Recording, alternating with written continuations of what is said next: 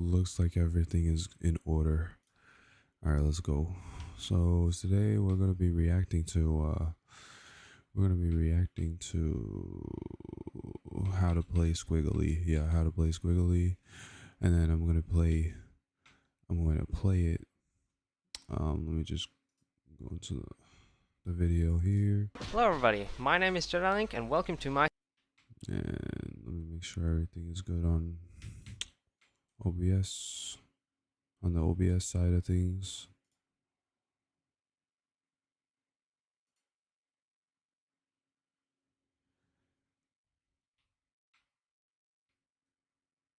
Squiggly tutorial. This is an in-depth compilation of everything I know about Squiggly. All right, looks good. I'm trying to leave no stone unturned and give every single possible bit of helpful information I can think of from my entire time playing this character. In this guide I'll be going over all of her moves and explaining what you can use them for, giving my explanation of stance charges and stance cancelling, especially stressing what they're useful for and why they're so important, explaining how to build a combo with Squiggly, showing some useful resets and burst baits you can do, and anything else I can think of. What I will not be going over are matchups and team synergy in great detail with characters other than Big Band, simply because I don't feel confident talking about those things. Yeah. I'm sorry. Disclaimer, I'm not a top player, my knowledge is absolutely fallible, so if there's anything in this video that you don't agree with, or that anything that you think I missed, please leave a comment, I will read all of them. It's telling Before I start, I'd like otherwise. to give credit to Mount Lover, who If you may this know is for not making Mount Lover's top-level Ultimate play, Squiggly then Guide. I don't know A lot of what is. I know about Squiggly I learned from his guide first, so if you've already watched his video there will be some redundant information here, but I believe this video also has a lot of new information and a lot of more up-to-date information as well. Wait, no information. Wait, when did this video come out? 8 years ago? Goddamn, okay. Simply because the game has been patched several times since and some things have changed. But again, credit to him. I would also like to apologize for my microphone. I know it's not great, but it's the best I have, so I just hope you can tolerate it. So, without further ado, let's get Sounds into it. decent to me. Sounds better than my microphone.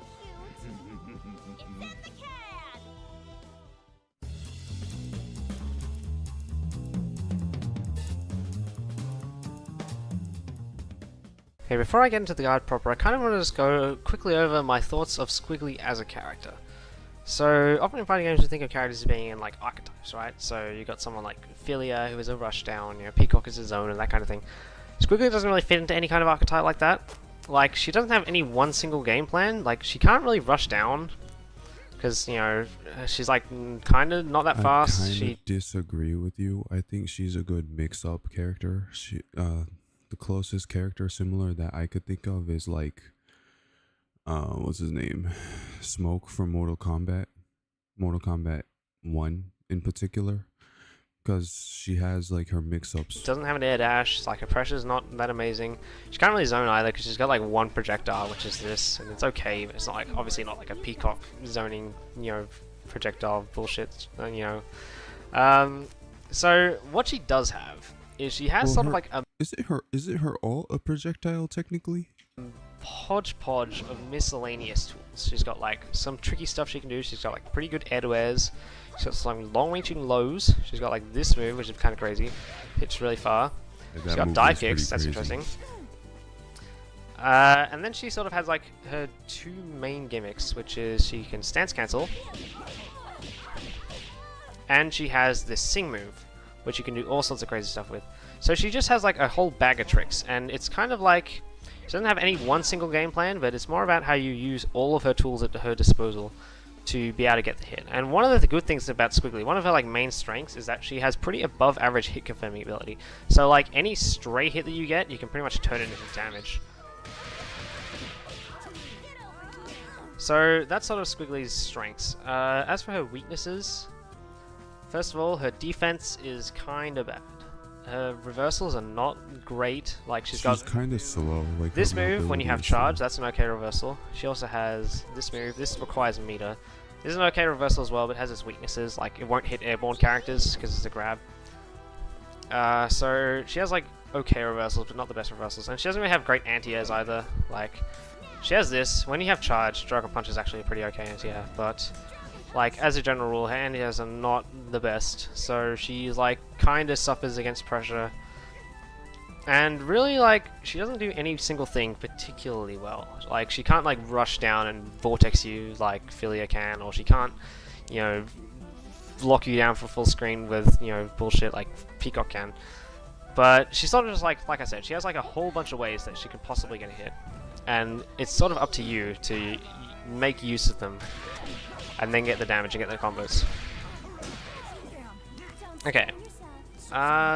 The other weakness is that her assists are not that good, so you don't want to pick her as an assist character. Like, except for like center stage. Center stage is like the one assist that maybe you would pick Squiggly for, because there's some interesting things you can do with it. But as a general rule, Squiggly is not a character that you're going to just pick to fit onto a team. Squiggly is going to be a character that you want to build a team around, because she has some weaknesses, and her other weaknesses.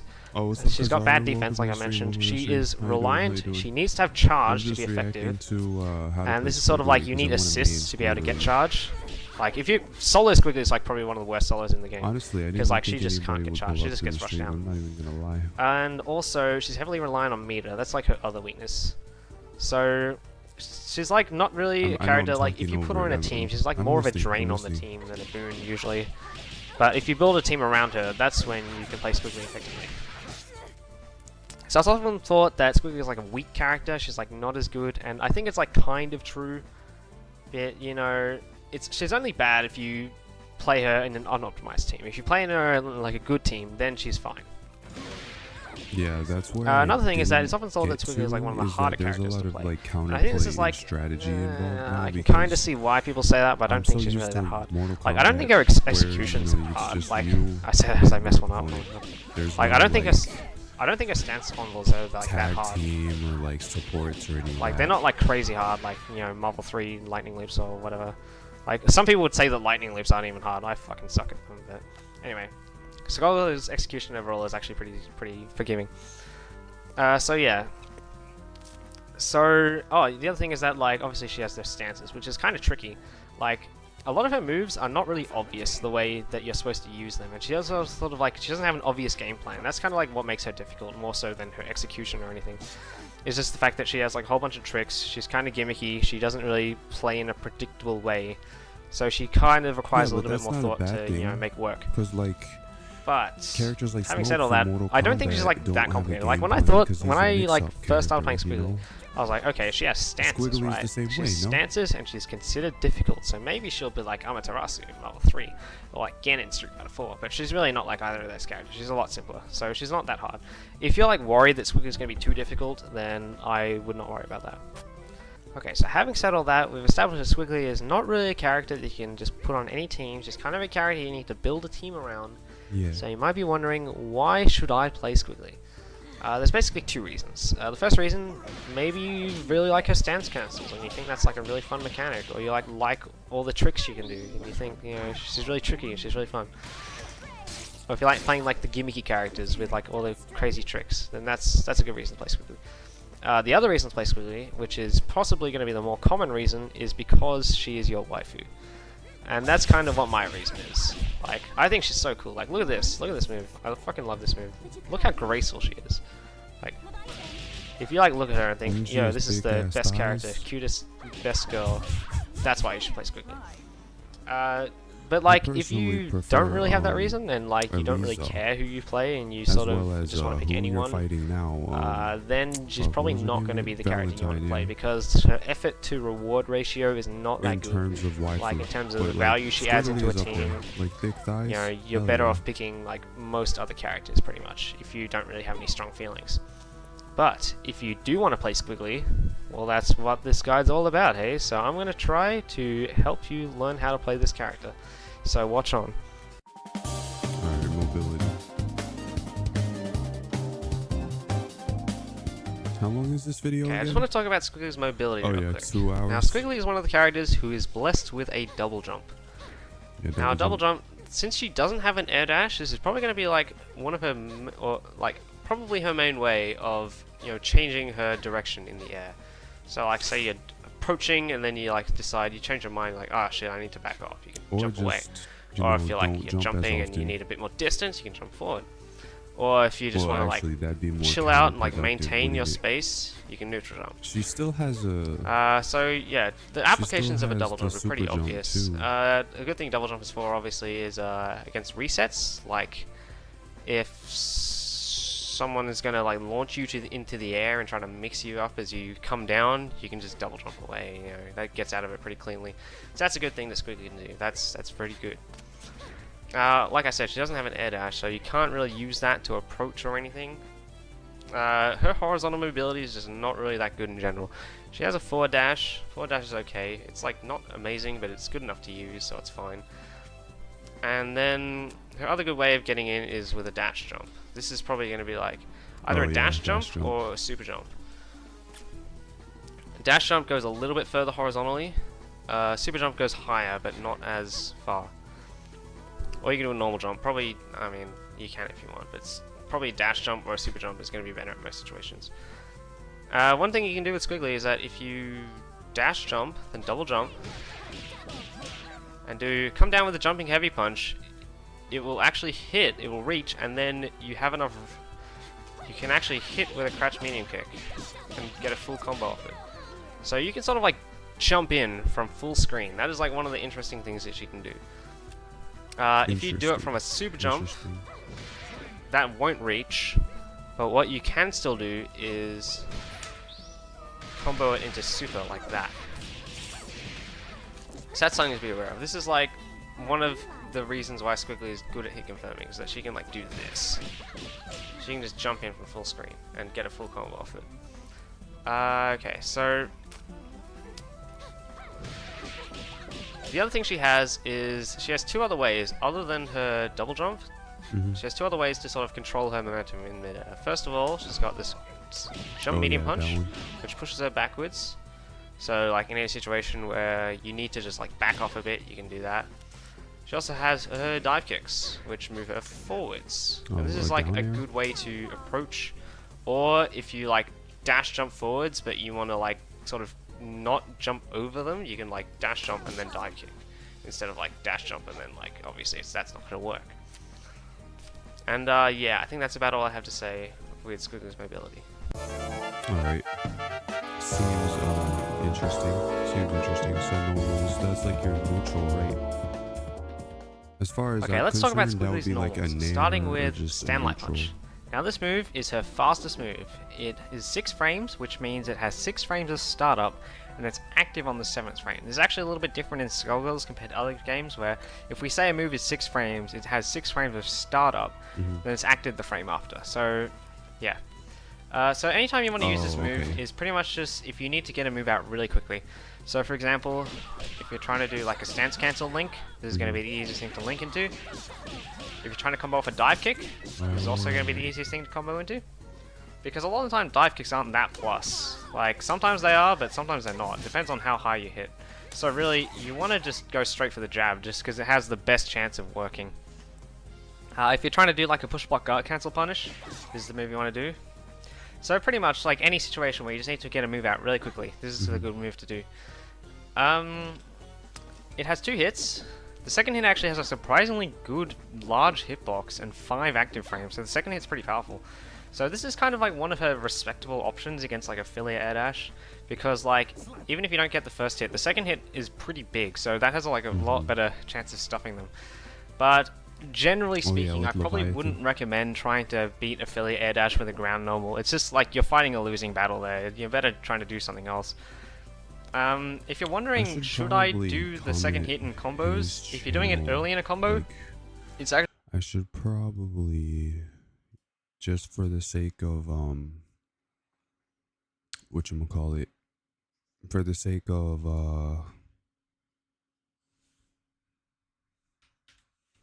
for the sake of like crediting people, I should probably link him. Yeah, I'll link him in the chat. Actually better to not do the second hit because it has less scaling. I don't like. So if you want to do like something like that, that's actually better than doing like both hits. Because it does about 100 more damage for the entire combo if you omit the first hit, the second hit, I should say. Like you don't but if you're just like trying to get the link and you're just like mashing the hell out of the light punch button, and you get, oh my god, and you get like both hits, it doesn't actually matter that much. It makes like 100 points of difference, so it doesn't matter.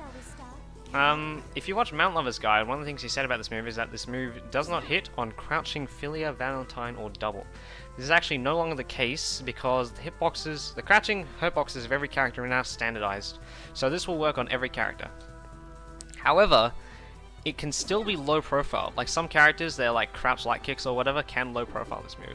And Squiggly can do the same thing with her own crouch light kicks. See, see how like her hitbox goes really low? So like if you were in a Squiggly mirror and they did like a crouch light kick, theirs would easily win. I'll just delete the comment. Or like most characters really. Or I don't know which characters, but that's something to be aware of, is that like, yes, this move will hit crouching characters now, but if they're doing a move, there is a chance that they could low profile it. So it's not really the safest thing to do. But like I said, it's good for all the things I mentioned. It's just good for like when you need to move it really fast. Next up is the Crouch Light Punch. Now Crouch Light Punch is really interesting. This is one of her like most unique moves, I'd say, because you'll notice it's completely disjointed, which means the hitbox and the hurtbox don't overlap at all. And you can hold it down and release it whenever you want. If you just press it, it's a minimum of 6 frames, or if you hold it all the way, it's a maximum of 60 frames. 60 frames. Now, this move, it has one particularly very good use, which is that it kind of works as an anti-poke. So, for example, against Fortune, I'll set the dummy to crouch. Hang on. Actually, that's fine. Alright. So, against Fortune, Fortune's crouch light kick reaches quite far. It reaches further than any of Squiggly's lights. So, if you're at like this kind of range against Fortune, you're in a pretty awkward position where you can't really do anything to like directly beat her lights. So you have two options. You can either go for a medium, and I'd say Crouch Medium Punch is going to be the best bet because it's the fastest. Or what you could do instead is do this move, because this move you can just hold it out, and if they try to press a button, it will cleanly beat it. And what you can do is that if you look at the input display, if you just like mash another move like Crouch Medium Kick, when they get hit, the Crouch Medium Kick will instantly come out and you'll be able to easily hit confirm it into a combo. So this is kind of like the really good use of this move. That was a reversal. It's against characters like, particularly against characters who have long-reaching lights like Fortune does. That's kind of when I use it.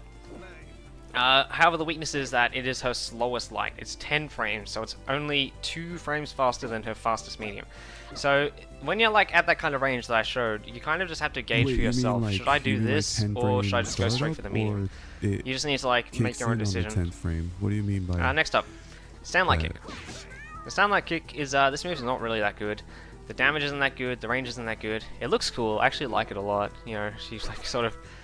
Anyway, what this is kind of good for is that it's pretty much good for OTGs. This is like the only thing I use it for, or in combos. What's an OTG? So like for example, if you like a crouch light kick, it sort of knocks them upwards. Whereas if you do a stand light kick, it doesn't really knock them as high. So it becomes a bit easier to like get a restand. Okay, that's a bad example to demonstrate with. But what I do is like if I'm like comboing off a throw, that's like the easiest way to go restand off a throw. Well, let me just try. See, like if I did the crouch light kick instead, it sort of keeps it in the air a bit, which is not as good. So yeah, that's kind of what this move is good for. Just use it for restands, use it in combos. And like, other than that, there's nothing really good about it. Crouch Light Kick. I think this move is Squiggly's best light. Reason being, first of all, it is the longest reaching, I think. And even if it's not the longest reaching, it's effectively the longest reaching. Because most characters, their hurtboxes, actually not every character, but a lot of characters, their hurtboxes are wider, like near their feet, than up here. Like, especially against Fortune, you can see, obviously, her feet stick out a little bit. So this is going to be the one to do. The other good properties it is her only light that hits low. So if you're trying to like start a combo, this is like a good one to do, because you know, obviously it's going to hit low, whereas the other ones don't. It cannot be low profiled, obviously, because the hitbox is very low to the ground. Like, obviously this move is a little bit more risky, because if like Fortune's doing like her crouch light punch, no, I won't demonstrate it, but you know what I mean. Like, this could be low profiled, where this will never be low profiled. It hits both sides, which is really like, I don't know when this is useful, but I guess sometimes it will be useful. So that's kind of a good property. What else? So yeah, those are kind of like the reasons why this move is like a good light to use, like, but it's slower than jab. It's 2 frames slower, so it's like, Maybe. You kind of need to gauge like which one you want to use. Like if you just need the speed, targets, this is the one. But if you don't need the speed, if you want to hit low, if you want like a little bit extra range, this is going to be the better one to do. Okay, next up, her mediums. Stand medium punch. Now this move, you can use it in combos. It does 2 hits. If you take both hits together, it does the most damage of all her mediums, but for each hit individually, it does the least damage of all her mediums. So you might be wondering, okay, so in a combo, should I do a stand medium punch or should I do a crouch medium punch? Which is going to do more damage? And the answer is that it works out to be about the same, because this has like, it does more damage, but it does more scaling, whereas this will do less damage, but less scaling. It kind of works out to be the same, so it's just whichever one you want. I don't think it really matters. The one interesting property of this move is that if you cancel it after the first hit, see, the first hit like pulls them in, and then the second hit pushes them away. So if you cancel it after the first hit, you sort of just like, they just get pushed in. And this has one really interesting application, is that you can use it to do cross-ups in the corner. If you just do the first hit, then... oh, I missed it that time. Then they'll sort of go over your head, and then you can just do a light or throw the back to the corner of like whatever mix-up you want to do. Oh, so that's like a good... one of Squiggly's good cross-up setups. You can also do the same thing not in the corner. I can do it off of a beat extend. I can do something like this. Okay, I messed it up that time. There we go. So that's like kind of one of Squiggly's good cross-up setups. This is like probably the main thing I use this move for. Crouch Mania Punch. Now Crouch Mania Punch, this move is not that good because like compared to Crouch Medium Kick, they're both like sort of poking moves, right? But it doesn't reach as far, and it doesn't hit low compared to Crouch Medium Kick, and it also does less damage. So you think, okay, Crouch Medium Kick is going to be better in most situations. The good properties of this move is that, one, it low profiles. Oh shit, I forgot to mention. This move low profiles. I'll actually demonstrate this right now. Both of these moves low profile. So, for example, if I get Parasol, I will make her do a Tear Shot, like so. Now, you can't crouch under Tear Shots, but you can low profile them, like so. And you can do the same thing with Crouch Medium Punch. So that's kind of a useful thing to do against Parasol. So this move, like I was mentioning, is that, you know how like Jazz can be low profile. This is something that like Squiggly can low profile some stuff with this move, and it makes it like a little bit passively safer, I guess. Even if you're not intending to low profile something, some things it will just be safe against because of the low profile. So that's kind of good. Anyway, where was I? Crouch Medium Punch. Now this move is... it has 2 good properties. Like I said, it low profiles, and it is her fastest medium, which is like the only redeeming factor for it. Otherwise, like this is better in most situations. So it's kind of like the safest medium in a way, but also not the best because, like I said, it doesn't reach the furthest, it doesn't hit low, but it does low profile, so... like, there are some moves where it will be a little bit safer to do this than this one, because this one kind of like, her hitbox is sort of still there, whereas this one moves a bit lower, right? And it's also faster, so if you need like a fast medium, this is the one to do. Other than that, it's not really that good. I don't really use it that often. The other good thing about it is that it's like one of her good OTG options, so that's something you can do with it. Although, you can also use this move as an OTG, and this move will do more damage, so you can use either. But it's only like in any situation where you can't or don't want to use a medium, like because of IPS, you can do that instead, and it's a good OTG. That's about all I have to say about Crouch Medium Punch. It's not really that special. It's okay, I guess. Moving on to the kicks. So we got Stand Medium Kick, Crouch Medium Kick. I'm going to talk about Crouch Medium Kick first. This move is one of Squiggly's best moves. It hits really far, it has really good range. This is probably like one of the furthest reaching normals in the game. Aside from like, obviously like Titan Knuckle, it goes like the whole screen. But this move, or like Big Band's, you know, Crouch Heavy Punch or Sweep or whatever. But this is, it might be the longest reaching move that you can actually confirm into a full combo. So what you want to do with this move is you buffer it into the Crouch Heavy Punch like this, right? Like that. That's how you combo it. If you have charge, you can sort of like get a little bit more damage before going for the Silver Cord. Like that. It's up to you. Because obviously Silver Cord, it will scale the combo, so if you want to get like a little bit more damage, you can just do that. Or maybe, like, if you're close enough, you can just do, like... Anyway, it doesn't matter. So this move, what you need to know about, it hits low, it is her longest reaching low, other than sweep. I think Crouch Medium Kick and sweep have, like, almost the exact same range. So it's a really long reaching low. You can confirm it into a full combo by doing this. You do the Crouch Heavy Punch into Silver Cord. What you need to know about this move, like, it is really good, but it has two weaknesses. The first weakness is that the hitbox is really low to the ground, so it will never work against an airborne opponent. It's only if they're on the ground that you want to do this. So, like, against Philia, I would just forget about this move, just don't do it. It's just not worth it. Or, like, maybe if, like, you know that they're going to stay on the ground, but it's pretty risky. The other thing is that this move is not a true block string into her heavies, except for sweep. Let me just demonstrate this real quick. Block type, first hit only, right? So it's a true block string into sweep, but if you go like Crouch Medium Kick into Crouch Heavy Punch, that's not a true block string. Or Crouch Medium Kick into Stand Heavy Punch, also not a true block string. And this is kind of dangerous because, like, if you're playing against someone who is mashing reversals or is mashing an invincible assist, then there is a vulnerability in between this move and whatever new move you do after it where you could possibly be hit. So that's something you really need to be careful of. Okay, as opposed to Stand Medium Kick. Now let's talk about Stand Medium Kick. This move, it does about the same damage. Actually, hang on, let me just change the blocking back. Right. Shit, hang on. Give me a sec. No, that's not it. Block type, after first hit. Now, this move, it does the same damage as a Crouch Medium Kick. It does 650. And it's about the same speed. It's like 1 frame difference. It's actually 1 frame faster. In a combo, these two moves are pretty much interchangeable. So you can do like a Stand Medium Kick, you do a Crouch Medium Kick, same damage, doesn't matter. I guess like in terms of a combo, there are two differences really. Crouch Medium Kick, it actually moves you forward. See, you're not seeing it now because if you just let the whole thing go, it moves you back to where you were. But if you cancel it, it moves you forward. So if you're cancelling it to any other move,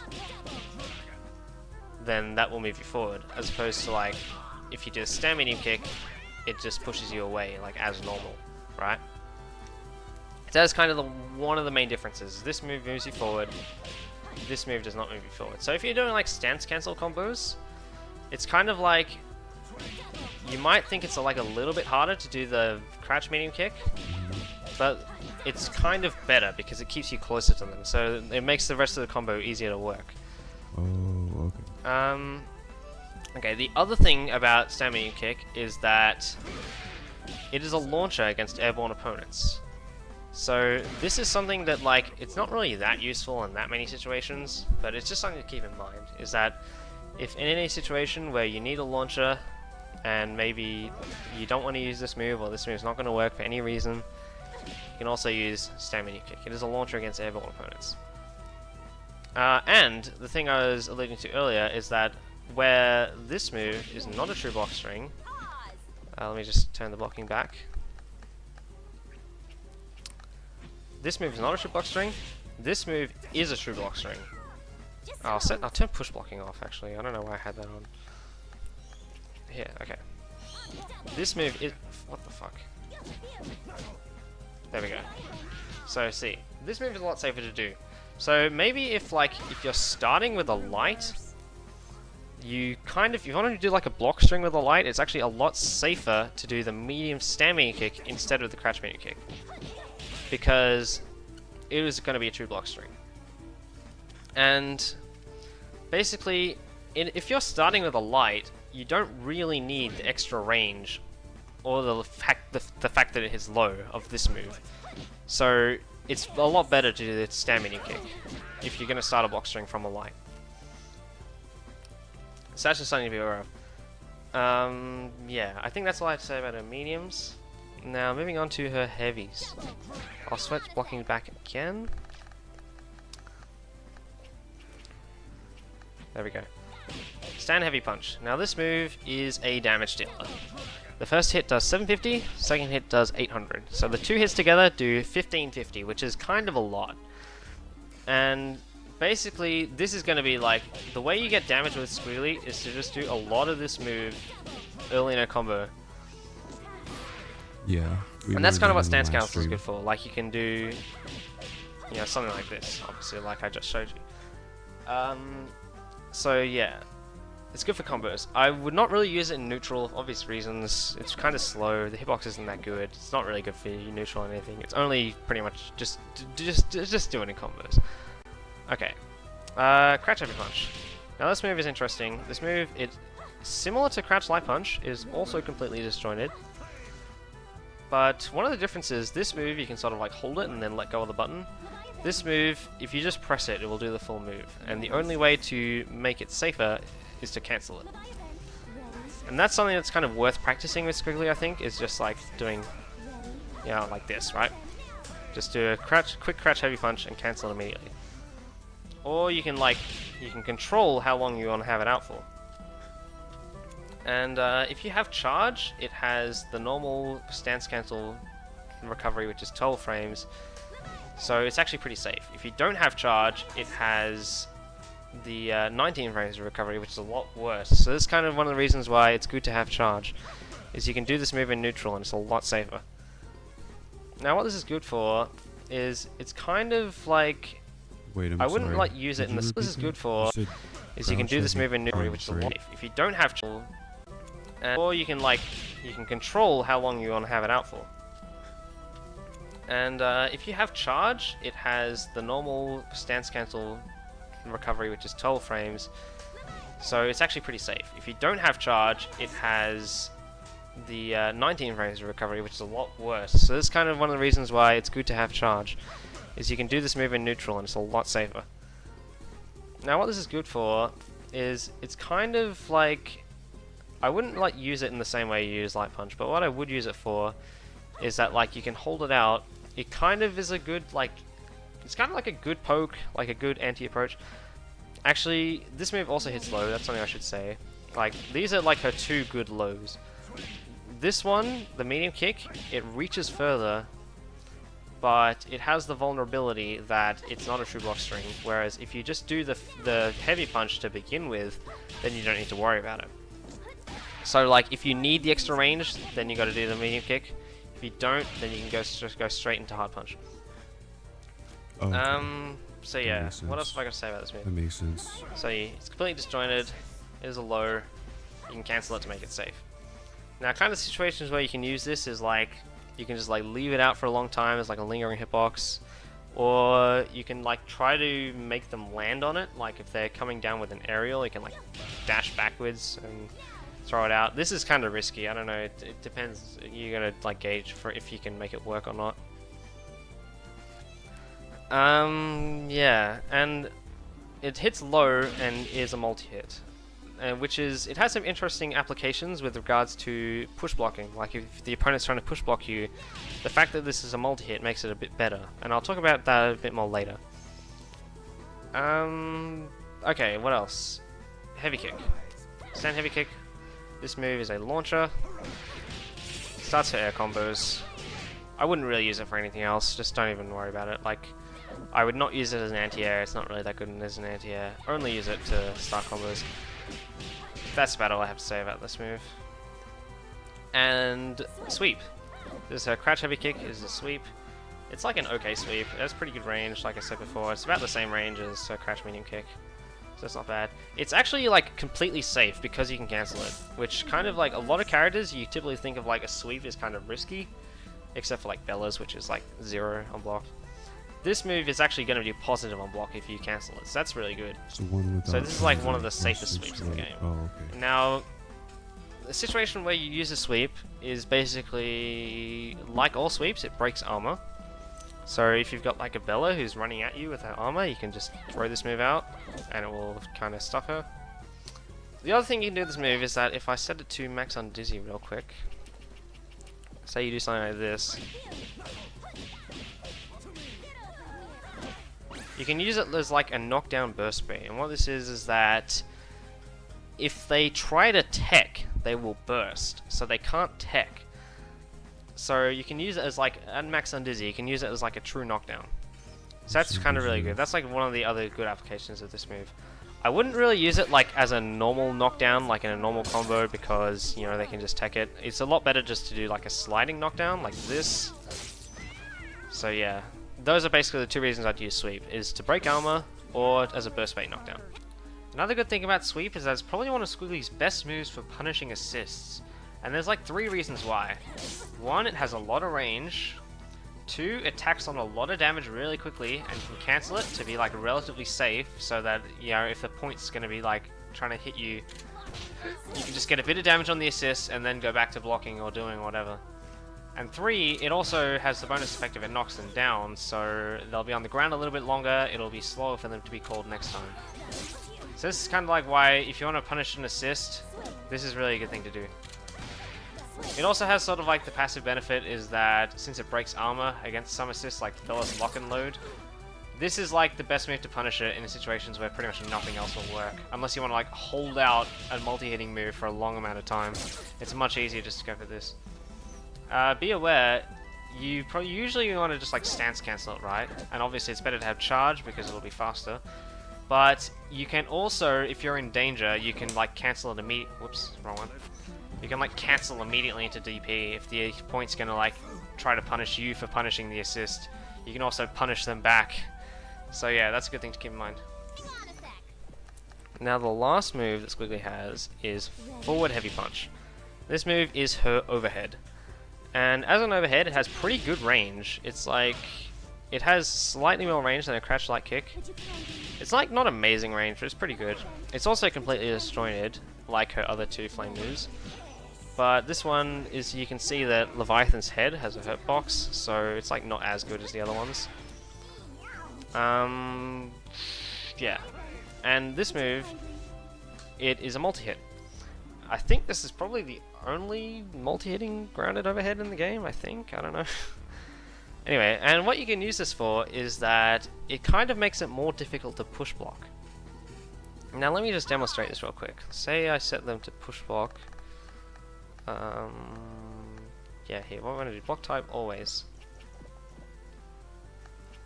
Yep, and push block first hit. Now, in a realistic situation, they probably won't be blocking on the first hit, but I'm just going to do first hit because it's going to be a bit easier to demonstrate. So, say they're going to push block this move, right? Since it's a multi-hit, you sort of stay in their face. But it's like not that good because it's quite negative, right? But what you can do is that you can cancel it. Because, you know, if you're Squiggly, Squiggly can stance cancel, that's what she does. So what you do is, say you know that they're going to push block it on the first hit, or whatever hit it is. If you then do the second hit sort of keeps you in range. And then if you cancel it after the second hit, like that, look at this. So you just did an overhead, they push blocked it, and you're still right in their face, and you can easily do a low. Like, you have a lot of frame advantage here. This is like, it depends on how like well you cancel it. It's like a maximum of +8, which means you can do a Crouch Light Kick, and it's like a 1 frame freaking block of last. You know what I mean? It's like a 1 frame thing. So that's kind of one of the good things to do. But obviously this does require, you kind of need to know when they're going to push block, and you need to either cancel it before they push block so that you can bait the push block, or cancel it immediately after they push block so you can stay in their face. And sort of like the later you cancel it, the less frame advantage you get, but it's still pretty good, even if you don't like do it completely right. And then you can go for a low. This is sort of like one of Squiggly's better pressure options, is to like do the overhead, cancel it, and then it's still in your face. So you can do a low, you can do a throw, whatever you want. You can kind of do a similar thing with this move, because this is a low and is multi-hit. The disadvantage of this move is that, well, this move you can like do a high into a low. You can't really do a low into a high because the overhead's just too slow. But what you can do is you can do a low into a grab. So, yeah. So overhead, a bit more about overhead. Basically, any situations where you want to use an overhead, you can use an overhead. This kind of just comes down to like fighting game fundamentals a little bit of like knowing when the overhead is going to work. So like for example, if you can read that they're just going to commit to crouch blocking, like maybe if you're like in an ambiguous situation where you're like about the same frame advantage and you believe that they're not going to press anything, you can go straight for the overhead. Or you can go for a grab. Like a lot of the time overhead and grab are kind of interchangeable, but overhead is going to be higher reward because it doesn't scale the combo and it's easier to combo after.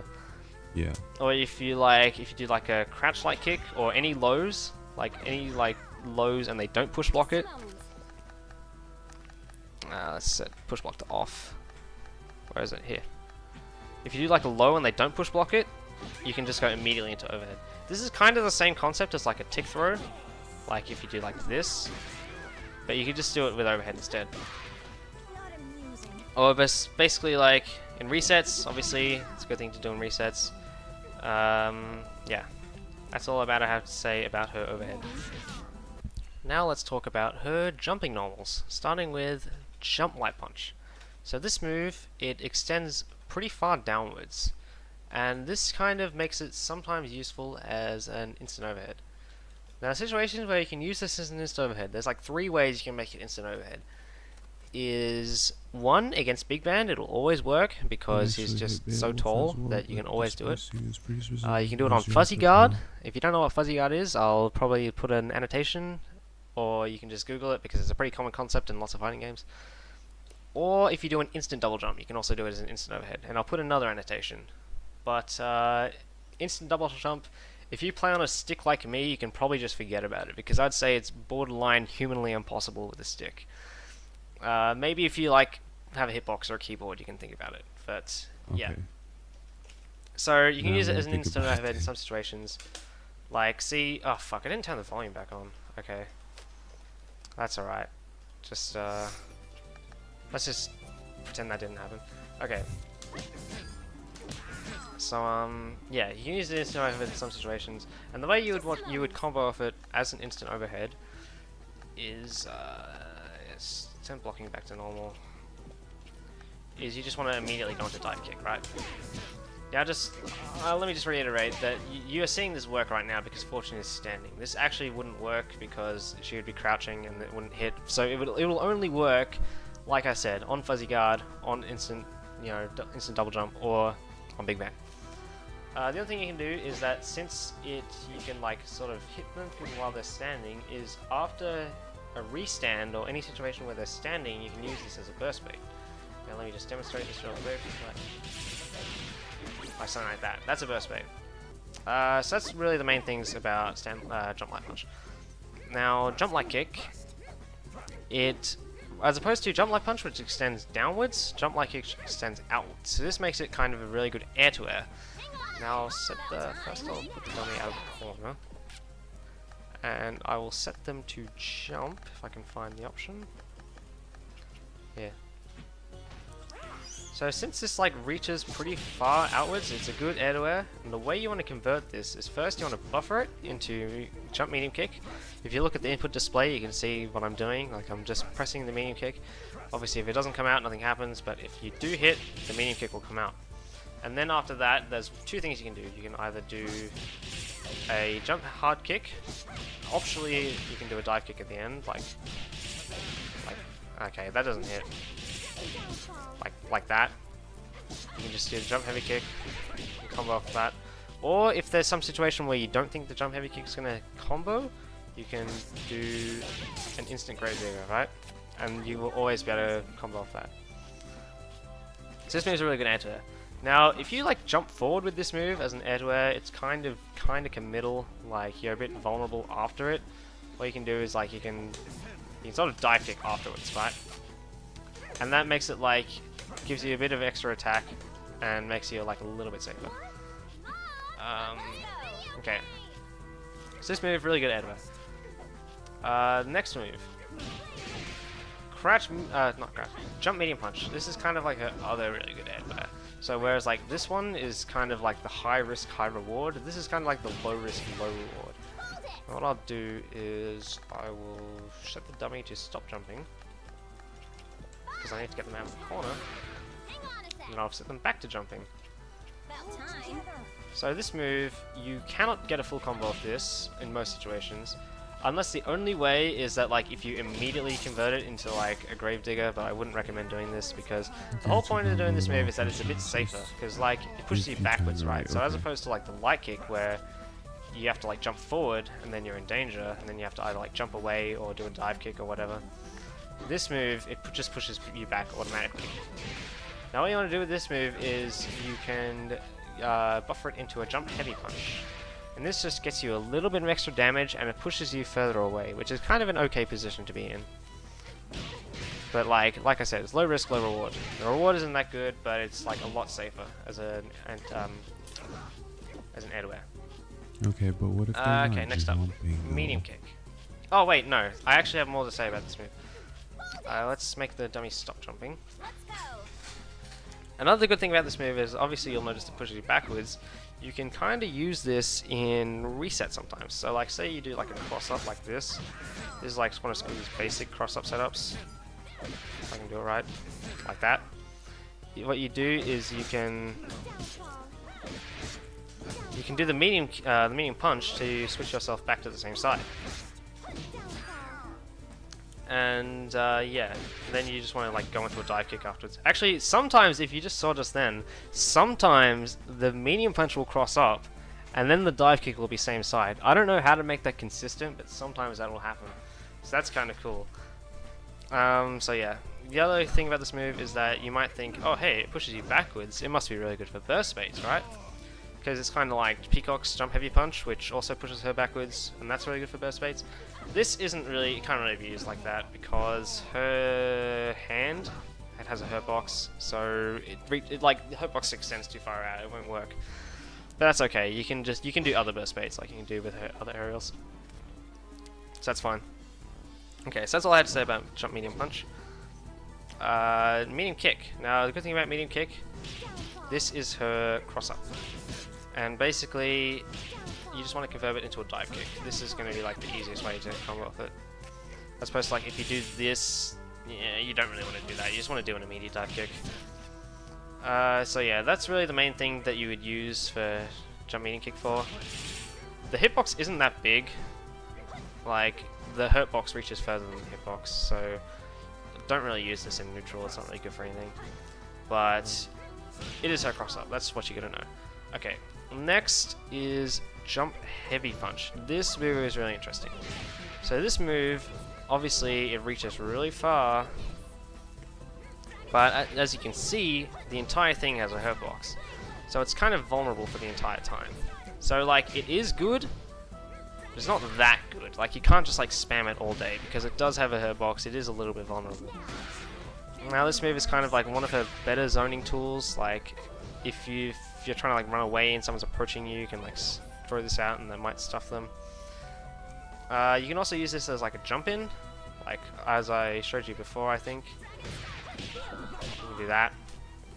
And the funny thing about this move is that the entire thing hits high. So you can actually, if they're blocking low for some reason, you can actually like hit them with an overhead from the entire screen away, which is kind of funny. One thing that I will say, you really need to be careful about this move. This is only in one specific matchup that this is going to happen. So I'll switch characters right now. I'll go double. And what I'll do is I'll make double do a monster. I'll back off a bit. Now if I go back to Squiggly, if I do a jump heavy punch, it will teleport me into the monster. So that's something you need to be aware of. So, like, if Double's got a monster on screen, do not do this move. You will pay for it. You'll be sad. So yeah, good zoning tool. It's not that great because it's vulnerable. You can use it as a jump in. You can use it as like an instant overhead from full screen. That's kind of what this move is good for. The applications are kind of obvious. Like, it's got massive range. It's pretty good. Now, hot off the presses, I actually only learned about this recently. Bella can do Excalibella against Squiggly's Jump Heavy Punch and it will teleport her into it. So that is something that I like. Personally, no one's ever done this to me, so I didn't know about it, but I saw a video on Liam's Twitter that like you actually can do that. Big Bang can also do the same thing with Beat Extend. He can like teleport you into it, and he can also grab it with A-Train. So that is also something you need to be aware of, is that this move is a little bit more vulnerable than I thought. But like I said, no one's actually ever done this to me, so maybe they won't do it to you either. But you should be aware of it. It is kind of unsafe sometimes. Jump heavy punch. Now lastly is her jump heavy kick. Jump heavy kick. Now what this move is good for, it is kind of like a good-ish jump in, because, you know, it extends really far below her. Like, so you can like do this first and then do a dive kick. You know, it depends on what you want to do.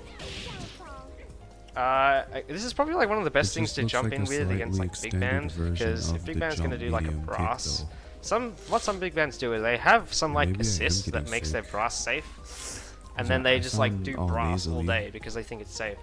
But you can just like jump over it, and then this move, since it hits multiple times, it'll break their armor. And then if you ever hit with this, you can just confirm it into a grave digger and get a full combo, like so. The other good thing this move is good for is that in using combos to get a restand, obviously.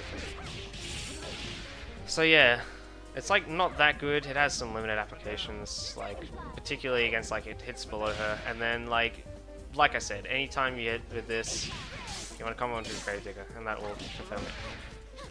Okay, that's about all I have to say for Squiggly's jump knolls.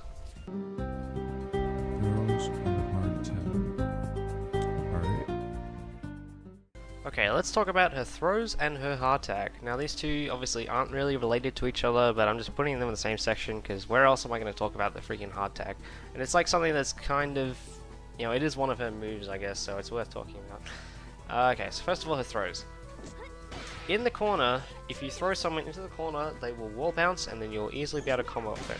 You just need to OTG them. Actually, what you can do is, you don't need to OTG. If you do a stance cancel, you can do a jab or whatever, and that will make it, you can actually combo them without using your OTG. So this is in the corner.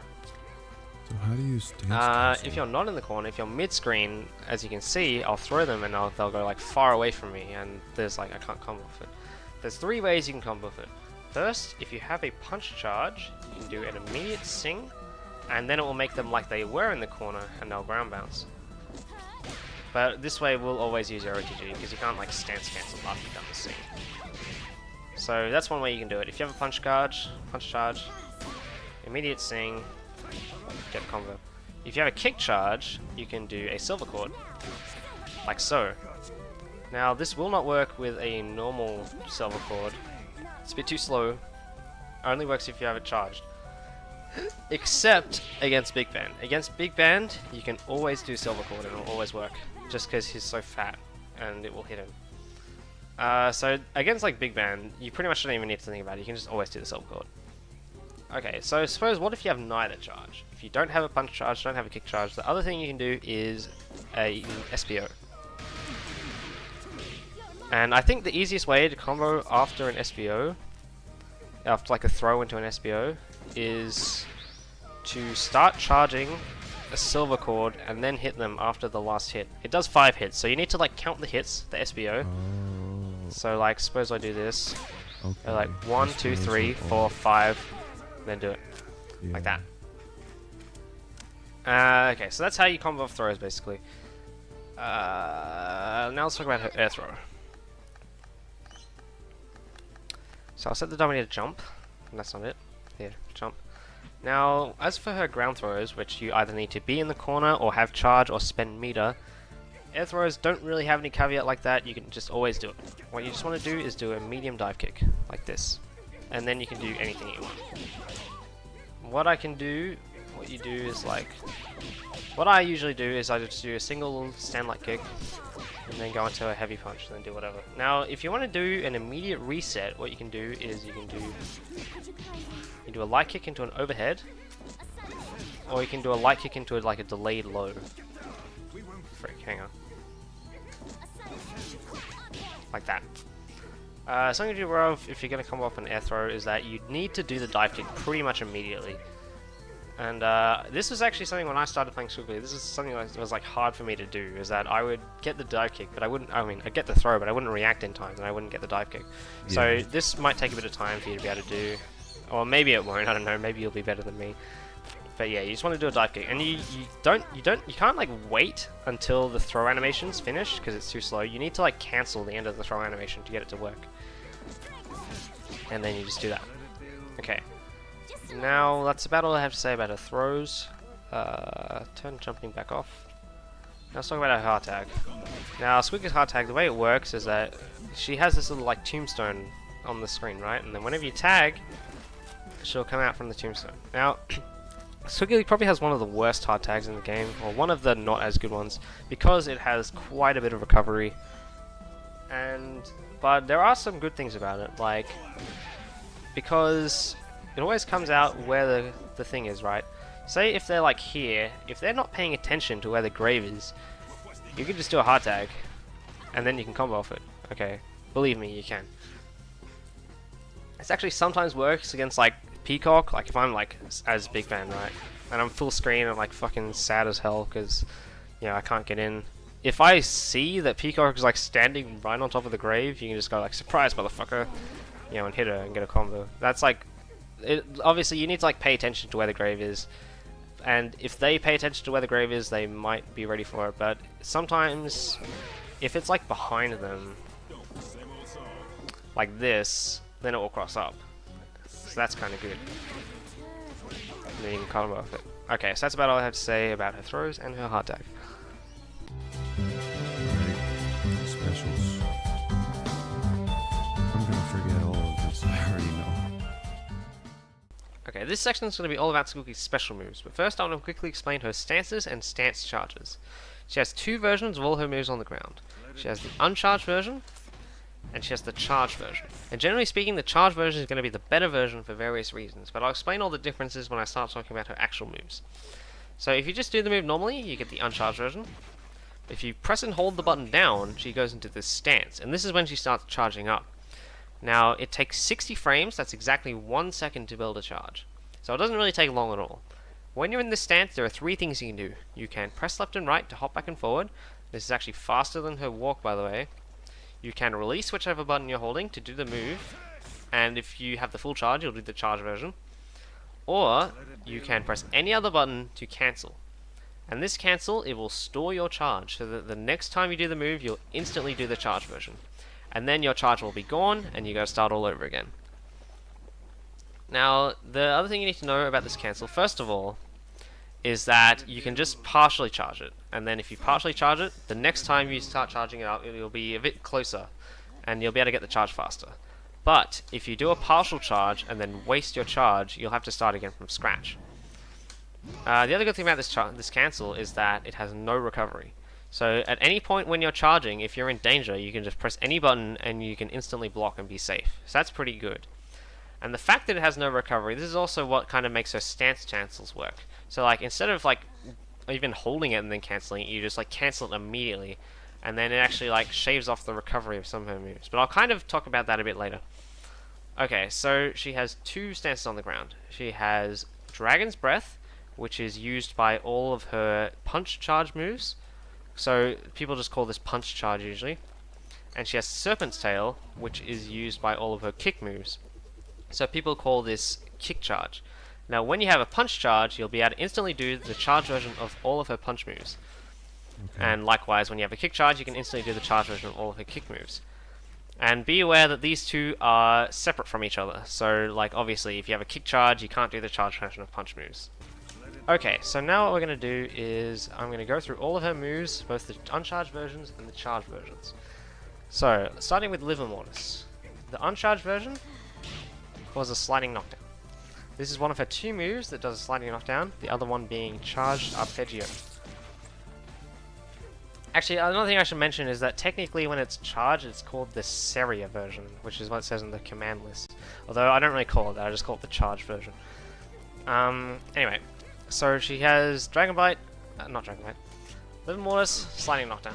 Now what you need to know about this move is that under normal circumstances you can't really combo into it, it's a bit too slow. The only way to combo into it is after a silver chord, you can do it like that. So what you can do is that, say, if you don't have charge and maybe you get a hit, instead of like doing a full combo or doing a reset or whatever, if you want, hang on if I can do this right, freaking hell. Okay, hang on. You do this. Get the knockdown, and then you can just get the corner carry, get guaranteed knockdown. And the other good thing is that after you get a knockdown, it gives you time to build up a charge. Okay, so that's the uncharged version. It's a sliding knockdown, it's kind of okay. I don't really use it that often. I kind of prefer to just go for like a reset or just a full combo. But if you want to, you can get a sliding knockdown. That's kind of good. The charged version, it knocks them away, and in the corner, cause a wall bounce. What this move is good for is you'll notice it does a lot of damage, and the main thing you really want to do this for is like in corner combos. You can do a lot of damage with it. That's kind of like the best way to do damage in the corner, using this move if you have charge. Okay, so that's Liver Mortis. So the next move is her Sing. Now the Sing is kind of tricky, it's kind of gimmicky. What it does is whenever you do it, it moves the camera. So it will always put Squiggly in the center. It's called center stage. That's what it's actually called center stage. I just call it Sing. I think everyone calls it Sing because it's just easier. Okay, so and what happens is that you move the camera so that Squiggly's in the corner, and it will also pull the opponent towards you if they're too far away, so that they stay in the screen, right? Okay, so I only got half of that correct in the last stream. I only thought that it moved the character, the enemy close to you. Which, at first I thought it was useful against zoners. But now that I think about it, it seems a little bit counterproductive, because why would you want to bring someone close to you in a fighting game? You know what I mean? Like, why would you want to bring a character close to you? Like, that just doesn't make much sense to me. He's about to explain it, but I don't know, I'm just explaining my 2 cents. I didn't get the whole it moves the camera part correct. I didn't actually notice that. I just noticed that it moved the character, the enemy. That's the only thing that I picked up on. I guess I'm just trying to say what I picked up on. So this move, it has some applications. I wouldn't really do the uncharged version very much, because when you do it, you have a large amount of vulnerability. It has like 60 frames total. It's completely vulnerable. So it's very unsafe. Unless sometimes you can get away with it if you like cancel it immediately. Although in most situations I wouldn't do this. It's much better to do like the charged version, like that, which I'll talk about later. Or you can call it with an assist. That's pretty much the main time where I would use uncharged Sing, is if I'm using it with an assist. And the assist that's good to use it with is Beat Extend. If you have Beat Extend, you can do this. It's kind of good, because Beat Extend is invincible and has a massive hitbox. But I'll talk about this later. There's like possibly some other assists which are okay to call with it. Probably most of them won't be as good as Beat Extend. There are some assists that it's just like no point doing this. You would not do this. Only if it's something that maybe is invincible and you can combo off. That's kind of a good thing to do. Right, so that's the uncharged version. Now the charged version of Sing, this is really interesting. So what it does is you do it and it sort of locks the screen in place temporarily. So I don't know how long that was for. It's like a few seconds. It will lock the screen in place. And it creates a temporary corner. So you might have seen it before. One of the ways that you can combo off throw with Squiggly is using the charged version of this move, because it creates a temporary corner like that, so you can get the wall bounce. So what this move is good for, so you use the grab first. You can do, using the corner, you can do mid-screen double snaps. Stage so what I'll do is to send them into the wall. Set the dummy to call an assist, which is just going to be, updo.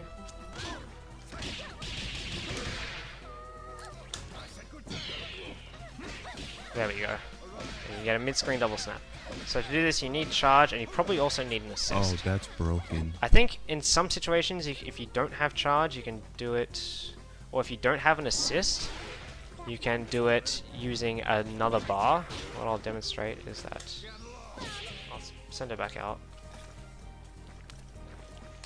So wait till she does her thing.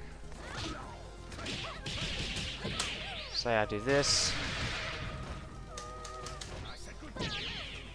There we go. Okay, so that's something you can do. Is you can do a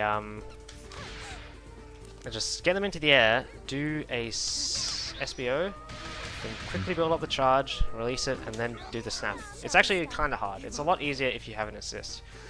And obviously it costs an extra bar as well. Okay. Yeah.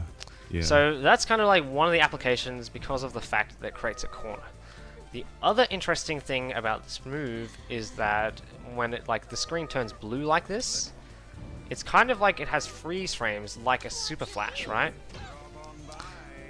So this has some interesting applications. And what I'll do is say I'll make the dummy just like I'll just like make the dummy do like this.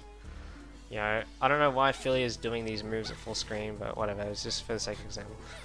Say someone's like doing a move at full screen. What you can do sing, cancel it into super, and you can punish anything from full screen. This is like one of Squiggly's best tools. The fact that you can punish anything from full screen using her sing. Yeah, I did notice this is kind of like one of the best ways to get hits. And I can't stress enough how important this is, so I'm just going to say it over and over again for like 5 times. So I've got double, right? It costs the whole entire bar. So she's like jumping in with her crazy jump hard punch, which is like one of the scariest jump-ins you can do. What you can do is you can sort of use this move as like an anti-air as well. Is if you hold the charge, then like as soon as they jump in on you, you have like all the time in the world to react and do the SBO and get a full combo off it. What you can do instead is, hang on. Okay, sorry. Oh my god. You don't need to do a. That didn't work. Okay. So it depends on how like close they are to you. You can either. Frick, hang on. You can either do an SBO, or if they're too close and the SBO won't hit, you can do a daisy pusher instead, and they'll fall into it. Okay. So, and the thing that makes this move interesting, or the thing that's like important to know, is that because it has these freeze frames, is that you can't do a reversal out of it. So like, in normal circumstances, if I just do a raw sing, and like try to catch something, Double can just do a car, and she can just get out of it. But if I do a sing first, and then do the SVO, there's nothing she can do about it. She like can't reversal out of that, so it is a true punish. If they are dashing, it'll hit them. If they are doing any move, it'll hit them. However, if they are in neutral, which means if they are just walking or jumping, then they'll be able to block. And this is like something that's a little bit different from most other moves, like say if I've got like Big Band, right? If I do like an SSJ right in their face, if they weren't blocking already before the flash, they won't be able to block. But with SBO, with Squiggly, they'll always be able to block, because actually you used to be able to not be able to block it, it was changed because it was a bit too overpowered. So, but if they're dashing or doing anything, this will hit them. And there's nothing they can do about it. So that's what you can do if you cancel it into SBO. What about if you cancel into Daisy? If you cancel into Daisy, now Daisy under normal circumstances, Daisy is kind of a command grab, but it's kind of a crappy one, because if I set the dummy to jump, right? So I set the dummy to just jump. I do a Daisy pusher, it can be jumped post-flash. Oh wow. So it's not that good. But if you do a sing first, it cannot be jumped post-flash. And this is Squiggly's other really good way to get hits, I think, using this move. Is that whenever you're like at close range, whenever on the ground, you just do boom, boom, put them in the ground. And it actually has pretty good range. Like, this will work a lot of the time. And it only costs one. And you can get a full combo of it. It's pretty good. And so like, these two moves, sing into SBO, or sing into Daisy, I cannot stress enough how good these are. You can get a full combo off both. Basically, what you're saying is anytime you want to use your meter, you have to use a sing. So that's about all I have to say about sing. Just remember, it's really good. Okay, next move, Dragon Bite. Now, the uncharged version of Dragon Bite, it's not really that good. It's pretty unremarkable. I guess the one thing that it's useful for is that, like, if you want to do a combo in the corner, or doing some kind of combo ender, you can just do that and then cancel into super and do a DHC or something. Like if I want to do this, doesn't matter. That's one of the good things Dragon Bite's for. The uncharged version is like not really that good. It's unsafe on block. If I make them block it, hang on.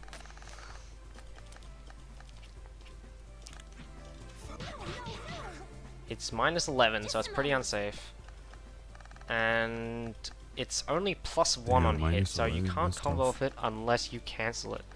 So what I can do is, like, if I do this, then I can cancel it. But, you know, in most situations you're not really going to want to do that. The charged version is a bit better because you actually can combo off of it. It's fairly plus. I think it's like +10 or something. Let's see. It's +11. So you actually can combo off this like that. And you'll notice it actually does a lot of damage. Like the entire thing does over 2,000 damage. But it does a lot of hits, so you don't really actually want to do this because it will scale the combo. Maybe you're like only at the end of a combo if you want to get a lot of damage. That's kind of the situation to do it. Now, the reason why I would use Charged Dragon Bite is, say we've got, say they're like calling an assist, right? Hang on. Let's make it like that. Say you like block and assist. You get both characters. You can use Dragon Bite to sort of get yourself close. Actually drops on double. This works better when the two characters are right next to each other. Oh, okay. And be able to combo off them. Because like under most circumstances, you could do a silver cord, right? But silver cord will never hit both characters. Yeah. So if you have charge, you can do a Dragon Bite instead, and that will be able to hit both characters. But obviously, as I just demonstrated before, what you really are better off doing is getting a mid-screen double snap. So I say, wait for Philly to come out. Damn it. Okay, I'm just gonna block it. Wait for Philly to come out again. Like this. This is a lot better, because this is like a guaranteed kill if I don't mess it up. So that's Dragon Bite. That's like the only reason I'd use it, just to get, you know, happy birthday combos. Or as a combo ender, because it does okay damage. Okay, moving on. Dragon Punch. Now what this move is for, let me explain. Unlike all of her other moves, you can actually press this one in 3 different buttons, because like it's a different motion, so all the buttons are available. So the light version and the medium versions are exactly the same. There's absolutely no difference. The H version is a bit different, and I'll explain it a bit later. First, the uncharged version, what it's good for is, you might notice it has a little bit of invincibility. If you like look in the top left, top right, you see it has a little bit of invincibility, but the entire startup of the stance is vulnerable, so it's not actually that good if you have just have the uncharged version. What it is good for is it hits them into the air. If any situation where you want to like hit them into the air for a combo, like if you want to combo into her level 3, this is one of the better ways to do it. Or if you want to combo into, like, if you combo into, what is it? If you want to like do an SBO, and then you can get a charge. And this is like one of the ways you can build a charge mid-combo, is you have to cancel into SBO after you get them into the air. So that's like the uncharged version. The uncharged version is pretty unremarkable, it's not that good. The charged version is a little bit better. It does more damage. You can actually combo off it. There's 2 ways you can combo off it. You either cancel it immediately, like this, or you can, if you don't cancel it immediately, you can still do a sing and do an SBO, and you can OTG them like that. Or maybe with some assists, you might be able to like do some. Actually, I wonder if this will work. Let me just test this. That won't work. And that actually works on Big Band. It doesn't work on Philia. But if you like, with Big Band, I won't demonstrate it. But if you do like a charge, if you do like a charge Dragon Punch, then do a sing plus beat extend, the beat extend will hit them against Big Band. I don't think it works on any other character. So basically the 2 ways you want to combo off it, like I said, you either cancel it immediately, or you got to do a sing into an immediate SBO. Like that. Okay, so that's like the reason why the charge version is useful is if you do the heavy version with charge, it is completely invincible, so it's actually a true reversal. Now the way the heavy version works is that you cannot charge it, or you cannot hold it. Like if you hold the button, it will do nothing. You'll just let it rip. But with the charge version, if you do the light and medium versions, it still has the vulnerable startup, like you can see. But if you have charge and you do the heavy version, it actually is completely invulnerable. So if you want to do an invincible reversal and you have charge, you want to do the heavy version. And it's actually like... It's like one of Squiggly's one of two reversals, basically. It's pretty good. So it's a pretty good reversal. What it is not really as good for is an anti-air, unfortunately. You might think, oh hey, Squiggly has a literal Shoryuken, it must be a really good anti-air. And like, it's kind of okay as an anti-air, it's just like, it has some problems. So I'll get the dummy to jump in on me, right? So say I have charge. Like, you can use this. The weakness of it is that it has pretty slow startup. Like, if you do the charge version and do the H version, it's 14 frames. As opposed to if I have Big Band, right? Yeah, if I do a beat extend, it's 8 starting. frames. So it's like a kind of slow. It's like one of the weaknesses for it. You can still use it as a anti-air though. I guess if anything, what I would use it for is if I already have the charge. It's a lot easier because all you have to do is let go of the button. If you're like holding the DP, then you just I did Mortis that time. That's fine. That also works. That also has, actually, that's something I didn't mention. Little Mortis actually has a little bit of strike invincibility. As you can see, if you like look at the little display in the top corner, all the squares where it's blue, it's strike invincible. And what it means is that she is invincible to getting hit, but she can still be thrown. But I didn't really mention this because it's actually not really that important. There's probably no situations where I'd actually use this move for its invincibility. And obviously, unlike Dragon Punch, you cannot use it as a true reversal. The stance will always be vulnerable. Anyway, back to Dragon Punch. Is that so you can like use it as a DP. Obviously, the weakness is that it's a bit slow. But you can use it. It's like okay. It's probably like her best anti-air, except for, like I mentioned before, what I actually prefer to do most of the time is do this. Yeah. And the reason why I think this is better to do the sing, there's two reasons. Actually no, there's just one reason. Yeah, it's just one reason pretty much. It's just a bit safer. Because like, if they're like jumping forward and just blocking, then if you do a Dragon Punch, they're just gonna block obviously you're gonna get punished. Yeah. But if you are doing a sing, and they just do like an empty jump towards you, I'll just make like that. Like, hang on. So, I'll just like this. Is that they can punish you while they're coming down if they didn't press anything, but if you just like do an SBO. You'll waste a bar, but you'll be safe. Whereas with this move, you'll never be safe. If they do an empty jump, you're always going to get hit. And you might think, oh, okay, but that if you did an SBO, it requires meter, right? But remember, you can't actually convert off Dragon Punch without meter. Unless maybe if you have an assist that can convert off it, then that's probably like one of the situations where it might be better to actually just do the Dragon Punch instead of the Sing as an anti-air. But as it is, since you need to spend meter anyway, I just find doing the Sing a little bit better. Okay, so I think that's all I had to say about Dragon Punch. Alright, let's go on to her kick moves. Arpeggio. What I'm going to do is I'm going to switch characters real quick. Because Arpeggio, doesn't really have that many uses. But what it is useful for... Actually, I hope I did the right thing just then. Okay, we're good. Okay, first... What it does is, like, it sticks this hitbox out, right? That kind of stays out in front of her and lingers for a long time.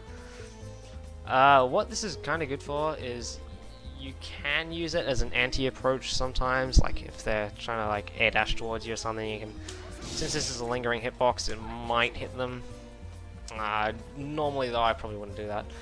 What it's more kind of good for is, Oh, by the way, if you hit with it... You have to cancel into super to get a combo off it.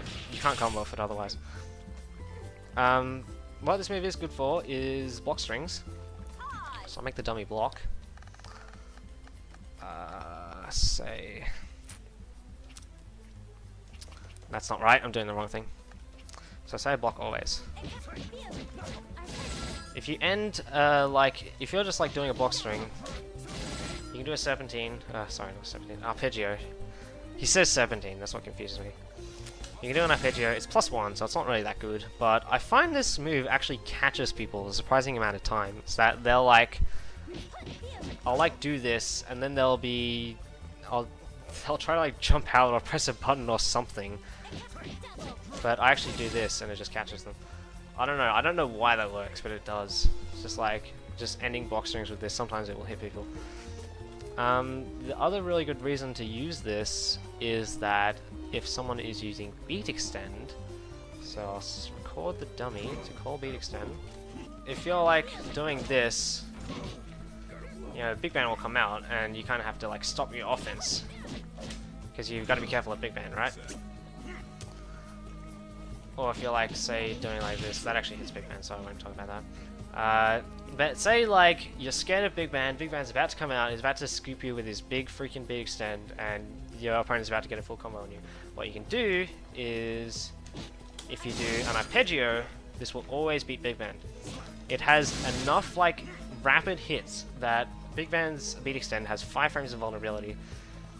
It has enough rapid hits that like no matter what, it will always hit big band. So like, this is probably the best use that I found for this move. This move is like the anti-beat extend. I'm doing it wrong, I'm doing it too late. Like that. So that's really what's good about arpeggio. It's kind of like, it is the anti-beat extend. It only really works against beat extend though, or against armored moves as well. Absolutely do it against armored moves. I would not do it against pillar or updo because they have like only 2 frames of vulnerability, so it's really not going to work quite as well. So yeah, this move pretty much will just stuff your opponent's reversal assists. And then, if they both get hit, you can combo it into an SBO and do a full combo. Get a happy birthday. Okay, that's arpeggio. Oh yeah, that's just the uncharged version. I haven't even talked about the charged version yet. The charged version is kind of the same, except it has that little 1 extra hit.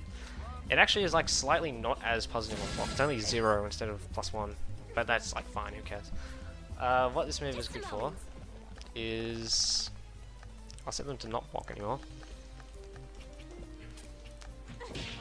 Is that this move causes sliding knockdown. I actually mentioned this before, is that this is one of the other 2 moves that causes sliding knockdown. So... And this move actually can be comboed into, like without silver cord.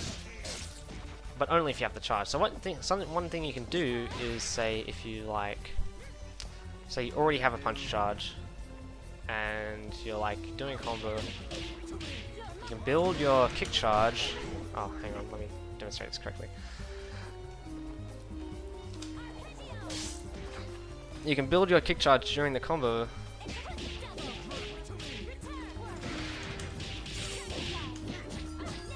And then, okay, just pretend that comboed, and then I would end it with an arpeggio.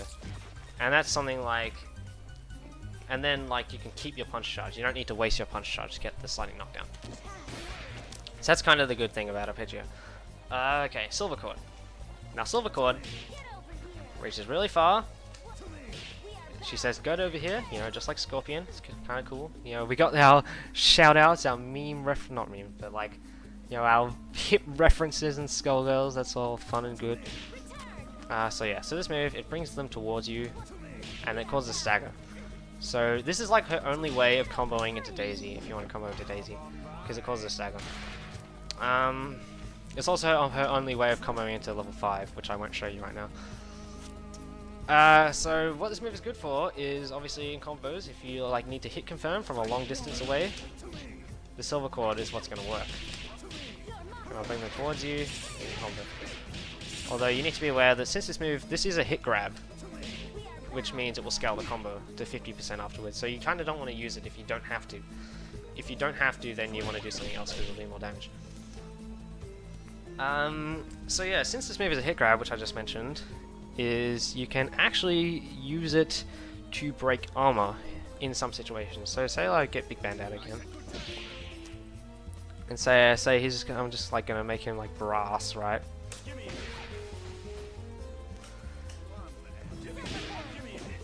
Okay, assuming it doesn't trade. If you got like a big band who's like really happy with brasses, sometimes you can do this move and it will hit him. And it will hit him out of the armor. And you might be able to do it on reaction if you like hold the charge. Oh, I don't know. I'm doing it wrong anyway. Doesn't matter. So yeah, this move is a hit grab. It breaks armor. I wouldn't really recommend using it to break armor in that many situations, but it's something that you can do sometimes.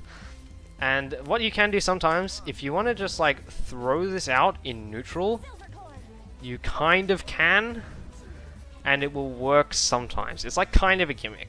You just like throw it out randomly. Like sometimes what I'll do is like I will just like do like a block string, and then I'll just like wait a little bit, and then I'll do like a delayed silver cord, and like if they do anything except block, like if they try to, you know, jump forward, press a button, backdash, anything, this will hit them. And that's like something you can do. But obviously you need to know is that it is extremely unsafe.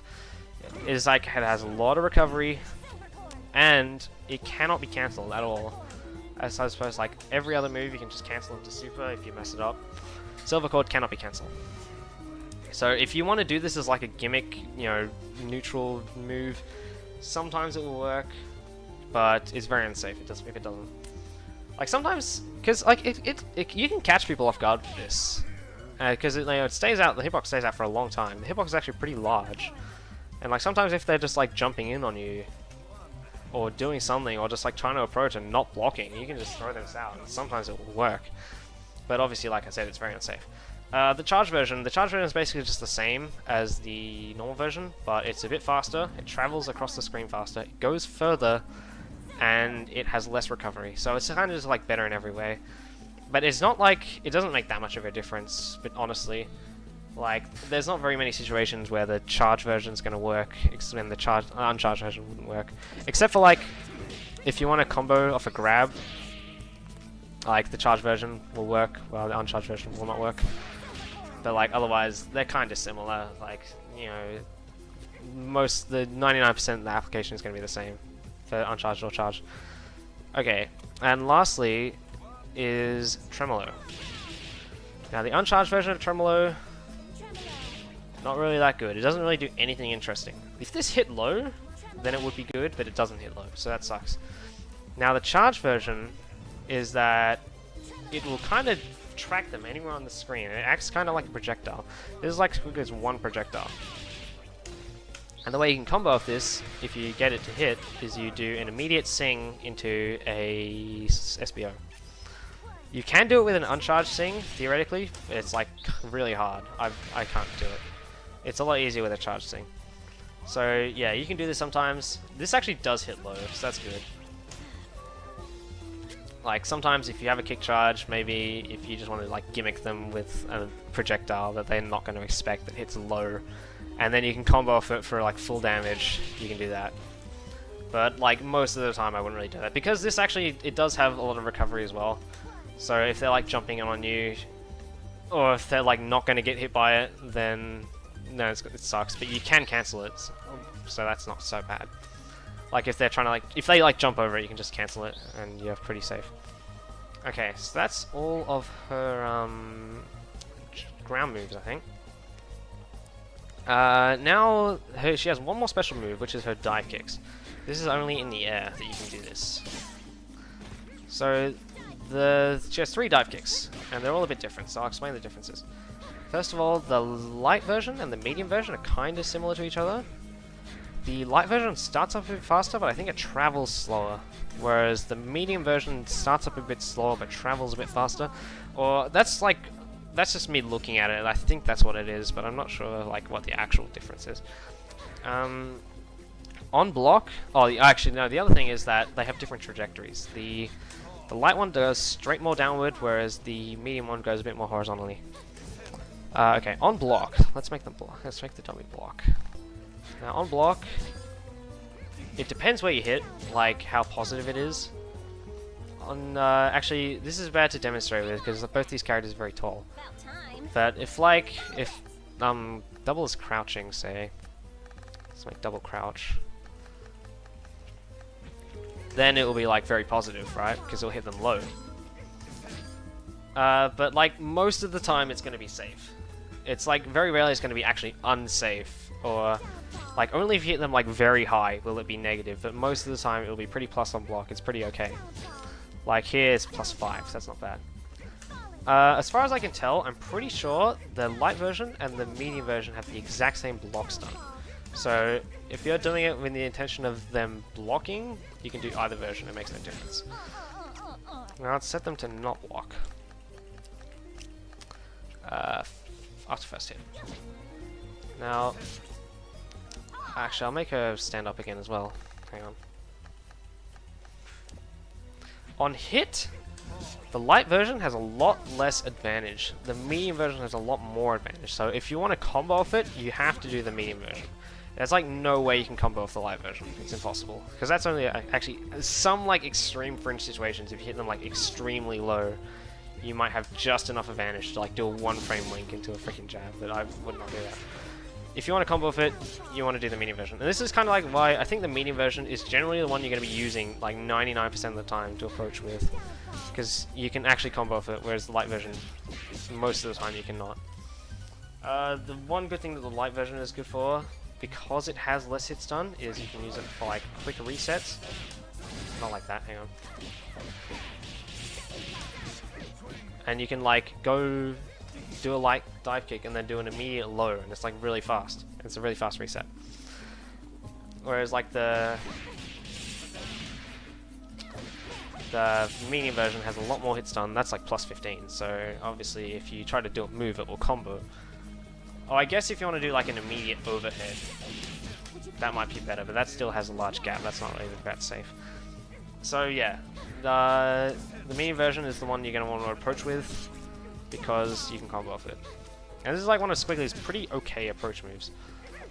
You can just like go, yo, dive kick. It's like not, obviously it's like not as good as like multiple 3 dive kicks, but it's okay.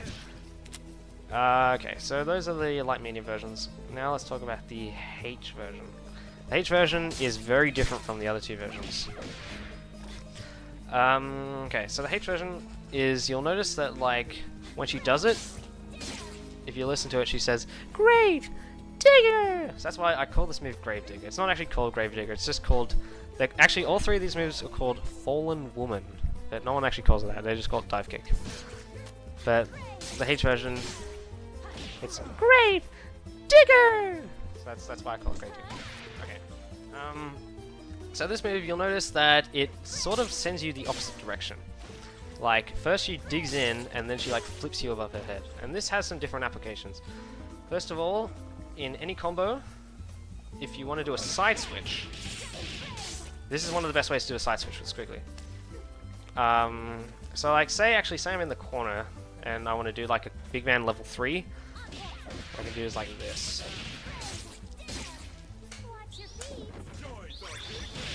And that's like way better, obviously, because if you don't know anything about Big Band, his level 3 does more damage mid-screen when they're not in the corner. So if you want to do a side switch, that's one thing to do with. Or like, say, if you're like in the corner and you get a hit. Hang on, I gotta get them out of the corner again. And you just want to like send them the other direction, you can do that. You can combo it after a silver chord. Or you can like, you know, do an S string and then do it, whichever you want. So that's one good thing the move is for, is you can use it to switch sides. You can use it as like an air hit confirm if you get like a janky air hit. So I make them like... or actually I don't even do that. Like suppose I just do like I mentioned before when I was talking about it in normals. If you get like a weird hit in the air, any weird hit that you can't just combo off normally, you can do a Grave Digger and it always combo. So that's kind of good. The other thing to know is that this version actually hits high. So what I'll do is I'll set the dummy to block low. I'll go crouch, block type, low, normal, and I'll make them actually block, sorry.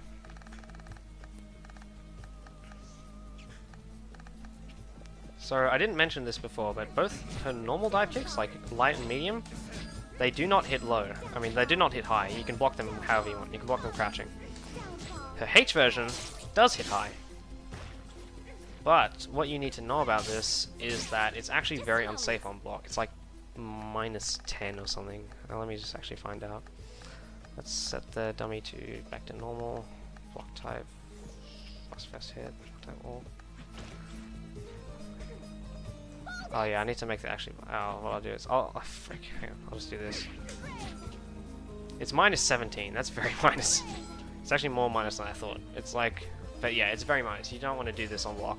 So this is like, you can use this as like an extremely risky instant head, like overhead. But if they block it, it's very, very unsafe. You can use this move if like you're comboing, say, actually I'll bring in Big Fan. So you're like comboing, and you're like not watching your undizzy meter, right? Actually, I'll turn the undizzy meter up a bit. So most of the time, if you want to do like a max damage combo with Squiggly, is that you want to like get the restand into like a ground string. But say you like not watching your meter, and you're doing an air combo, you already hit max undizzy. What you can do is you can just like either obviously do a reset or a burst bait or whatever you want, or you can like do Gravedigger and then do a super off this, and that's like another okay way to end the combo with okay damage if you weren't paying attention to the undizzy. Oh yeah, another thing is that this is one of her good ways to combo into level 3, is that if you just want to do like this. Or you can also combo into like SBO or any super. This is like one of the ways you can do it. Yeah, I think that's all I have to say about Gravedigger. I hope I didn't forget anything now. So yeah.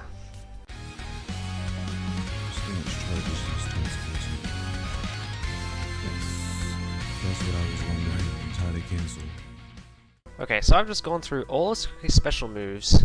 Now what I want to talk about is the value of stances, stance charges, and stance cancelling. So I've sort of introduced the concept of a charge, of how you can like charge it up, and then when you have the charge, you can do the charge versions of moves, right? So let me just start off by saying this. If you play Squiggly, you should be aiming to have a punch charge at all times. The only times you should not have a punch charge if you've at the start of the round, or if you've just used it. And if you've just used it, you need to get it back as soon as you can, because having charges is extremely important to Squiggly's gameplay. You need to understand all the things that you can do with a charge that you can't do without a charge, and why they're useful. So that's kind of what I just need to like drill in this section. And basically, I think you can think of it in two categories. One, if you have a charge, you can do all the charge versions of the moves, which I just mentioned. And if you have a charge, you can do the superior stance cancelling, like so. Now you might be wondering, I'm talking about punch charge here. Punch charge is really the important one to have. What about kick charge?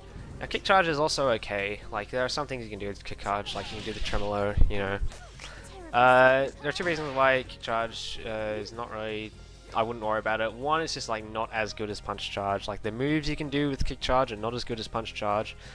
And two, it's more likely that you will lose your kick charge all the time. Like any combo where you do a silver chord, that will make you lose your kick charge. So like, if you don't have enough time to get both charges back, you want to prioritize punch charge all the time, mostly. Because kick charge, like, you're just going to lose it anyway. You're probably not even going to be able to use it. And it's just not as good. Okay, so first of all... so, I just need to reiterate, what are all the things you can do with punch charge that you can't do? First of all, like I mentioned, if you have punch charge, if you can do liver mortis to do high damage corner combos. Actually, the other thing you can do with liver mortis I forgot to mention is that you can also use it as a burst punish. So you do something like this, right? Actually, yeah, let me do this again. It's extremely good burst punish because it does a lot of damage. It gets like, it's 2,100 damage total, and it has a lot of reach. So like where a lot of her other moves won't reach, this move will reach, and so it's like a really easy burst punish. You can also, when you have punch charge, you have access to the sing. And like I said before, with this move, it has two really good values. You can use it to punish things from full screen, or you can use it as a command grab. And this you can only do if you have punch charge. So this is one of the reasons why you need to make sure you have punch charge. Like, if you have punch charge, then people are scared of you from full screen. They're like, oh shit, I better not do a move, because he can punish it. If you don't have punch charge, you do not have that same threat. So that's one of the reasons why it's very important to have punch charge. The other move is that if you have punch charge, you have a true invincible reversal, which you cannot do without punch charge, except, okay, you can do, not that, sorry, I did the wrong move. You can do a daisy, which is an okay reversal, but that costs a bar, whereas if you have a charge, you can always do this, and this is a true invincible reversal. So I just need to reiterate, as far as like moves go, if you have a punch charge, those are all the things that you do. You do extra damage in the corner, you can do full screen punishes, you can do command grabs, and you can do reversals. You can also do Dragon Bite, but you know, who cares about that? That's not as good. So that's as far as like doing moves, right? Now the other thing is you gain access to the superior version of stance cancelling. Now, I haven't actually really talked much about what stance cancelling is. I sort of mentioned it a few times. Now I'm going to go into detail explaining what it is. Okay, so you may remember that if you just press a button while you're doing charge, you cancel, right? So since normals can be cancelled into specials, you can do a normal, do the stance, and then cancel it.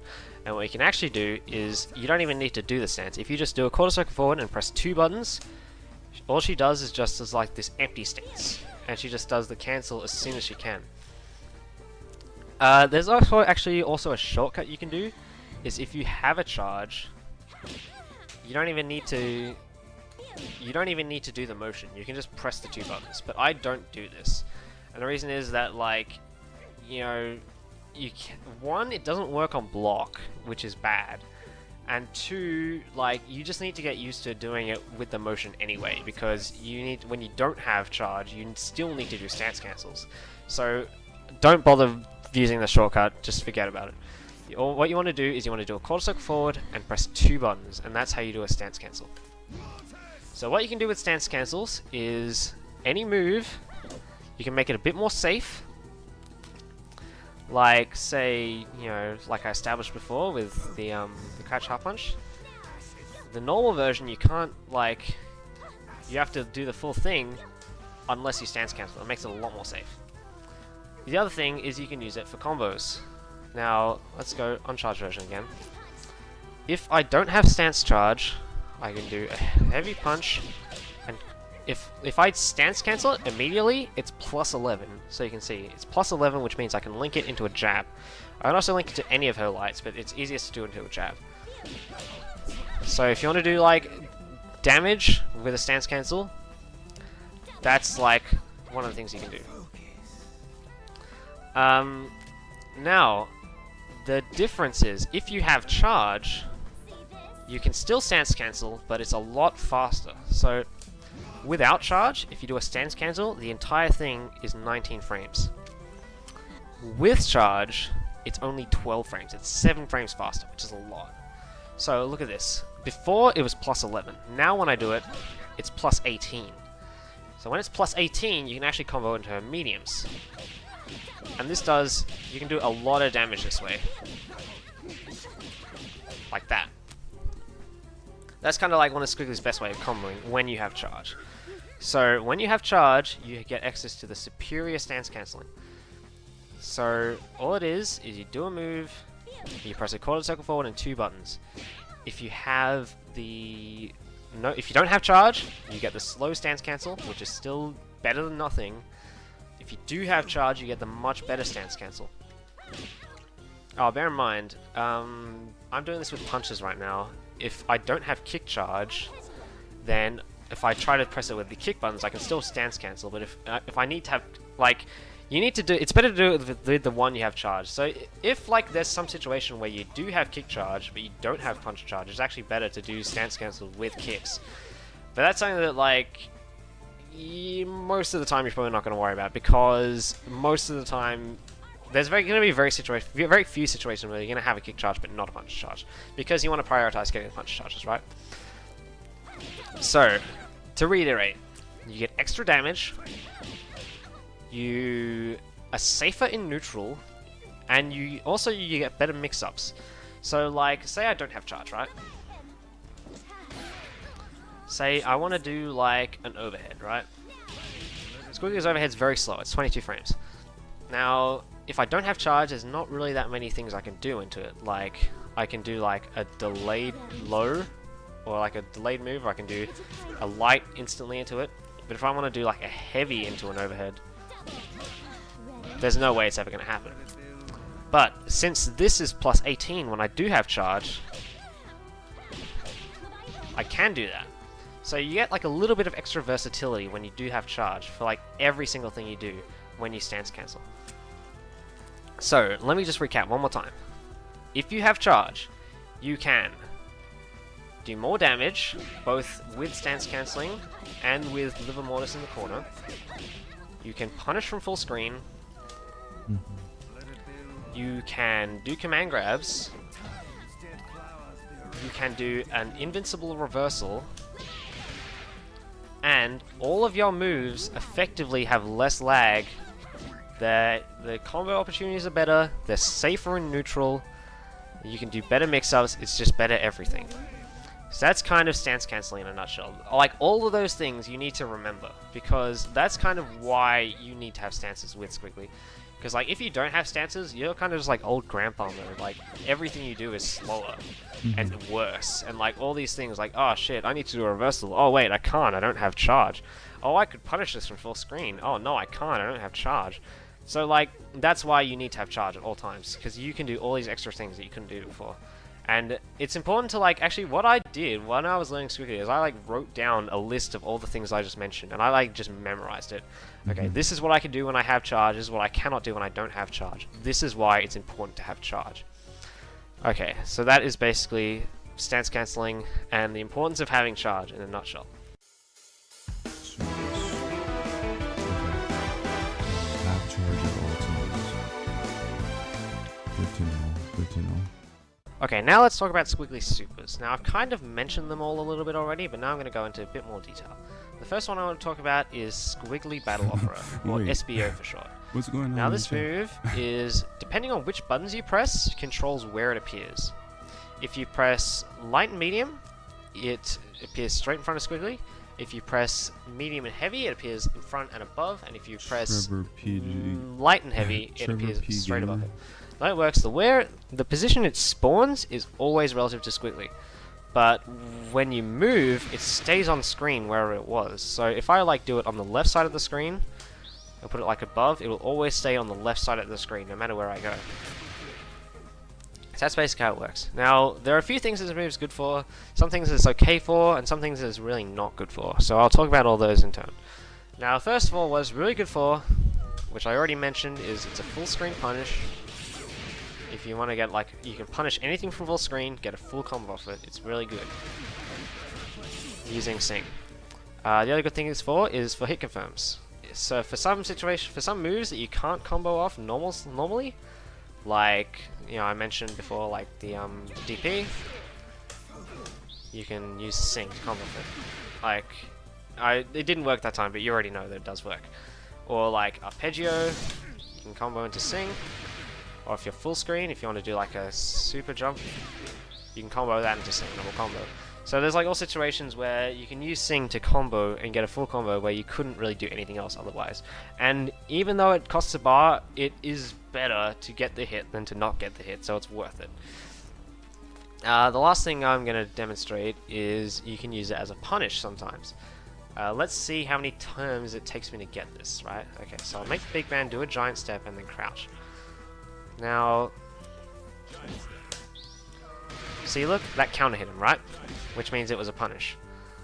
So, giant step, under normal circumstances, it's pretty safe. The L version is -10, which means, like, if I'm at, like, max range, I can't, like, all my moves, none of my moves will reach. Shit. But, if I do an SBO, if I do it a little bit faster, there, okay, I thought that would work. Okay, you saw me do it before, so it's actually kind of tight, but theoretically you can do it. There we go. So you can use it as a punish. I actually don't know exactly how fast it is a punish, because if you look at like the display in the top right, that looks like it's got like 15 frames of startup, but it just punished something that's minus 10, so it's clearly less than that. But I don't know how you're supposed to tell how fast it is except to test it. And I know that I think it's like at least like it can punish Peacock's M-Bang, which is minus 9, so it's like at least that good. So you can use it to punish in some situations where you couldn't punish with anything else, but it is kind of hard. If you do it too slow, you're going to waste your bar, so you better practice it. Okay, so those are the things that it's good for. So it's good for full screen punishes, it's good for hit confirms, it's good for punishes in some situations. Like quarter circle, things it's okay for, you can kind of just use it as like a screen control tool, because it will stay out for a long period of time, and like now the opponent's got like this lingering hitbox that they've got to deal with, and they've either got to like block it or maneuver around it somehow. I say this is okay because it's good if you use it, which then leads to you getting a hit. But what can happen is if you just do it and then they just like chill out and wait for it to go away, then you just wasted a bar. So it's not really that good in that situation. Another thing you can do is that, which I won't demonstrate, is that if you put it out, it can stop some projectiles. Like some characters' projectiles, like the FCBO will just stuff them. So if you're having a really hard time with projectiles, you can do that sometimes. But I wouldn't recommend doing this because, like I said, like it costs a bar and you are not going to get a guaranteed hit off it, so it's like not as justifiable. But the situation where you can do this is, say you're like at the end of the round and you have like 5 bars and it's just like it's a 1v1 and any hit from either person will, you know, finish the game. Then absolutely you want to go for it, because that's going to like really help you. And, you know, they've got this extra thing they've got to deal with now. And if you have like a lot of meter to spare, then it's fine. You don't need to worry about wasting the meter. But if you, like, in most situations, Squiggly is a character you want to save your meter, so I wouldn't do that. Another thing that it's okay for is if you need to make yourself safe in neutral. Like, say you accidentally did a freaking Dragon Bite. See, this is something that actually happens to me a lot, is I'm trying to do, like, an overhead. And sometimes I'll just, like, accidentally get a Dragon Bite like that. So if that happens to you, like if you accidentally get a Dragon Bite, you can cancel it and you can make yourself safe. It's like, it kind of sucks because it does waste a bar, but it's better than getting punished. So, you know, sometimes you can do, if you do something safe, you can cancel it. Another okay thing you can use it for is DHCs. You can kind of do it with some characters. It's like an okay option to DHC into, because like I can do this, right? And then like the SSJ will knock them up into the SBO, and then I can like do stuff after it. So that's kind of good. So that's one good situation to use it for. Now let's talk about the things that it's not good for. Now, first of all, it is not good for damage. The damage sucks. So from unscaled, it does like 1740, which is, you know, it's not that good. It actually does less damage than her Dragon Bite. When it's at max scaling, each hit does 75 damage, so the entire thing, all 5 hits, does 375, which is only slightly more damage than a crouch light kick. So do not use it for damage. Like, don't like do this and then like end a combo with it, unless you like need to for some reason, like if you want to do something else after it. I don't know. Don't use it for damage. Actually, you can, like I just showed before, you can use it with DHCs. That's okay. You know, it's not like the best, but it's, you know, it's okay. So don't use it for damage. The other thing you don't want to use it for is a reversal, because let's see if I can demonstrate with this big man, right? Say I just make him do an SSJ. Say I just like do a wake up SBO. He can SSJ straight through it. So it sucks as a reversal, because like if you do a sing first, then he can't do anything. But if you don't do the sing first, if you just do it raw, they can always reverse it. And actually, like a lot of the time, it won't even work because they'll be too far away. Although, actually no, they'll be too close. Because if you're too close, it won't even hit. So this move is like a sucky reversal. Actually, the one okay situation is if they're like jumping in on you and trying to like do a meaty aerial or something. You can do the anti-air version, and that works sometimes. And because they won't be able to cancel it either unless they have like an air super. or some air invincible move that they can cancel into. So that's like the only time I'd use it as a reversal. Or if you're gonna DHC, I guess it's okay. If you like put the thing out, go straight into big band. That is like kind of an okay 2-bar reversal, and you can also combo off it, which is what is kind of good. Okay, so it's not good for damage and not good for reversal, but it's good for all those other things. That's basically everything I have to say about SBO.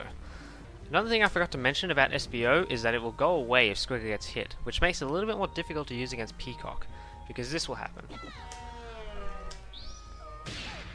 Since her Georges don't go away if she gets hit, then if she has a George on the screen, especially the plane, if it hits Squiggly, then the SBO will disappear and you won't be able to get your combo. But what you can do is, if you have 2 bars, if you tag Squiggly out, the SBO will stay, and then if you're quick enough, you can actually get a combo afterwards. Or even better, if you have a character with like an armored or an invincible super, you can just go straight through the plane and not even get hit. So that's something to keep in mind. The other thing I forgot to mention is that if you have an SBO already out, you can't have another one. That's probably already obvious, but just in case you didn't know, I thought I'd just mention it.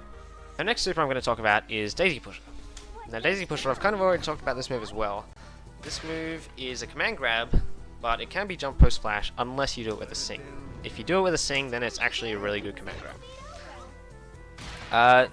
If you want to do damage with meter with Squiggly, it's a lot better to do this move than to do an SBO. And what you actually want to do is do like this. Do like a Daisy Pusher mid combo, and then continue the combo.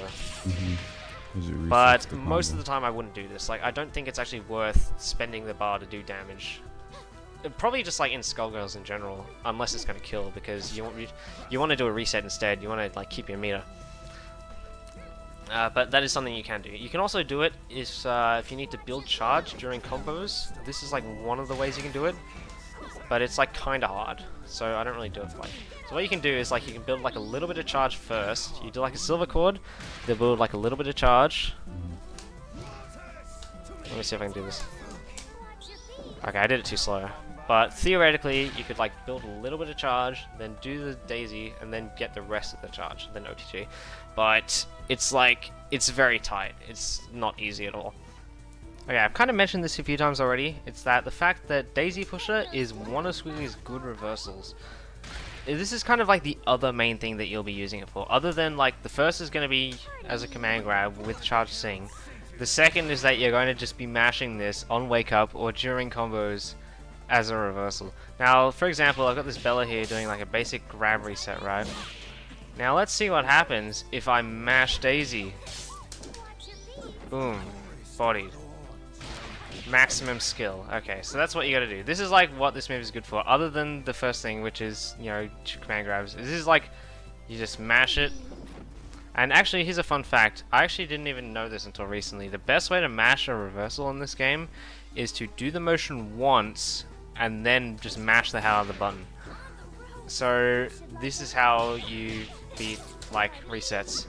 Is to just, like, first you do need to kind of predict when the reset's coming, because you do need to just do the motion once. Unless you want to, like, spam the motion and the button, but that's, like, I find that a bit less effective. It just doesn't work as well.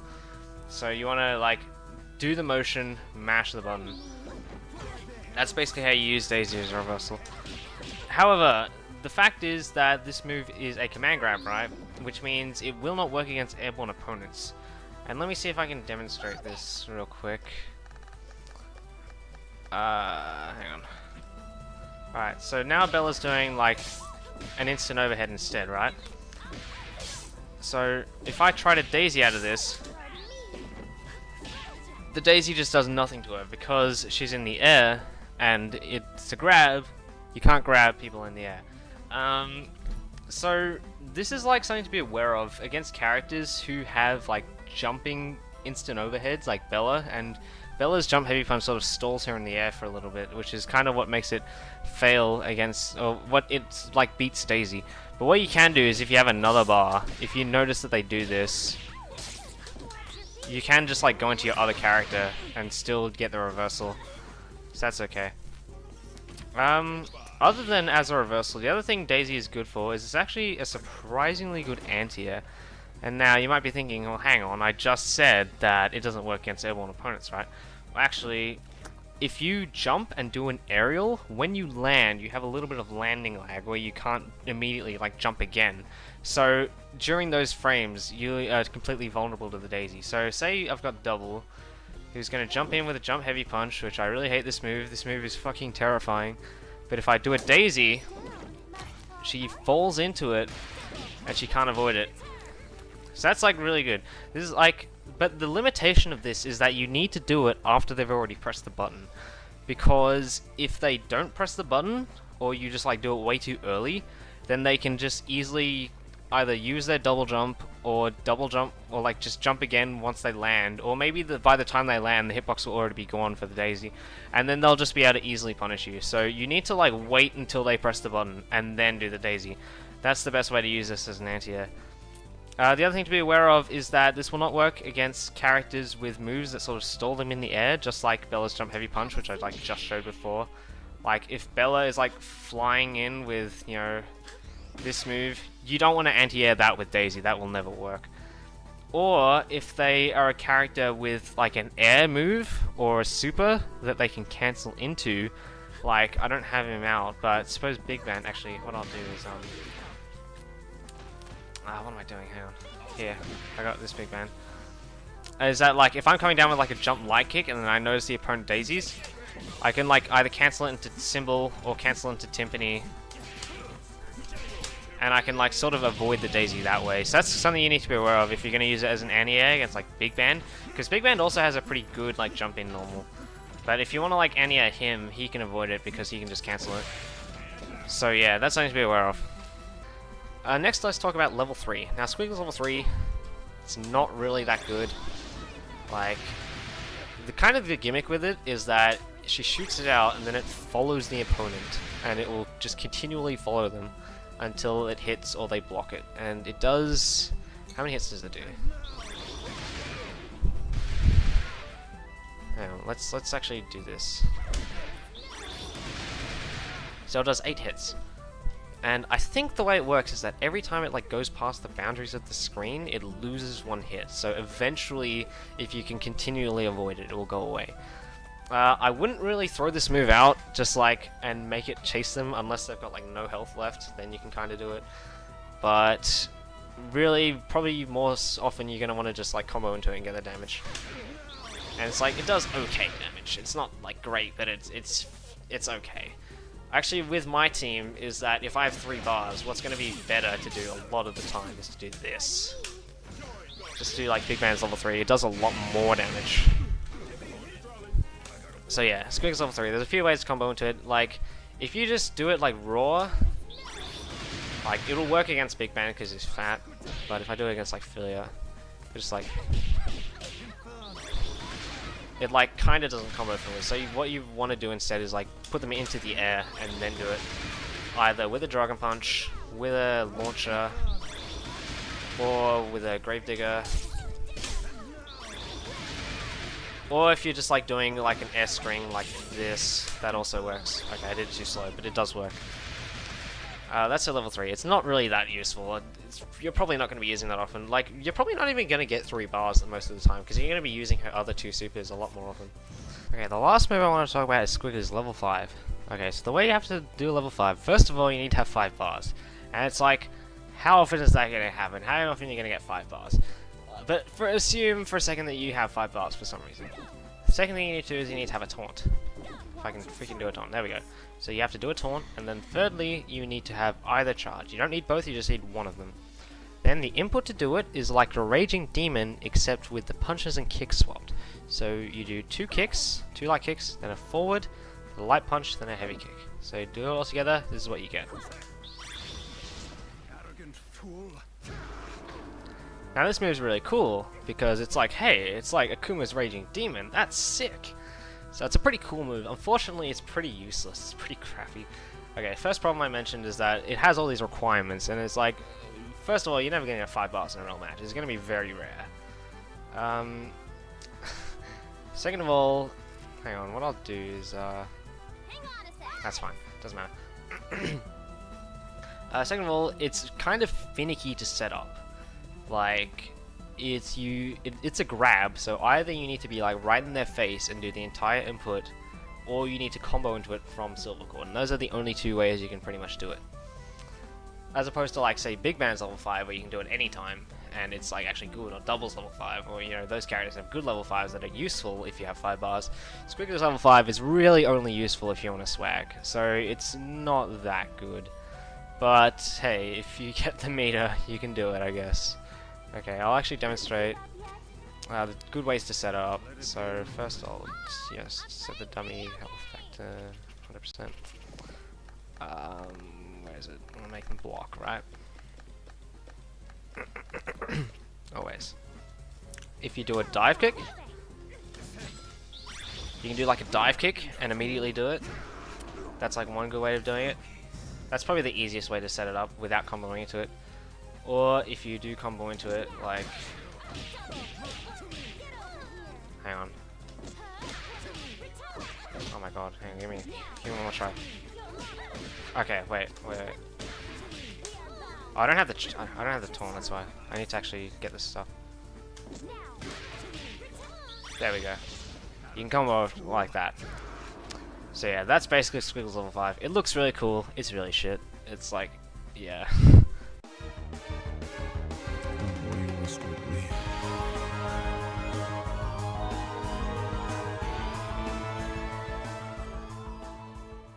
Okay, so now we've gone through all of Squiggly's moves, let's put them together into some combos. And I'm going to call this section Comboing with Squiggly, because my intention is not to just give you a list of combos that you can do, but sort of explain the fundamentals so you can build your own combos. And, okay, the way I think of a Squiggly combo, there's basically 4 parts.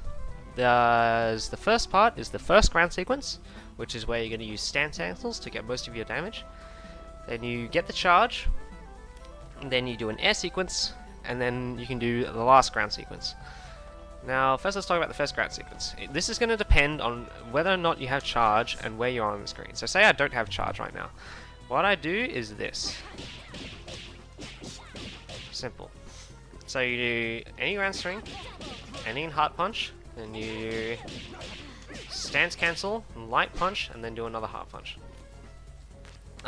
Technically you could also do like a medium here.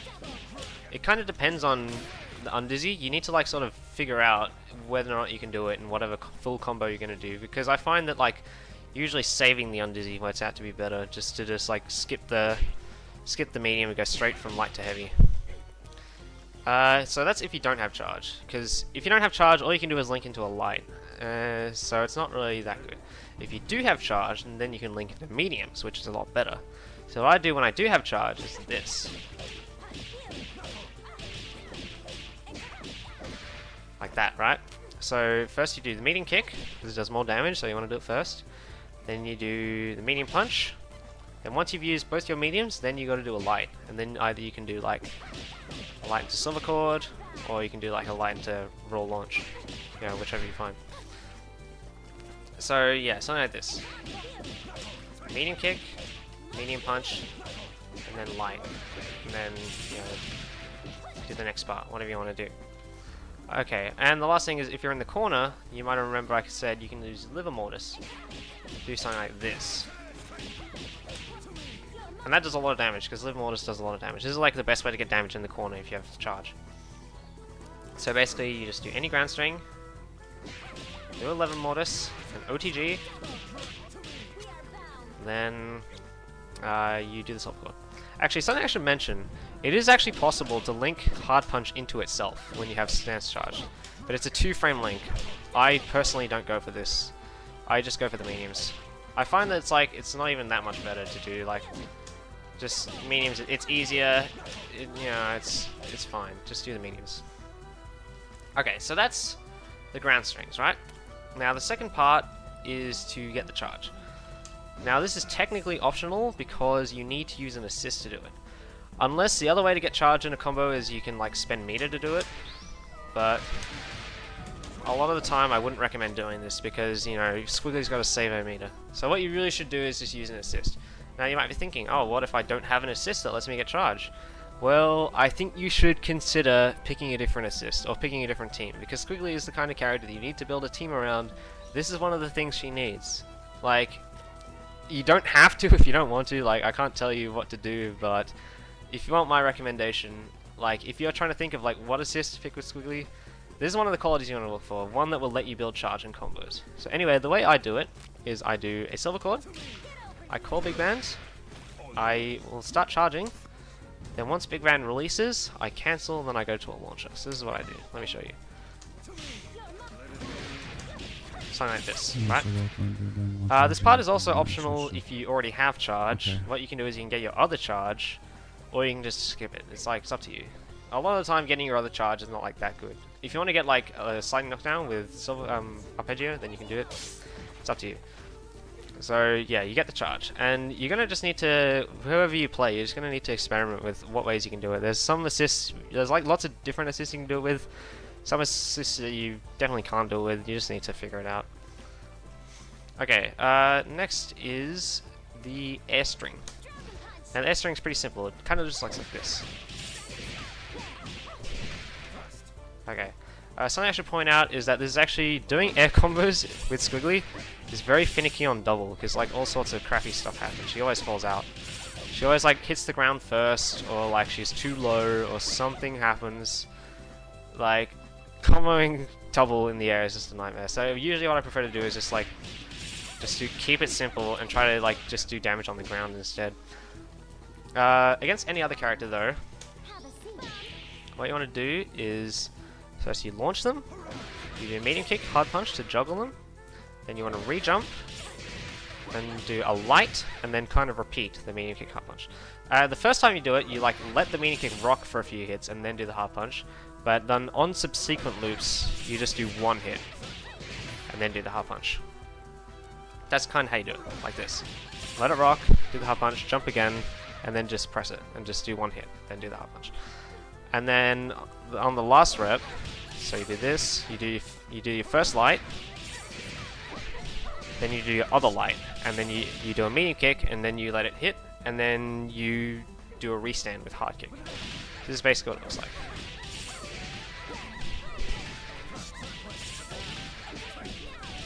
Something like that. It is optional how many loops you want to do. Like, you can just go straight for the restand from the first loop, or you can just skip the loops altogether and just go like something like this.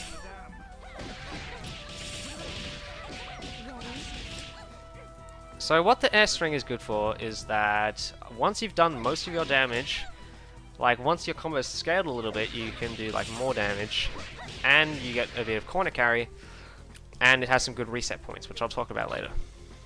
So that's kind of the air string in a nutshell. And then lastly is the last ground string. So that's like if you are at the end of the combo, you want to do like a restand, and then you can do just like any last ground string just to get like max damage. Just something like this.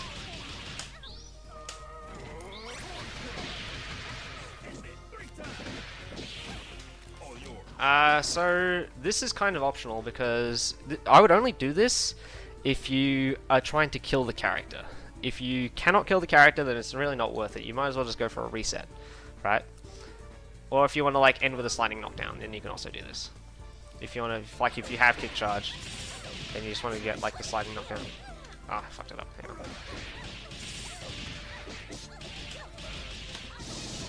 You can do that, right? Otherwise, you can DHC, try to kill the character, or if the full max damage is going to kill, then you can just kill with it. Now, the way you get the most damage at max scaling is you do 2 jabs, you do a medium punch, and you do a crouch heavy punch. That does the most damage. Like that. And then do a dragon bite. Although, you might not want to do a dragon bite if you don't want to waste your charge. So, if you don't want to waste your charge, you can do an arpeggio instead. Or maybe a tremolo. You know, it kind of depends. So, like I said, that part's optional. It's only if you are trying to kill the character. And you don't need to do this. You can kind of just do, like, anything. Like, you can just do that. It doesn't matter. Whatever you want to do.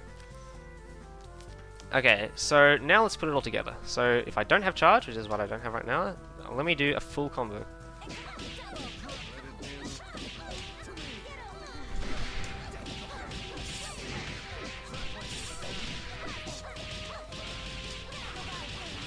Like that. If I do have charge, what I'll do is this.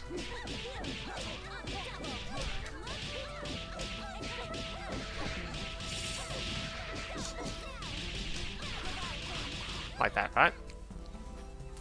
Or if I'm in the corner, what I do is this.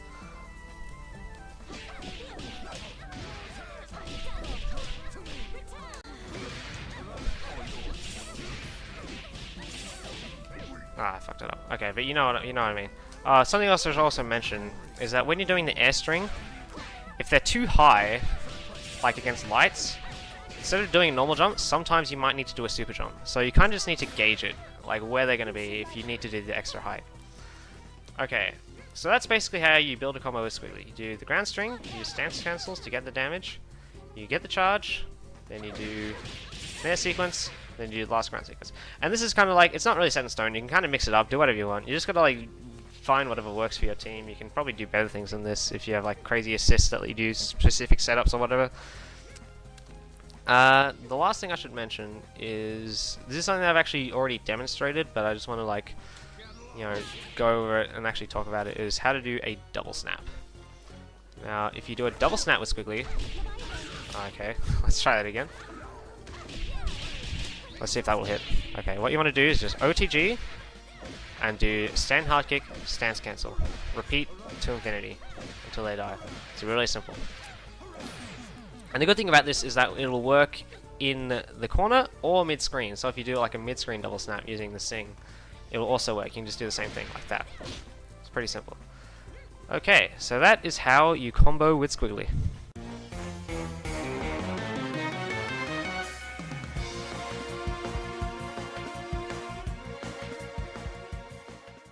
Okay, so now let's talk about some resets.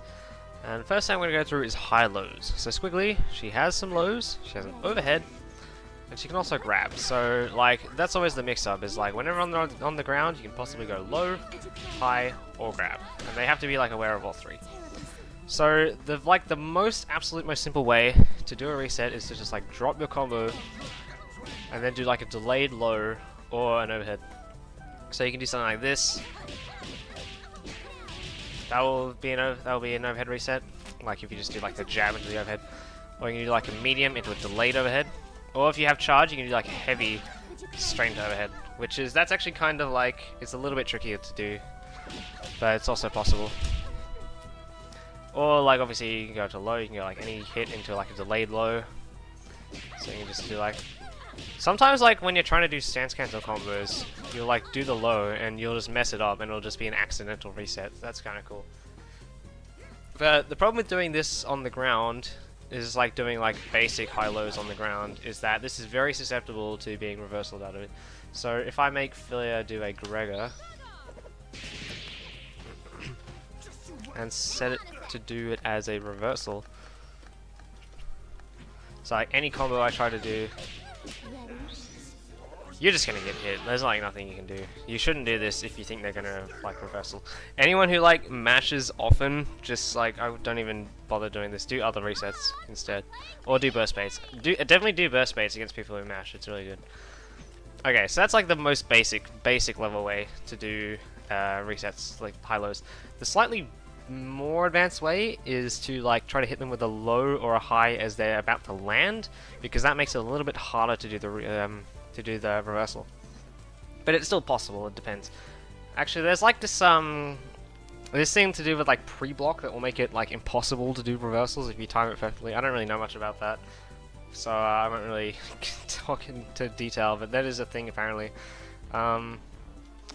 Okay, so one of the ways you can do reversals is like, if you're just juggling them, just wait for them to land, and go for a low, go for high, or if you're really ballsy, you can just do a raw launch and go for a low or for a high. Now, the situation where this is good, or like better, is if you've like conditioned them with lots of grabs and they think, oh, okay, I'm gonna tech, and then then you just go for a low. That will work sometimes. But if you do this, this is extremely susceptible to just like, they can just press a button and hit you as they're falling down and you'll get hit. So that's kind of a risky way to do high lows. Something you can do mid-screen is you can do this. And that's like a really, really good low reset, because this isn't like, this is a lot less easy. Obviously you can't like press a button at that range. And they can still reversal out of it, but you're a bit further away, so you're like a lot safer. And the good thing about this is that for some reason, people like don't expect to block low here. Like, because obviously first of all, yeah, you've just come down from the air, and now I'm like really far away from them. They don't think I can hit them with a low, but you can, because Squirrely's got really good lows. So this is actually something I do a lot, is just do like this. Something you can also do is you can, if you dash, you can do an overhead, or you can do a command grab, like so. And the good thing about doing a command grab in this setup is that if they like are holding up back, then they won't be able to punish you. Or like probably not. If they like are neutral jumping for some reason, then they might be able to punish you, but that's not going to be likely. If they're going to be holding up back, which means you're going to be able to just like, either they'll be on the ground and you can get the grab, or they'll be jumping away and you'll be safe. So that's like kind of a really good way to do like a high-low as well, to either do the raw low, or you can like dash and do the high, like that. Okay, I think that's about it for high-lows. Oh, except there's one more thing you can do, is sometimes you can just like, I'll bring in Big Ben. Sometimes you can just like jab people while they're in midair and sort of like stuff their descent, and then like do another high-low as they're coming down. Like you can do like this. Like, a lot of the time people won't, they'll like mess with their timing and then they won't be sure what to do. Like, that kind of works a lot. On Big Bam, what you can do is, after a Gravedigger, you can do like, because he's so fat, you can just hit him with a jab. This actually works a lot of the time. Like, this is basically unblockable on Big Bam. He's like, oh, you obviously got to do it before they hit the ground. And also, if you do it too fast, the light kick will actually link, which you don't want. One other thing I should mention is that if you do a light dive kick in the corner, you can do like a really quick low. And this will kind of work if they're not blocking low, because, you know, they won't like, they'll still think that they're like not on the ground, that you can't hit them with the low yet, because, you know, usually you have like this, there's like a delay before you land, right? But if you do the light dive kick, you go like low immediately, and sometimes they won't be ready for it. Or you can maybe theoretically do like a medium dive kick into a heavy, or you can do the light dive kick into a grab or whatever. So that's another good thing you can do with the dive kicks in the corner. Also, one of Squiggy's good strengths when it comes to doing high-lows is that you don't have to just do one high or one low. You can actually do several in quick succession. Like, say you're doing like a basic low reset like this. Like just do a delayed low and stand heavy punch, right? Now this is good because this does a lot of damage. Like going straight into stand heavy punch, that does pretty good damage. But what you can alternatively do is you can do a low into overhead, and this does less damage because the overhead does less damage, but it is a high, which means that if they block the low correctly, now they've suddenly got to block the high. So that's pretty good. That's like something that you can do to be extra tricky. And you can go even further, like you can cancel the overhead and go into a crouch light kick. And the good thing about doing this is that all of this will combo if it hits. Like, if they fail to block at any point, the rest will just work. So like you can do, whoops, like all of that will combo. So that's something you can do like to be extra tricky and have a high chance of opening people up once you get close to them. There are like 3 weaknesses to this. One is, like I mentioned, it is less reward than if you're like pretty confident that your low will work.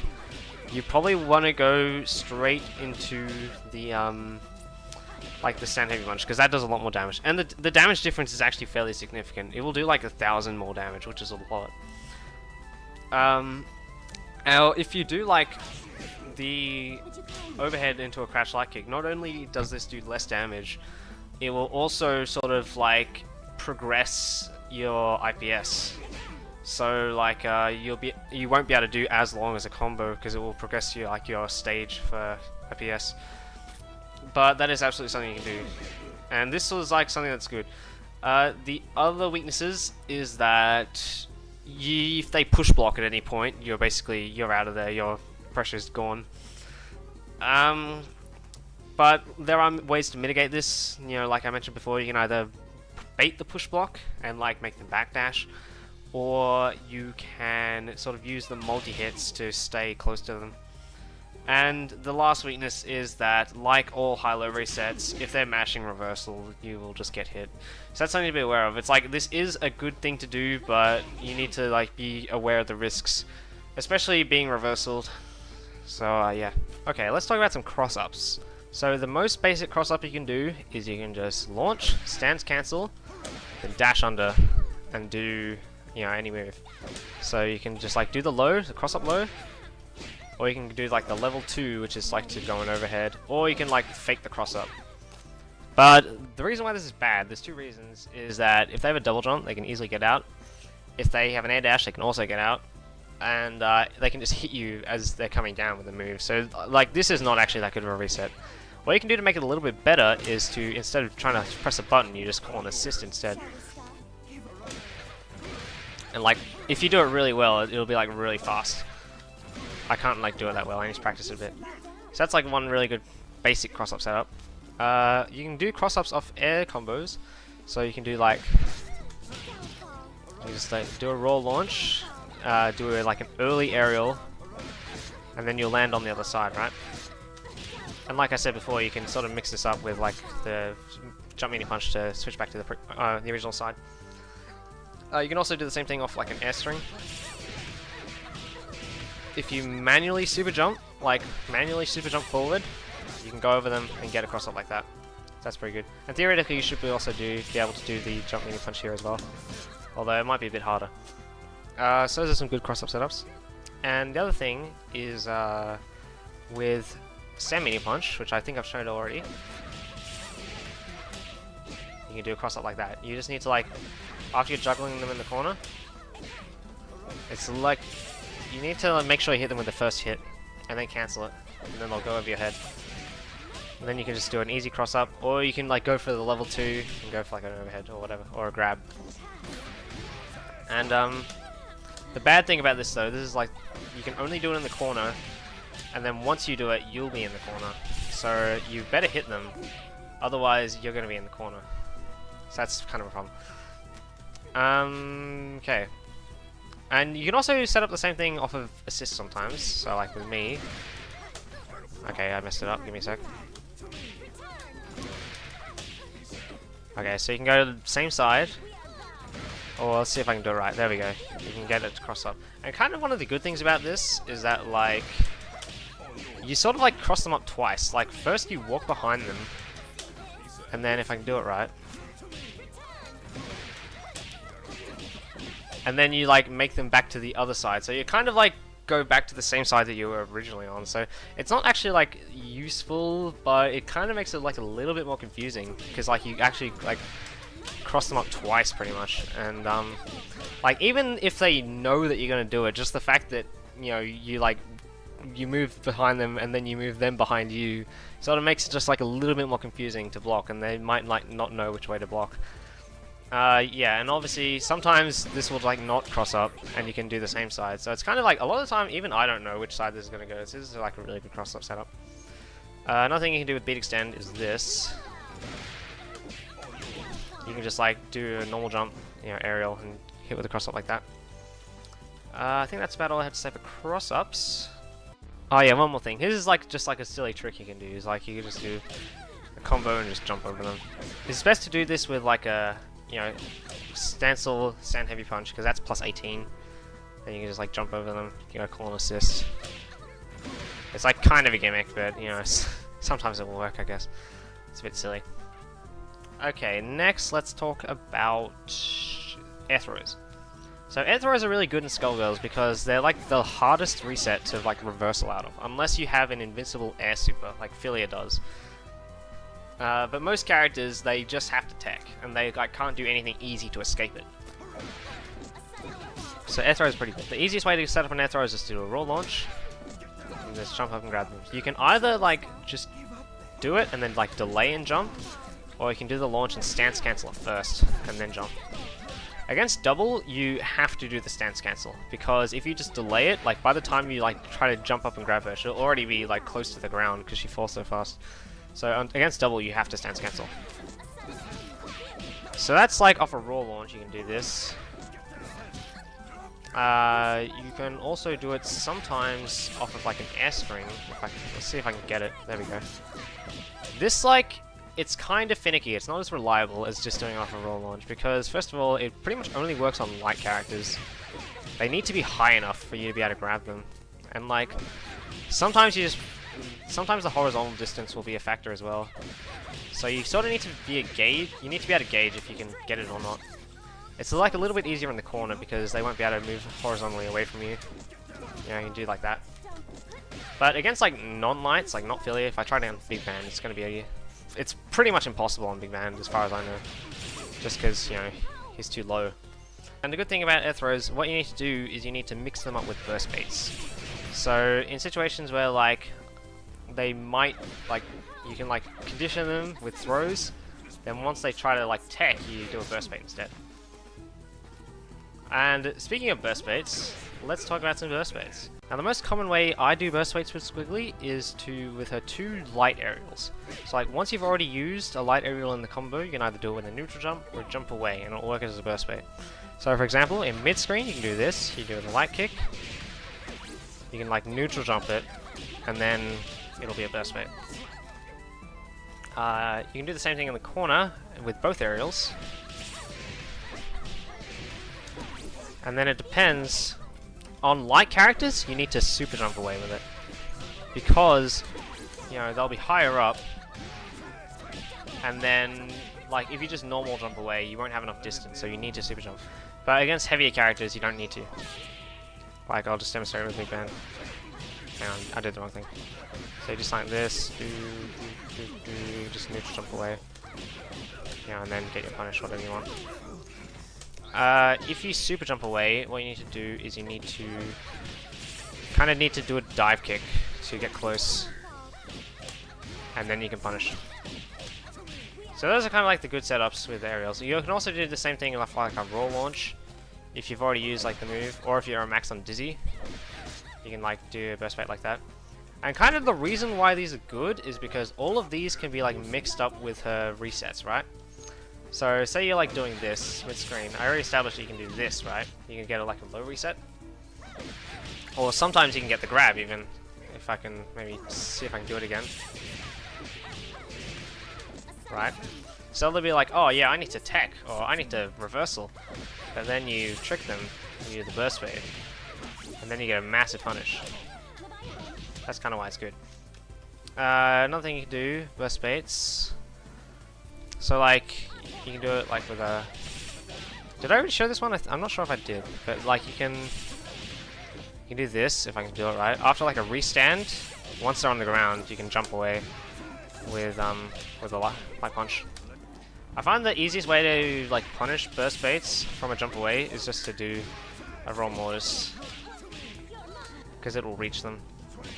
Otherwise, the other things you can do is you have to like sort of like go near them, like dash towards them and do like a heavy, or you can do a silver core. That's like the easiest thing to do, but it's like really bad because it will scale a combo. So you don't want to do it if you can help it. It's better just to have the charge, and so you can like do this. That's the best thing you can do. And it gets like, obviously you get like the counter hit mortis, which does hella damage. Okay. So that's kind of burst baits. Those are like the easy burst baits you can do. There are some other burst baits you can do. Like say if you're a max on Dizzy. I think I already showed this before. Is you can like do like the sweep, which is a knockdown. You can kind of do the same thing with like a crouch heavy punch. Hold up, I gotta go take a piss.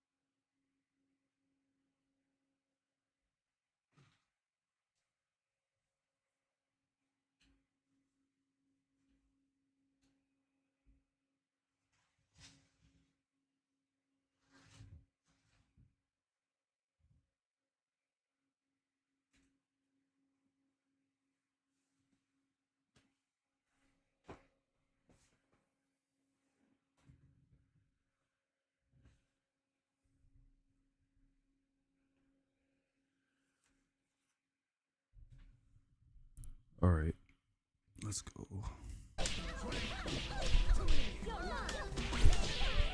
You need to go far enough away for it to work, obviously.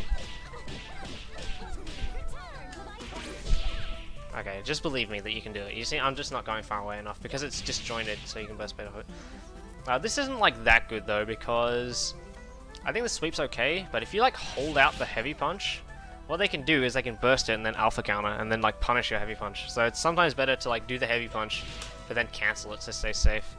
And then the way you can punish that is, again, you can do, you know, you can do Mortis, you can do a Silver Cord. Especially like if they're at low health, then you can just, let's just do Silver Cord, it's fine, because, you know, you'll be able to kill them anyway. So that's kind of an okay thing to do. Another thing you can do is, let me see if I can demonstrate this. This might not work.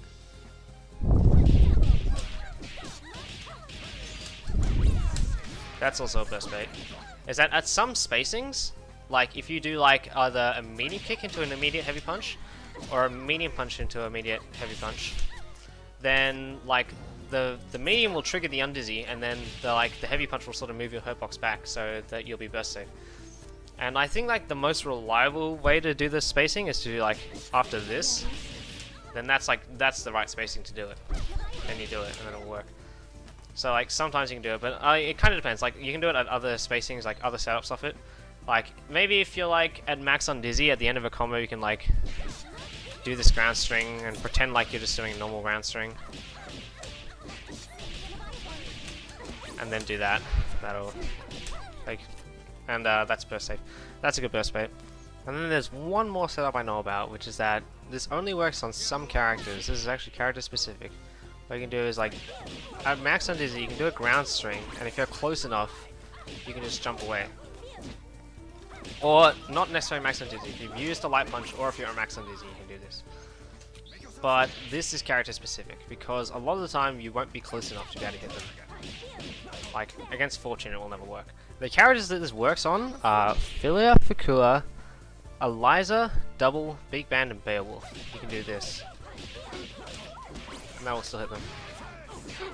Like that. Okay. I think that's about all I have to say for burst baits. Okay, sorry, one more thing. I should point out that this thing I just showed you only works if you have charge. Because if you don't have charge, you won't have enough advantage. And then that won't combo. Okay? So you can add that to your list of things that you need charge to do. Okay, now that's all I know about burst baits.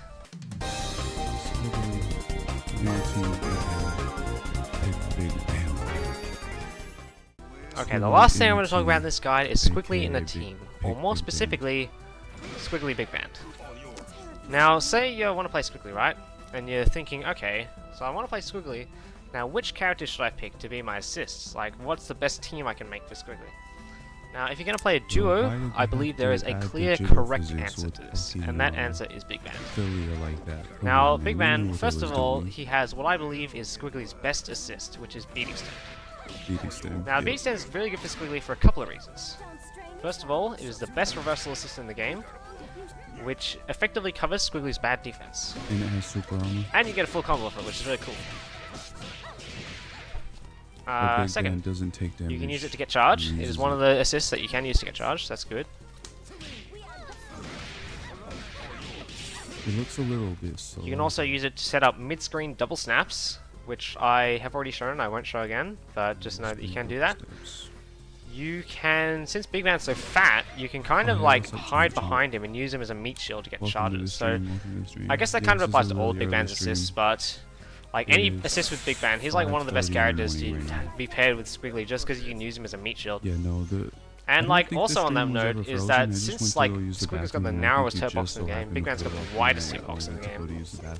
Like, I think it kind of just like screws with the opponent's happy birthday sometimes. Like sometimes like Squiggly will just fall out because Big Band will be so wide that like you're not going to be able to reach her. So that's really good. That's kind of just like a passive benefit that's really useful. It's a really early stream. And the last thing I want to talk about with Big Band, that's why I didn't even put it in the Discord, because I figured that like everyone was asleep. You can, if you do a sing, but I was and you call Big Band at the same time, Big Band will hit anywhere on the screen and bring them towards you, and you can get a full combo of it. Now, this looks like a gimmick. I know this like looks like there's no possible way that this can be a real strategy. It looks like super unsafe, right? I think it's actually better than you might think. It kind of like, there are ways to punish it, but if you use it smartly, then this is like a really good way, if you don't have charge and you don't have meter, to sort of like punish people from full screen. It's just to like, whenever there's like a vulnerability where they might not be expecting it, you just go boom. Okay, you can't do it in the corner. You just go like boom. You get a full combo off it. This is actually really good. I think this is like actually like one of the really good things you can do with this team.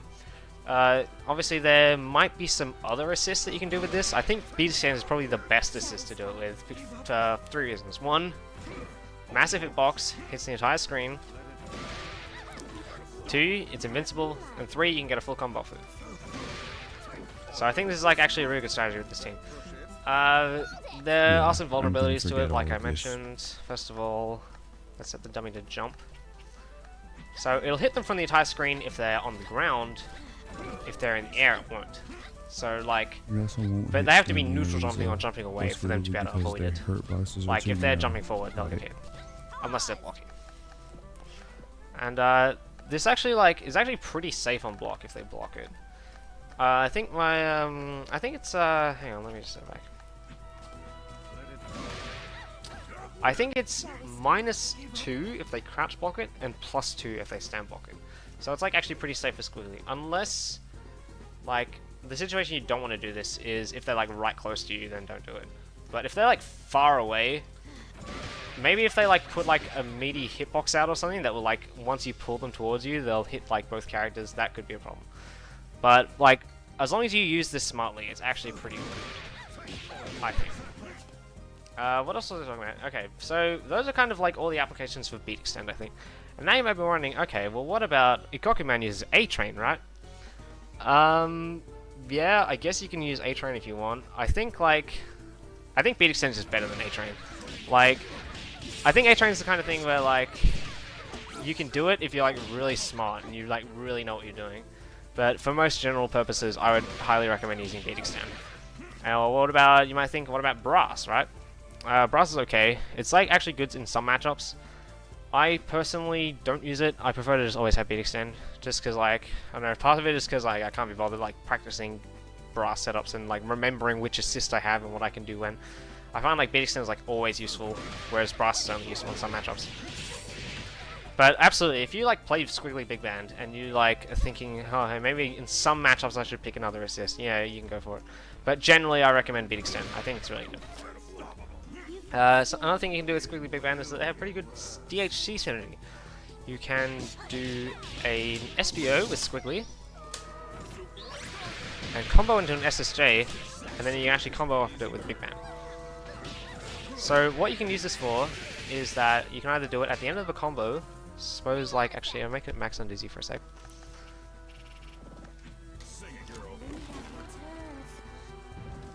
Let's see. I'll just do something like this.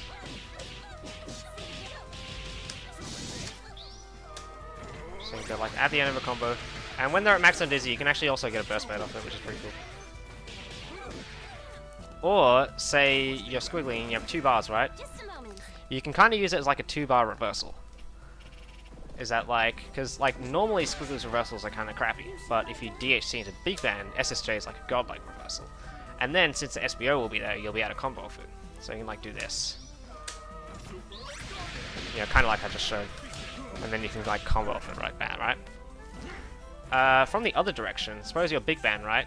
Suppose that you have just done like a YOLO Brass or like a Wake Up freaking, you know, SSJ or something. Suppose you've done something unsafe, right? What you can do is you can, or maybe if you haven't done something unsafe, there's like 2 ways, there's like 2 applications for it. First of all, if you've done something unsafe, say they've blocked something. Let me just let them block. Block, always. If you do something unsafe, you can do like this. This is a safe DHC. Although actually, I don't know, if they like don't get hit by the SBO, it's a lot less safe. I think I'm not sure. What I'll do instead is I'll make it. I'll make her like jab reversal. I wonder if that'll work. Let's set it to as reversal. Yep, okay.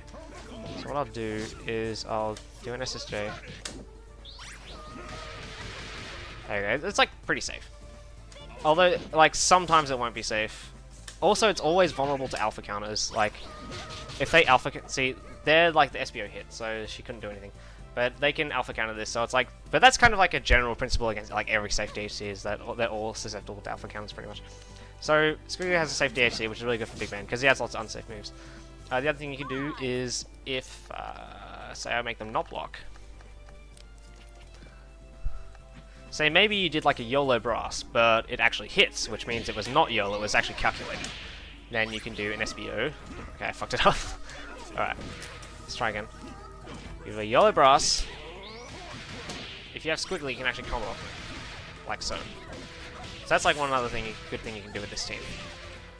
So that's kind of like the good DHC synergy with Squig Band, is that like, if you do a DHC, like the brass will, no, I mean the like the SBO will hit and then Big Bang can get a combo off it, or in the other direction, the SBO will hit and Squiggly can get a combo off it, or you can use it as a safe DHC, and you know, like that, all that stuff. Okay, so that's basically Squiggly Big Band in a nutshell. That's kind of the stuff I do with this team. Now you might be thinking, okay, so maybe I don't want to play a duo, maybe I want to play a trio, right? If you play a trio, you have a little bit more versatility, obviously, because you have 2 assists. So, like, instead of just having 1 assist that's really good, you can sort of have like 2 assists that are kind of good, and you can like make it work a bit better. But I would still recommend one of the assists being Big Band, just because it's like, Squiggly Big Band is a really good pairing. And you might be thinking, okay, well, I fucking hate Big Band. He's stupid. I don't want to play him.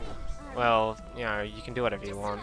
If you want to like play some other team, absolutely go for it. You do whatever works for you. This is just my opinion.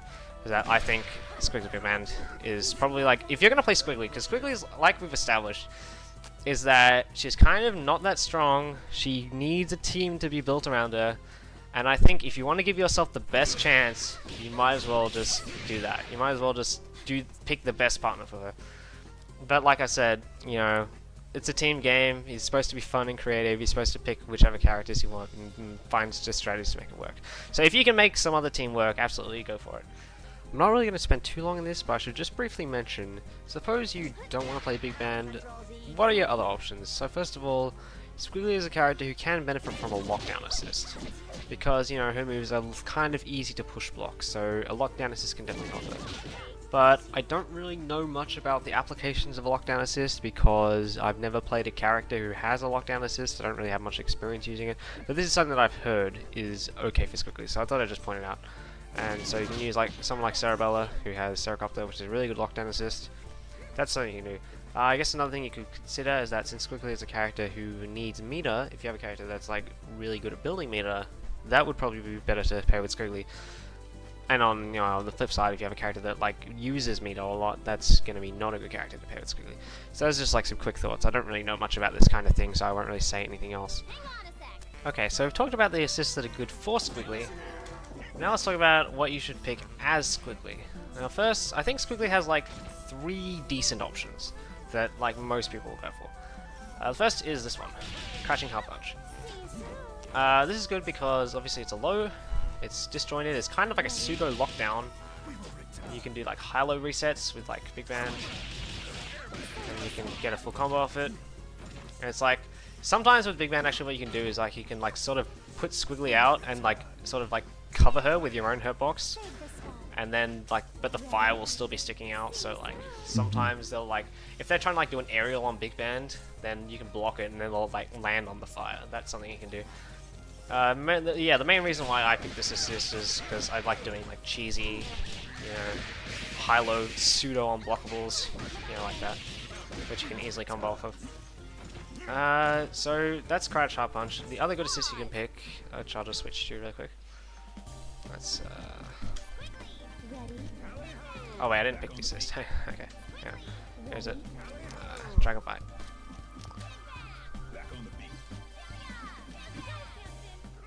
Okay, so the other thing you can do is Dragon Bite. Now Dragon Bite is like kind of okay. Basically it's like a pseudo horizontal lockdown assist, but it's like not one of the better ones. Like, it's not going to be better than Hairball or H-Bomber or whatever else. It's like kind of just like a usable one, but not like a great one. With Big Band, you can use it to do combo off brass in the corner, which I'll see if I can demonstrate this. Okay, I messed it up. I'll try one more time. There we go. So that's something you can do. That like gets you a little bit of extra damage in the corner if you use this assist, as opposed to like Crouch Hard Punch, which, you know, that won't work. So something you can like use this with Big Band with is that, say if you like call it and then do a brass. Actually, I'll make them block. Block type always. Whoops. Damn it. Block type always. Is that like if you call it and then do a brass, it kind of makes the brass a bit safer. But like this is like, it's kind of okay, but it's not as good as if you did it with like other assists like Hairball or H-Bomber, like I said. But it's usable. This is like the other good assist that like a lot of Squiggly Big Band players can pick. The last assist that you could pick with Squiggly is center stage, right? Center stage. And center stage, like, it's kind of like the gimmicky option. It's kind of like the non-standard option. Because there are some tricky things you can do with it, but you need like specific setups. It's like something that's only useful in specific situations. It's not like all the time, right? And I don't really know much about the uses for this assist, but this is like something that you could pick and do some stuff with, because this is really the only assist that Squiggly has. It's actually like really unique. The other two are kind of just like, you know, standard-ish. Like she's got like a standard lockdown, but also hits low, so it's okay. She's got like a pretty usable, serviceable like horizontal lockdown. But this one's actually like unique, and there's unique things you can do with it. I won't talk about that. What I will do is I'll put an annotation for this video that Mike Z made, which you can look at some of the potential applications. And so you can sort of think of it like maybe for your own team, if you can think of things you could use this assist for, absolutely go for it. But for me personally, you know, you can. I stick with the Crouch Hard Punch. That's the one I like. But I don't have any strong feelings. Like, you know, all three are kind of good options. Okay, so I think that's all I have to say about Squiggly's assists, which means that's all I have to say for this entire guide. So, thank you very much for watching, everybody. I hope you learned something. I'm trying to taunt. Oh my god. There we go. And yeah, I'll see you next time.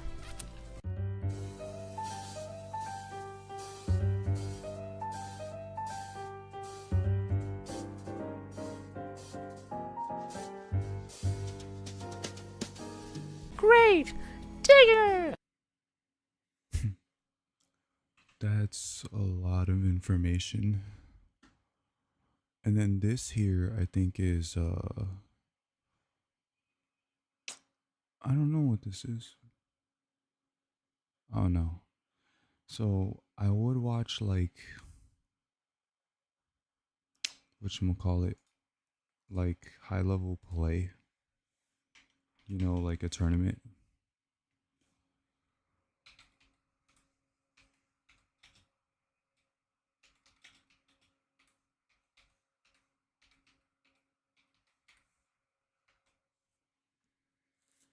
I guess that's what this is. Yeah. It's like Squiggly in a tournament. Like what the high level play looks like. But this is 2 hours long, and we already watched a 2+ hour long tutorial on how to play. So I mean, hey, short loading screen, and we are into it. Build a website you love with Wix. There are ads. At least with the last For your video, words, they weren't a monetized First channel, match, so there weren't Adidas, ads, but Graham. Here we go. Graham opting to play point robo. We'll occasionally change it up to double. We'll see if he loses hard enough to make that decision. But right now, this is a very annoying matchup for Paris. Nice pushing off early, not getting cornered. Oh, but now you're hard knocked down. Oh, combo town. Yeah, this is not where you want to be. You are the zoner. Don't push it. Don't push it. All right, there we go. Hey, that's your legs. Stuck in the corner. What's the mix? Uh-oh. Divas is going to spend it. No techies. Another? No, they're not. Okay, a little greedy. Alpha counter gets beat you got out. stomped on.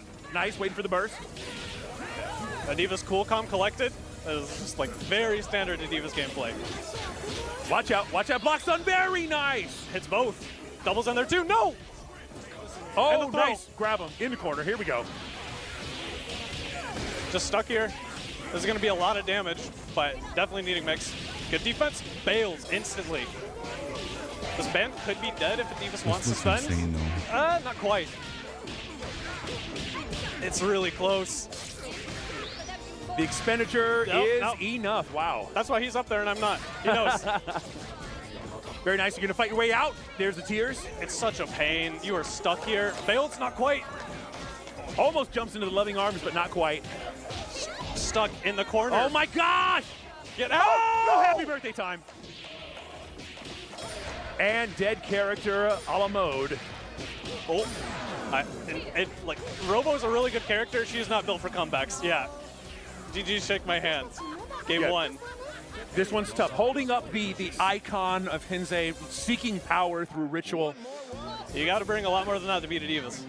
Yeah, no, I mean, Adivas is, of course, one of the long-time, highly skilled players. Graham is obviously no slouch, right? But we're talking about Adivas. Adivas is long-term proven. Graham's been here, again, like I said, competing high level for 5-ish years. Adivas has been here since probably around the game starting, honestly. Yeah, it's been a long time. And placing in top 8s, top 3s. Yeah, a consistent show in Frosty and Combo Breaker. Every time that we go through this, Adivas is up there. Adivas got second, only losing to Sage last year. But right now, Graham's fighting back. That's one character done. Yeah, and I know Adivas wants to take it this time. Yes. It's still going to be hard. Like, Graham is here. Graham is the lowest seed out of everyone left in winner's side. There's still Elgato, there's still Flank Roast. Like, this bracket, people have been fighting to get here, and they've got to keep going if they want to win. Nice, so we're going to have enough meter for this one. 2-bar. Very nice. And the corpse remains in the corner.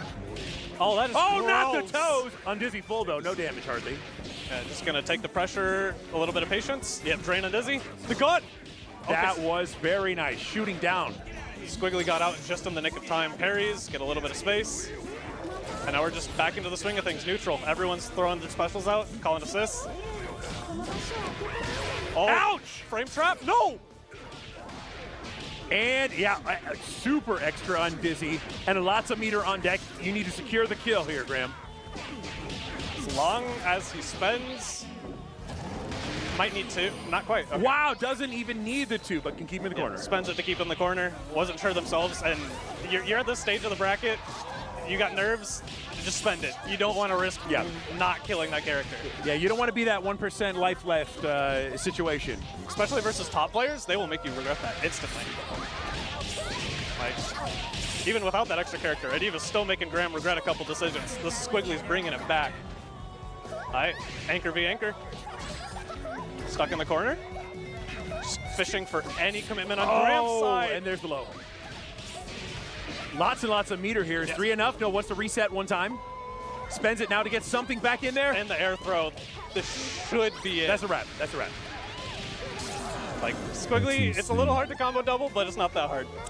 Spend it, keep it simple. That was a lot more competitive of a round, but still comes out in Adivas' favor, now up 2-0. It's honestly really funny because it's like you look at Graham's team and you expect they're the zoner, they're going to be cool, calm, collected. No, Adivas is the one who controls. Like this is the match. All right, here we are here in no man's land here for our third game. Wait, Adivas, I think I've seen this. Nice, we're playing full screen Skullgirls right now. I think I've seen one of his videos. Don't get much of a full screen snipe, but that was risque. Yeah, and getting punished for it. Graham loves committing to those options. What a throw. Speaking of risk, a big reward for this one. Parasol stuck in the corner. Nice challenge, but you eat it. Eat that SSJ and stay in the corner while you're at it. That's a lot of damage, not much more after. Pillar avoided, no punish. Assist makes it a little weird. Armor? Oh, man, saves the day. Running out of life here. Oh no, that's both. Can't keep both in. That's big. That's big. Good defense all around. Still stuck in the corner, can't find their way out. Wow. And is Adivas gonna spend it with the DHC? No, okay. Do not need to. Don't need to spend anything. Just get out of there. Oh, just gonna stay in? Yep, being real greedy. Oh no! Speaking of greed, there it is. Oh my god, that could have been the mid-gon too. I've seen DK Sage's videos. Beat again! Wow, converts on the backside. Hey, just do it again. Oh, yeah, no! Burst on me! Caught Divas trying to tech. That's a classic. I'm surprised Divas gets hit by that. Oh, the drop. Bail out. Not quite. Chip's gonna do it. Yep. Yo, the other side! No, can't pick up the band. Baits out the reversal. Oh, no! You don't know how to risk anything. They nerfed it. Oh, that is disaster. 10 months. That really sucks for Graham. Gotta spend? No, don't have sound stun. We have got to the point where literally anybody can build a fully working app without knowing how to code. This is ads. Oh, what? It hit cross. There's no way. And what? Oh, call your. Assist. You did your job. Baited him into punishing it. Graham gets the game. Man, a wacky round ends in a wacky fashion. Graham goes 1 up now, 1 to 2. That is absolutely nuts. Graham stays alive. Yeah, no, the more chaotic these games go, the more it's in Graham's favor. Thrives in this. Honestly, just tries to make those environments. Good land cancel, not quite enough for a punish. But now we're just back to neutral. Parasol really struggles to deal with these beams. Emigrit helps a lot, but nice cremation. And they're in once again. Graham just stuck in the corner. Overhead. How greedy is Adiva's going to be? Very. Drains and Dizzy. Yo! Hey, no very combo. nice. Baits out the alpha counter. Okay, there could have been a lot more off that. That's unfortunate. Yeah, accidental drop. And now Graham's in control. This looks insane. I might have to watch that tutorial again. Oh shit. SHSL Blaze reacted to it too. Alright, I'll watch that on my own time.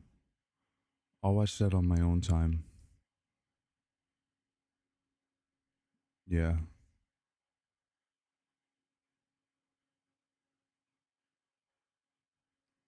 I'll watch this on my own time as well. This is really fun to watch.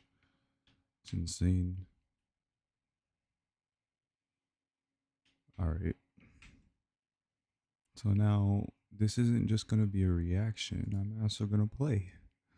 Well, I'm going to practice. Y'all didn't see the chat because I didn't put the chat into, I didn't put it into that one source. I didn't put it into that source.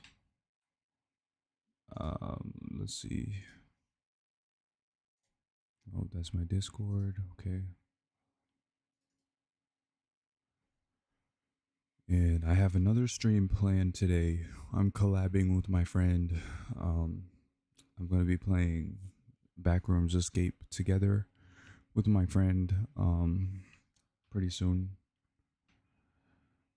And by pretty soon, I mean maybe in a few hours, because he's in a whole nother time zone. Like, he's in a completely different time zone, so I want to play with him. Because he's 6 hours ahead of me. And it's already 11 where he's at, so that would mean that we should be playing soon. Actually, that's why I started the stream so early. Let me hit him up. Let's see where he's at with all of that. He's not even online. Yeah, he's not even online. Okay. This is my last day off before I have work again. Let me just hit him up. Hey, what's up? What's good, man? Yeah, I'll just ask him, see if he'll see it when he wakes up. We'll see the message when he wakes up. So let's go into training again.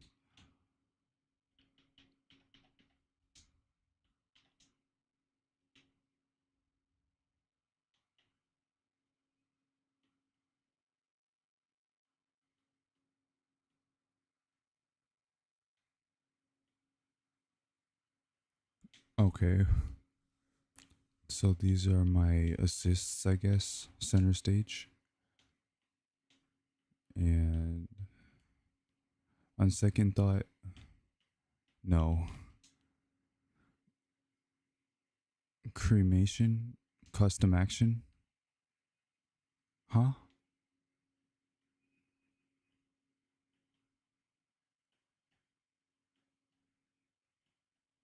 Oh, wait. This is assuming that I remember what her moves are, right?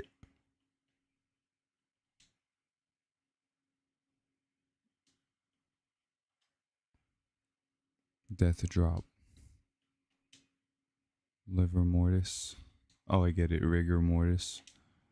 Center stage.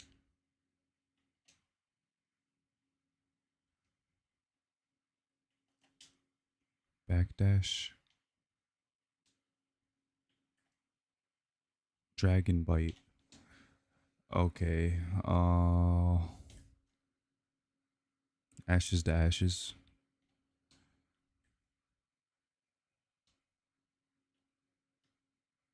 On point. What's the one where she breathes fire? What's her um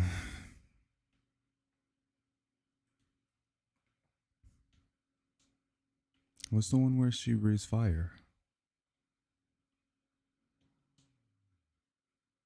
I forgot what it was.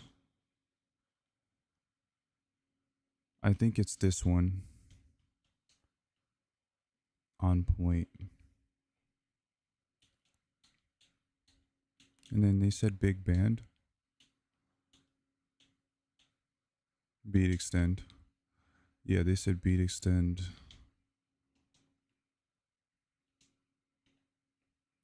I don't know, Parasol and Filio.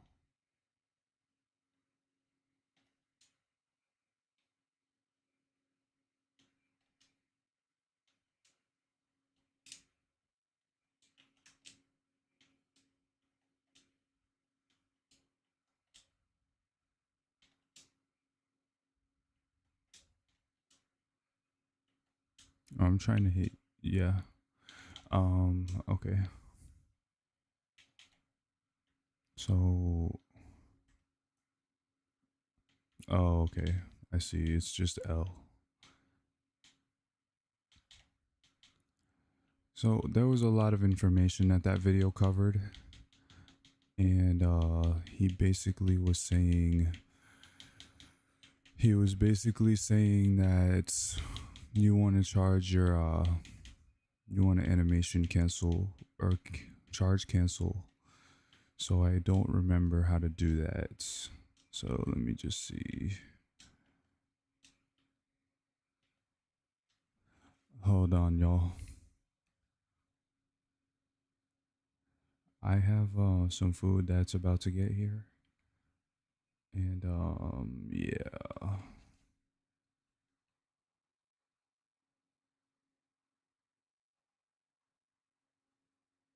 Okay.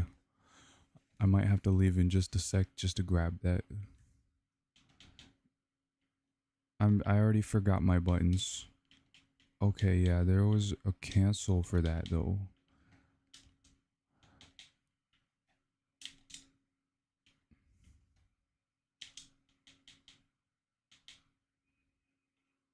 Well, I just used it, but I'm trying to figure out how to cancel it.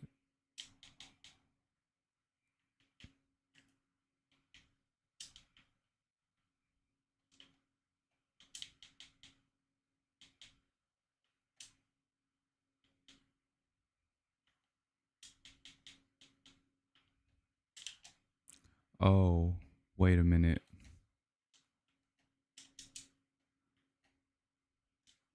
I think that's how you cancel it.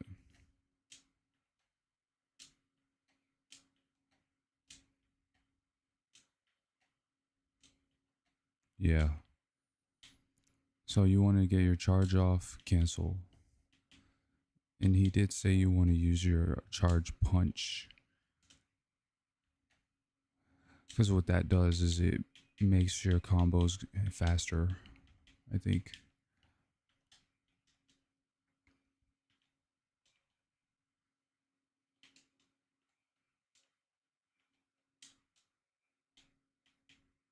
That's how you use your charge though.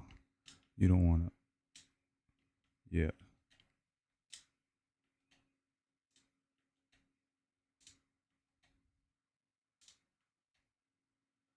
Like that.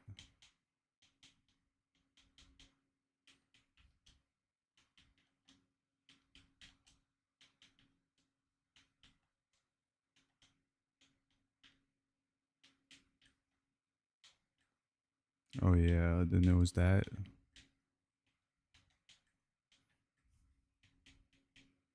Okay.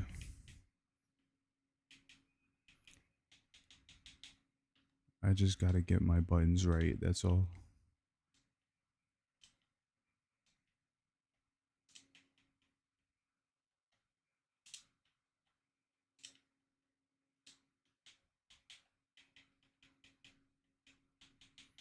So what did we master in the last gameplay? Well, we figured out a basic combo, which was that. But now we learned that that's not how you play her, not specifically anyway. What you want to do is you want to get your you want to cancel this, and then you can start going for combos, because then the combos come out faster. That was one of the main takeaways I got from that video.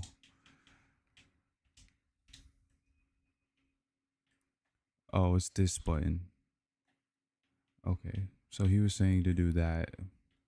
Yeah, that. Okay. Interesting, interesting.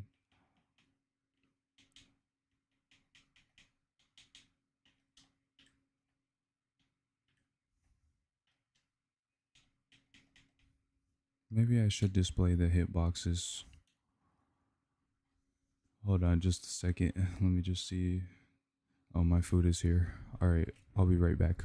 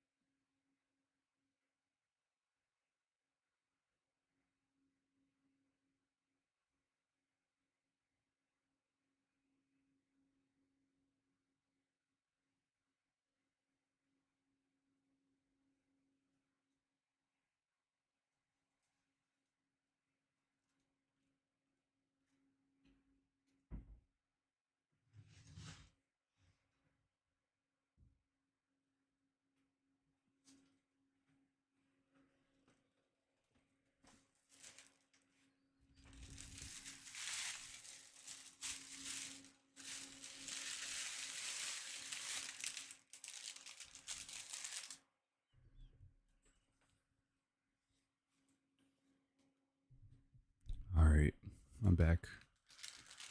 Got some food.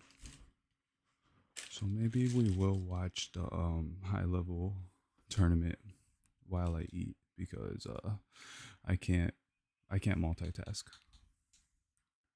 And I hit achievements. I didn't mean to do that.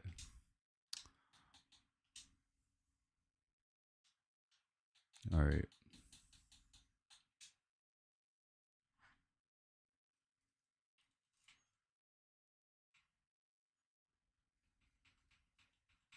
Let me just make sure to remember to swap over to the stream. I mean, yeah, the source. Yep, okay. Alright, I think we're good. This is where we left off. Band in the corner is baited. The reversal. Nice, gets over him. Very hard to blockable there. Yeah, no. Just got to hold all of this. Once again, Adivas in control. Oh, reset Americano. No spend. Tech out, get hit. Loses Undizzy for that as well. What a throw. Graham in control. And a monster. Has those. Mix. Baits out the reversal. But it doesn't matter. I'm safe. Oh no, Double's too tall. And now there's a lot of mix incoming. Oh, mixturization happens. Overhead No, lands. the drop. Wait, caught them lacking. A. Into the ground you go. No more meter to spend.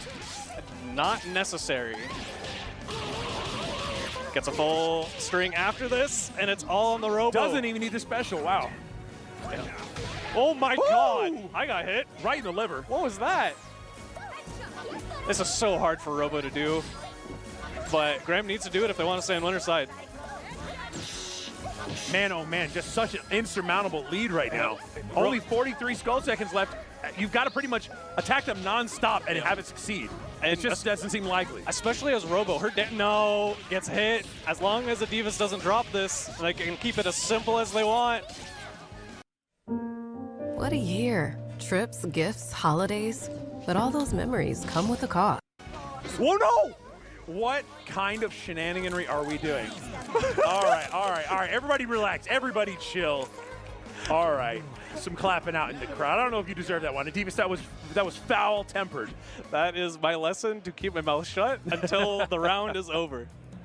All right, but Amy, locking that one up. I think if you were playing the numbers, Vegas style, then you would have put your money on Adivas. Just an extremely strong player. And again, our top-ranking player from last year's tournament. Yep. So consistent performance, even over a strong player like Graham. But hey, Graham's still in the tournament, just not in the winner's side. Yep, they've got to fight their way back for that rematch, but Adivas is the first seed for this bracket for a very good reason. Extremely good reason. Hey, some of the people that are going to be trying to take him out are Flank Roast and Tyrone. Oh, Canada. Oh, Canada.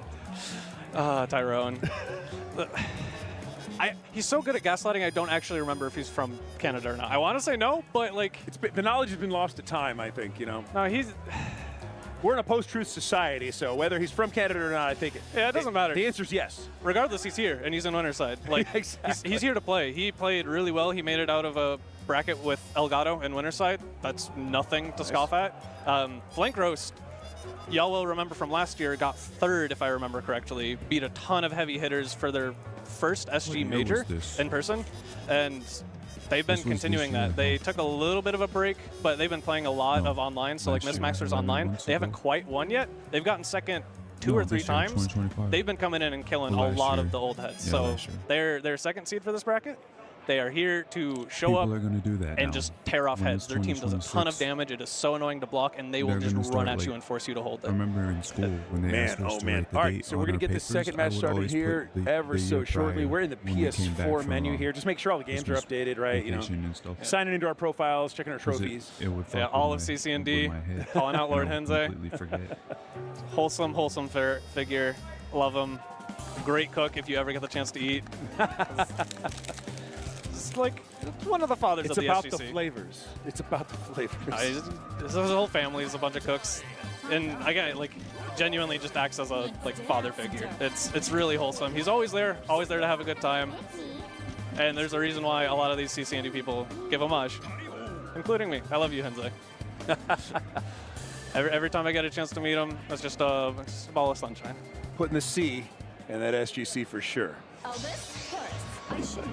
All right, so we're just going to get a little button check action going here. A little bit Mrs. Goodbar skin, my favorite. Yeah, you'll see some people complain, button check and SG, that's what we have the button assigner for. But sometimes people just want to be sure. Some people are too classico for that, right? You know, they don't trust. They don't trust. And it's like, you're on one of these setups, it's kind of just like, if you're not feeling it, you got to check. Because you don't want to say, nah, I don't need it, play game one, and all of a sudden it's like, oh no, something's not right. Sometimes, like, you know, it's like saving your document 4 times in a row. I control S, but then I saved it manually. Why did I do that? I control S. You just gotta be sure. You just gotta be sure. Because the one time it messes up, you really get burned for it. And in a game like SG, you want everything. Everything happens so quickly. And for those who are unaware, the version of Bomber Tyrone runs is actually an invuln DP assist. So you will see Bomber work in a lot more situations than you normally would, and he loves using it on defense. Nice, same side, doesn't fall for it, the throw doesn't work. Yeah, just back to neutral, good air throw. Gets the confirm, have to spend. And now we're just back into the swing of things. Not enough on Dizzy. Good Converts for the kill, and we're still on green light bars. Very nice start. Working with celery sticks. Nice, of course, the multi-hitting overhead. We gotta love those around here. It ain't SD, but they don't got him. Oh, no conversion. Confirm. A little bit awkward. Keep it safe. But now you're up against this character right next to her. Oh, now I've been thrown. Yeah, you do not want to be there as a zoner. This is so hard to block. It is good defense so far. Got hit once, bails out of the corner. Not quite. No, not early enough to get the confirm. Now just back to neutral. With Flank in Nice, Ravenous, and we're out of there. They're about to be in starving. They need to bail out in some way, shape, or form. This is about to be not good. All of a sudden, one of the worst characters in the game did not manage the hunger. Oh, runs no! into the ice. Not quite. That could have been way worse. Very much. Oh, Once to get in, no convert. Too slow. That's the very big problem with being in starving. All of your buttons are so slow, you're not used to anything, and it's so much harder to get out than when it's pre-rework. Shoot him. Yeah, this Continue to shoot them. is rough for Skullgirls. Oh no! Tyrone on the tip of the silver. Overhead, watch your dome. Carried to the corner, not quite. No, just get charged. Patient incoming, the gun. Good shot conversion, What beautiful. A confirm. Chomp. Reset. And the throw. Still scaled. Needs the one more. Yeah. And There that it is the one more. Oh my God, Tyrone, you scared me. Beautiful, beautiful set. A little bit touch and go there when the umbrella action started. But Yes. like you said, going into starving means you've really turned a corner on what you can do. Yeah, it is so much harder to bail out. And the major problem Flank was in there, Eliza was dead. It is so hard to raw tag to Squiggly. Like, she has so much recovery, but Flank didn't get to get started last game, and we're about to see a bit more. The mix this team has is, like, Tyrone's already gotten hit 3 times. This wasn't just a combo. Overhead, defense, block low. Oh, snatched from the skies. Yeah, up back my cremation. Tries to do it again, but look, man, I got a super for this. Yep. I'm tired of this. I'm tired of getting grabbed out of the air. I ain't holding any more of this. Like, this game's scary. I ain't blocking. What a Horus. Just straight out beats Valentine. That does not happen very often. Spend it for We've got enough, so let's do it. 1 bar even. She who mauls. That last hit does so much damage. Man, oh man, quite the chunk there. Get in the corner. Yes, Stay in the corner. Oh, fighting their way out. Very nice. Now it's my turn. Mix. L-Bomber gives you a confirm off a Robo ground throw. Instant Very nice overhead. Eliza getting punished for being tall. Expenditure or bravery? Expenditure or bravery? It's looking like spending. Level 1, level 3. Yeah, does not need all the hits of the double level 3 or the Robo. It's just like DHC early. Just do it. Keep it simple. Sends her to the corner, gets to run a good incoming. Just stagger pressure. Starfleet Academy has been kind of on the horizon for decades. Gets over it. Not SPO. quite choosing the right one. Wrong one. Don't stand up into it. Have to get rid of it in some way, shape, or form, but yeah, no. Caught low, back to neutral. Sing gone, meter spent. Pretty even game. Push block. Push block. That could have been way worse. That definitely could The have been a push block punish. saved him. Mix. Good defense. Chicken block. Oh my. Punished for hitting the assist. And I'm not going to say anything. Nope. We're just passively observing, not cursing. And it's in there. Flank row secures life bar number 2. Very last hit. What a confirm off that assist hit, too. Double jumps out of the mix. It's on the Robo. It's a bit more doable than the situation Graham was in. Good Nice snatch. throw. First. Get over here. Hold all of this. Wake up M Danger guessing for throw. Yeah, there was nothing to really make that safe there. Not frame supported. Cut the. Nope. Watch out. Almost back down. Gets low. touching the toes. Stop up backing. Flanker's calling you out. No meter to spend. It's not quite enough, I don't think. Has to get avoid chipped. chip. That is. Oh my. M Danger. Snap. I mean, You gotta send some. The effort was there. Yeah. The idea was there. Execution was not there. Definitely strikes me as that M Danger may have been a misinput. And it's like you're just scrambling from there. Either way, you're in a rough spot. That assist won't chip you out because it's a normal assist, but you have to block anything Squigly does afterwards. It's pretty much checkmate. But 1-1. Back to neutral. We are in the speak easy here to figure out who's taking this game 2 here in winner's semis. Eliza is well at home here. Very nice overhead. Good block on the overhead. Oh my god! Oh no, falls right into it, unfortunately. The bones! Good patience, double jumps out of the mix, avoids the assist, spends it. Oh no! That's a punish. Now, how greedy is Skullgirls going to be? Nah, it looks like they're just ending it all. Still got to spend 1. But in control. And this, very much. This incoming, like, Eliza with a low assist on incoming, and also just that. Oh, what a PBGC! Never mind, Tyrone hold all of that. Yeah, excellent. Oh, other side, and you are now toast if only she wants to spend. Will Robo spend? Will Looks like Tyrone it. spend? Level 1, level 3, just do it again. Oh, level 1, level 1. Good optimization. 80 hits. Man, that's ultra. Yeah, that beam super really wrecks him up. Out of Dizzy though. Drains all of it. Umbi kind of stuck in the corner. Not quite in Ravenous yet, but it is a ticking time bomb. There she is, and she instantly pressed the 4-frame jab. That is gross. Nice overhead. Tries to do it again, no go. Push block, reset to neutral. It's Nightmare confirmed, but it was on the assist. Keep it safe. No, not safe. Very nice reach out, touch somebody. And now this child has the hit. She does a ton of damage. She has a ton of bar. And oh, I've been bitten. Yep. Walk up 3M. If you've played Umbrella any time since the rework, you have learned to fear that button. Uh-oh. Oh no. Uh-oh.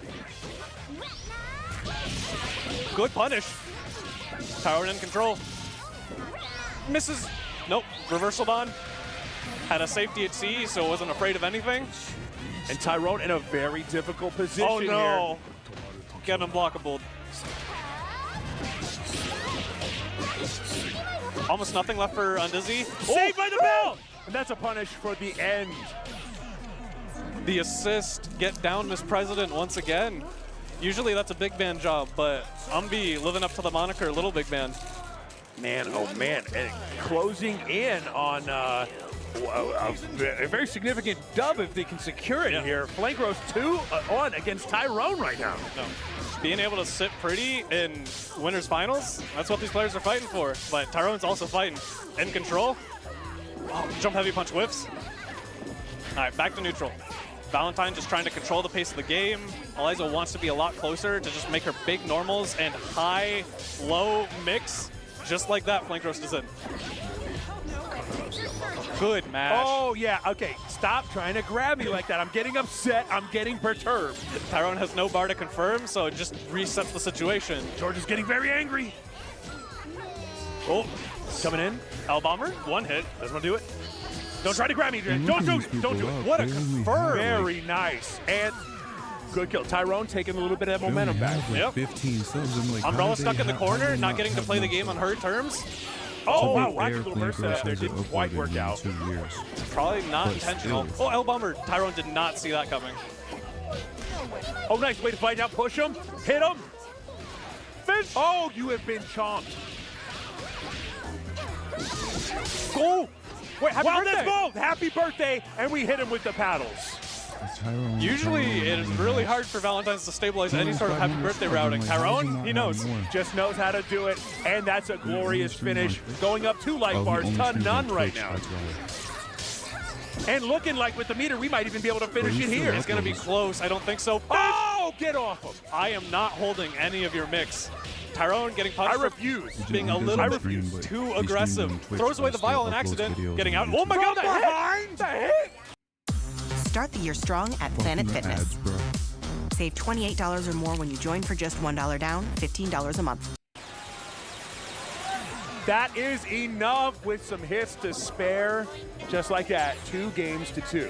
Usually we call Valentine blind. How did that hit? That was honestly, back shots are crazy. All right, 2-2. Man, oh man. Is that a DLC character? That can't be base roster action right there. That's crazy. Nah, we paid base price for that. No extras required. No, that's vanilla. Ouch. Throw doesn't work. Oh, man. The anti-air assist. It is Nice. maddening. Put him in the corner. Don't get schmixed. Fighting your way out. What Not a jab. quite. Peanut butter Combo. cancel. But Tyrone's still getting caught. The one touch. Grip. Tyrone not matching this time. That grab right there is nasty.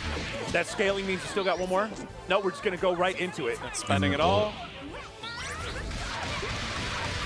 Very Go nice. almost instantly. Got a little bit left. Got a little bit left. Chop, chew, grind.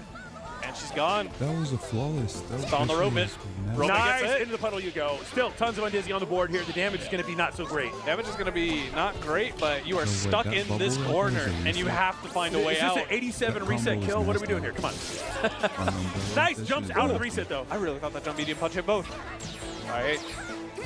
Flank is going to kind of try and get what Tyrone gives. Oh, no! Tyrone gives him a happy birthday.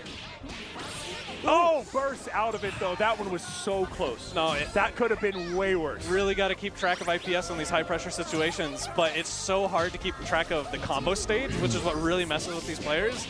Oh, push block, baited, backdash, caught low. Skullgirls is nasty on And this is not looking good for Tyrone. No. More than enough He's here to nasty finish on, it.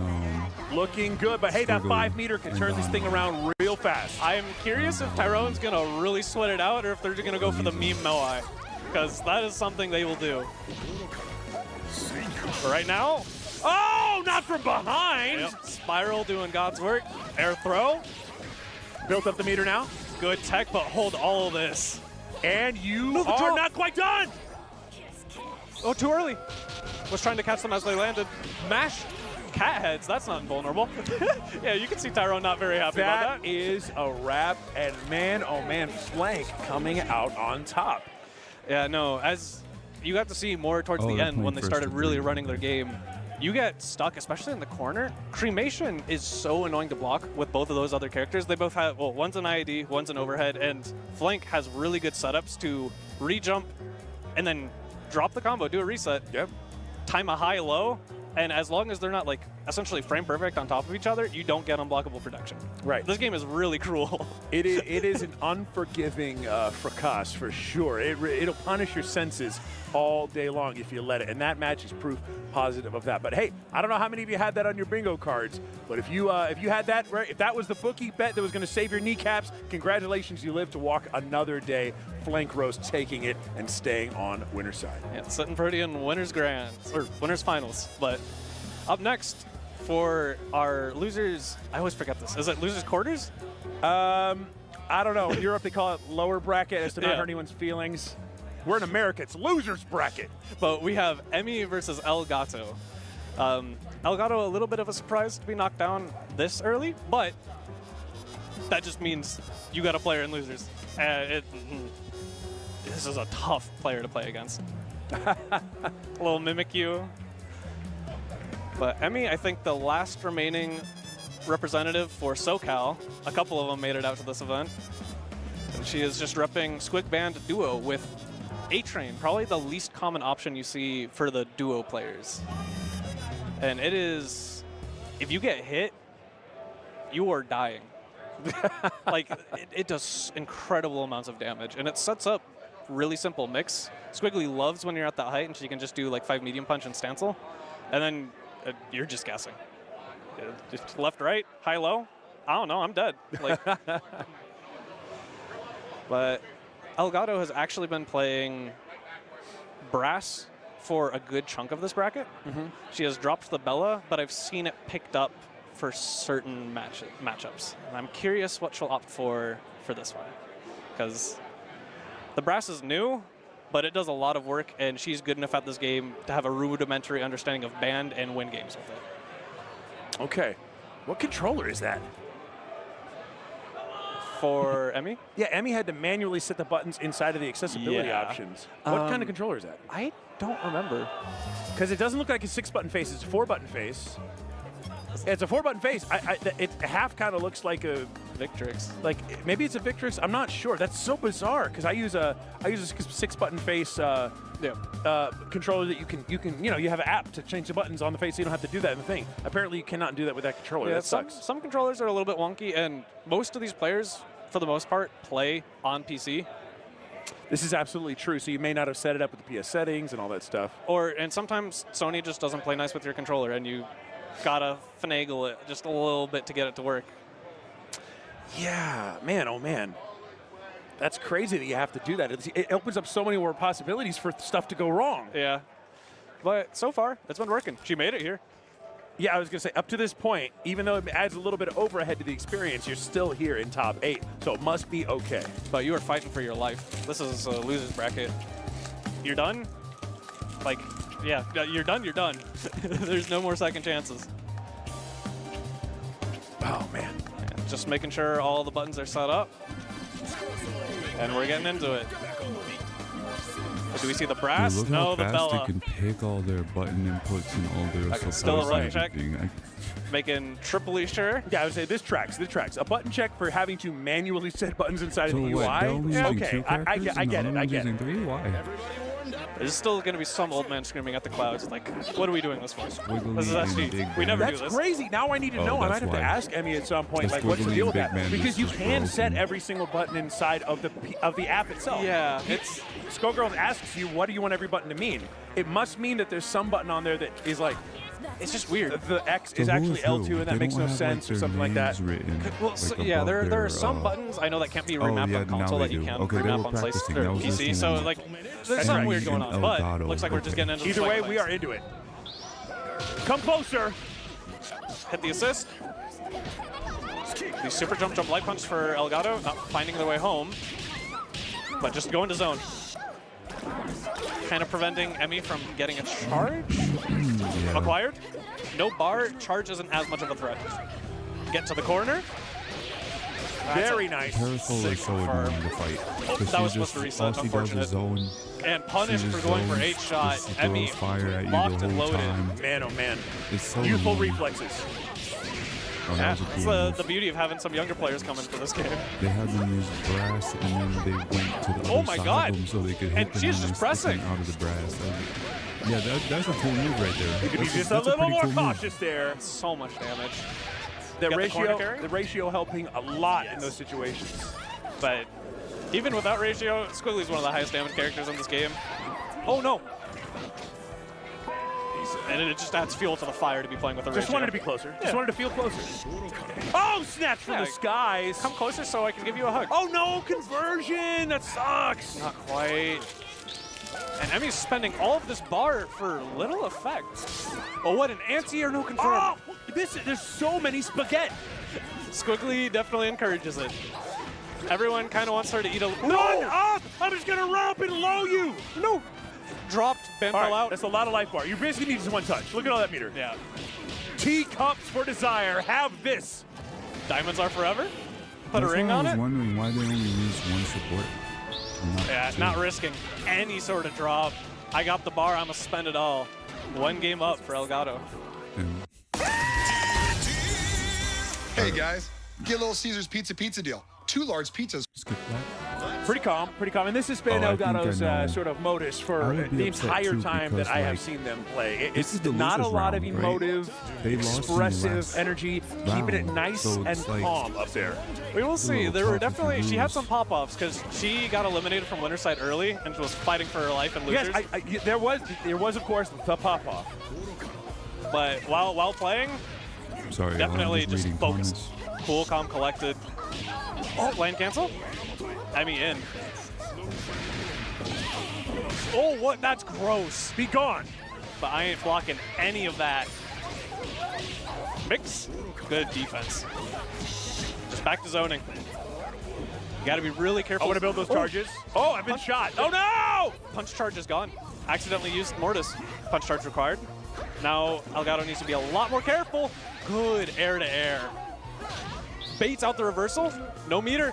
Nice. That scaling's gonna suck and no conversion. 2MB. Overhead. No, push too far.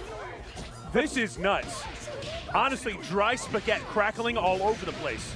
And honestly, this is my favorite type of SG. This game gets crazy, and I'm here for it. H-dive? Nope, keeping it real simple. All right, parasol done. Both charges acquired. Blocked. No punish. Oh, wow, no punish! Alpha counter. Get to the ground if you would. Good reaction. Nothing Bella can do after that alpha counter. Oh, caught you lacking. Man, oh man, out of meter here. Yeah, Emmy spends it very aggressively, but that is one of the only ways Squiggly actually gets meter. Because you build a little bit more meter once you're below 1 bar. And Squiggly gets nothing, because during her combo, she's doing stance cancels. She's not actually doing specials. She gets very little bar for anything. There you go, the build is not there. The butter is cold. But right now, Emmy's cooking. Elgato on her last character.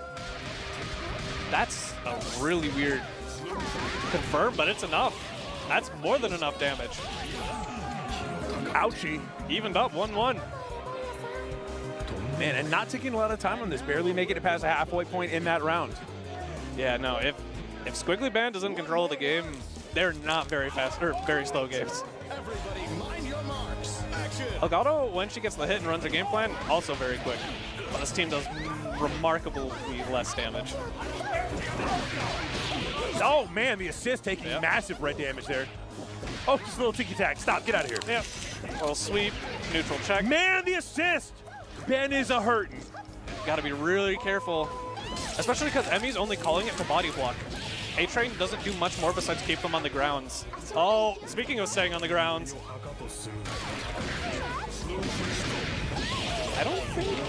Oh, wow. That's actually really good optimization from Emmy. And an excellent kill confirmed there. Big Band healing now quite effectively, inching upward. Oh, Elgato in. Oh, they're so close. Mix. Very nice. Still working with ratio against you. So a lot of work to be done.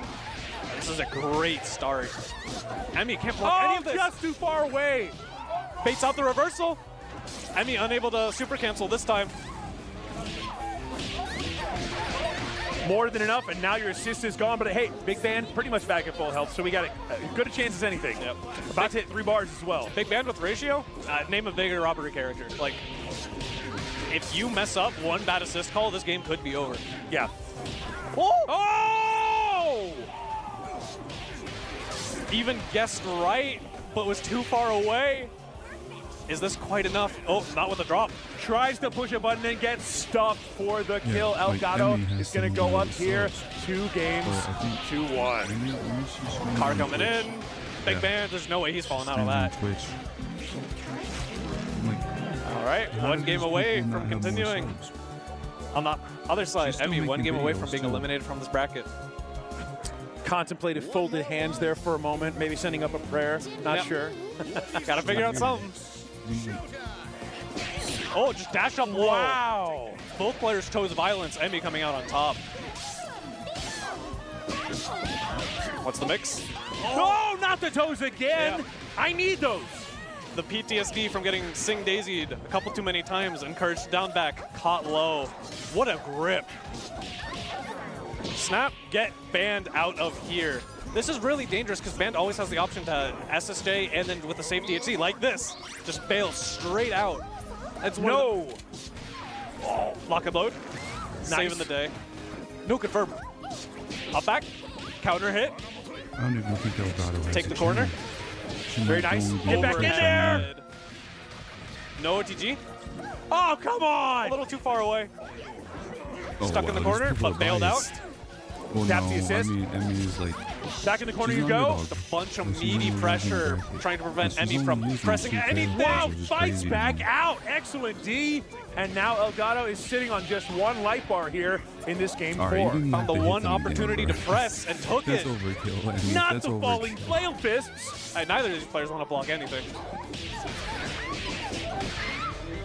Baited and outsmarted. No, come in throw. Trying to get them to jump. Wow, that was close. Back to neutral. But Elgato's definitely calling out Emmy for a lot of this mash. There's a tendency here that is starting to be exploited. Oh, not quite close enough for Excella. Emmy gets the punish. Mix. Daisy. In you go. Gonna build a little bit here, but still needs the one reset. Did she not combo breaker that? And no assist use available. No bar to spend. Oh, that was enough! Holy smokes! Great job keeping track of damage and knowing that you still have that kick charge. It is so easy with no visual indicator to lose track of that. But then again, they probably wouldn't be here if they couldn't keep track of that. Right, if they were unable to keep track of that. But still, that was a little bit much. That was a little bit much more than I was expecting from that last hit. I don't think I've ever seen Tremolo deal that much damage. But game 5 for tournament life. Both these players playing very reserved. Oh, the falling button again. That jump light kick doing wonders for Emmy this set. All right, first blood goes there. Spikes. That's enough! Invincible's through it, and now you're in the ground. Get in the corner while you're at it. Enough to secure the kill? I don't think so. Not quite, but you get sliding knockdown. Doesn't take it. Built the meter. Oh my, that is. Built the meter. In the last little bit of that combo, all of a sudden, up 1 life bar here. Emmy in a very good position. And Elgato just caught trying to press out. Counter hit 2 times in a row. No punish on the silver cord. Lock and load, securing your turn. Hey, I'll make it safe. It's not a big deal. The gun punish. Oh, that could have been the game right there. Good defense. Need to get something going. You need to get something going. Cat heads out. Oh, hey, that was big. That was really big. And people say Fortune's the only puppet character in this game. Oh, what a dive kick. Dive a kiku. This character's done for. And man, oh man, and it all comes down to Bella. What can the monkey do?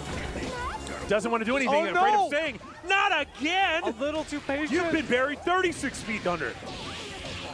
Seeing Daisy putting in so much work. Got to build meter here. It still needs 1 touch. Take the sliding knockdown, get both charges. And you can't even do anything. Yep. You can't even do anything. Force the Bella to play neutral. Anytime you commit, you risk getting hit by a sing option. Jumps right into it off the cancel. Build a website you love Get the charge. with Wix. What did they mean by For your stack both words? charges? Isn't that what they said? Option. Force the That's Bella to what play they said, neutral. right? The sliding Get both knockdown, get both charges. And just Got to build meter here. It still needs 1 touch. take the sliding knockdown, get both charges. And You can't even do anything. Yep. You can't even do anything. They Force said the get Bella to play both neutral. charges. So Anytime you can commit, stack you all risk of your getting hit by a charges. sing option. Okay. Jumps right into it off the I cancel. think I get it now. And the crowd loving that one. Emmy moves on in loser's side, and Elgato unfortunately goes out here in 7th place. It's a toughie, but that was a really good showing. That was an extremely strong match. The fact that that one went down to the distance there. What's so crazy is the crouch heavy punch into jump cancel is what got them eaten up by the A-Train. In those high stretch situations, one of the things A-Train players get away with a ton is people are so used to brass. You see that big band coming, it's like, oh, I got to jump cancel this. Like, I'm going to get hit. Big bands move right. I'm guilty of this. I see that brass start up.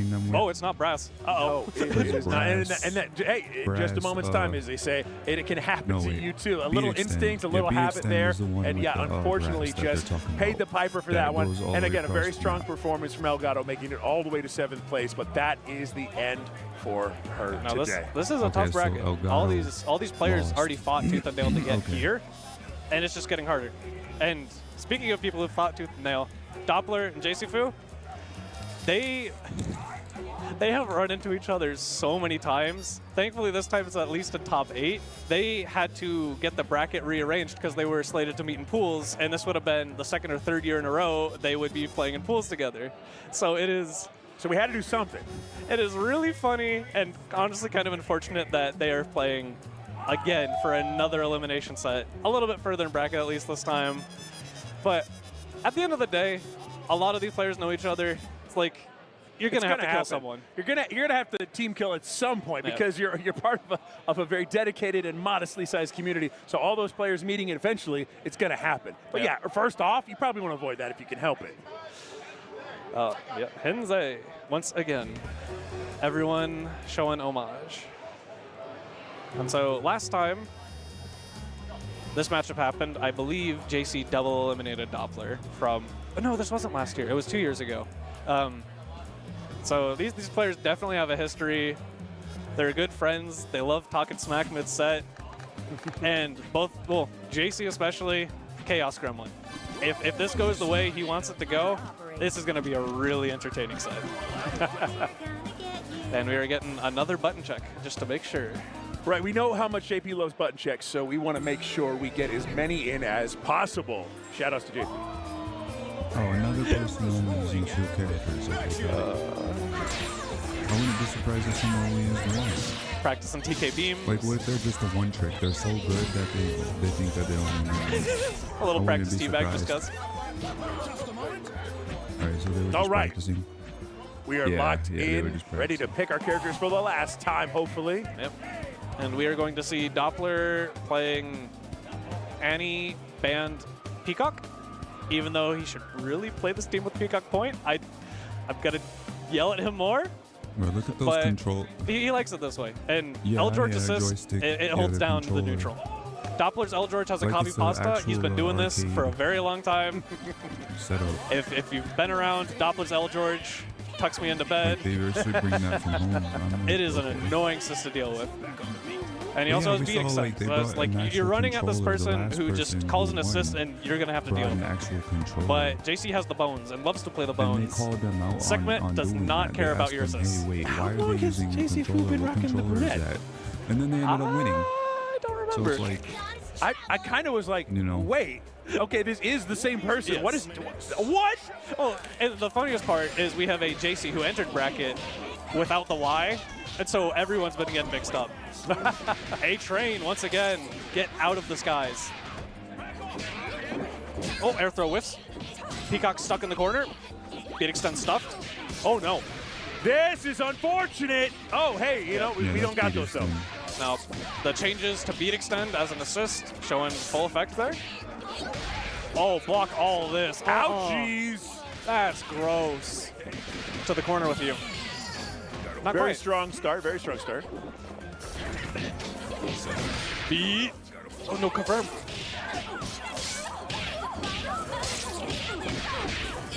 Oh, no. Not the rolling. That catches me off guard every time. Beat. Oh, what an SSJ. That was tight. That was tight. Wait. I gotta figure out what all this terminology means. And you're still right there. Like okay. SSJ, Chill. But this band is coming in. Social justice warrior, like what does that Band's mean? losing all that health. To the corner. And get the bar. Being a cadet in Starfleet Academy means being open to the people. Man, oh man, draining off of that life bar. All that red is gone. Oh, giant stop. Brass SSJ? Nope. And you are toast. Electric. Keep forgetting that confirmed take 13. I am not a banned That was a pretty violent round for only like 45 seconds. You know what I mean? Like, when you got banned on either team, it's like, it's going to happen. Especially, again, JC is just going to run at you. JC's going to run at you, call cremation, and then just go into the bones. Like, you're not mashing on me, you are being patient, dealing with this, and I'm going to frame trap you far more often than you'd ever expect a player to do in Skullgirls. But Doppler, in control. Oh, yeah, point Peacock. Listening to me. Sorry, I shouldn't be coaching that set. Oh, jumps into it! Oh, cheeky little reset. Reset is not there. Oh, no. Good, aggressive. Excellent challenge. Not going to be enough to kill this Eliza, but it's still full and dizzy. 2-bar, expending it. Yeah, secure this. Oh, no. Oh, okay. Yep. I did not see that item drop.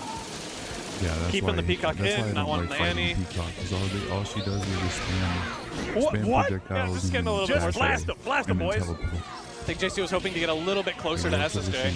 Oh my God! Whoa! And that's a happy birthday. What? That dropped? That is. All right, tight. Still enough to kill. Kill secured here. And the Annie's gonna come in once again, losing a ton of red life. No! Oh, drop! PBGC, right, get hit. I gotta look First bait, alpha counter. Before the rounds are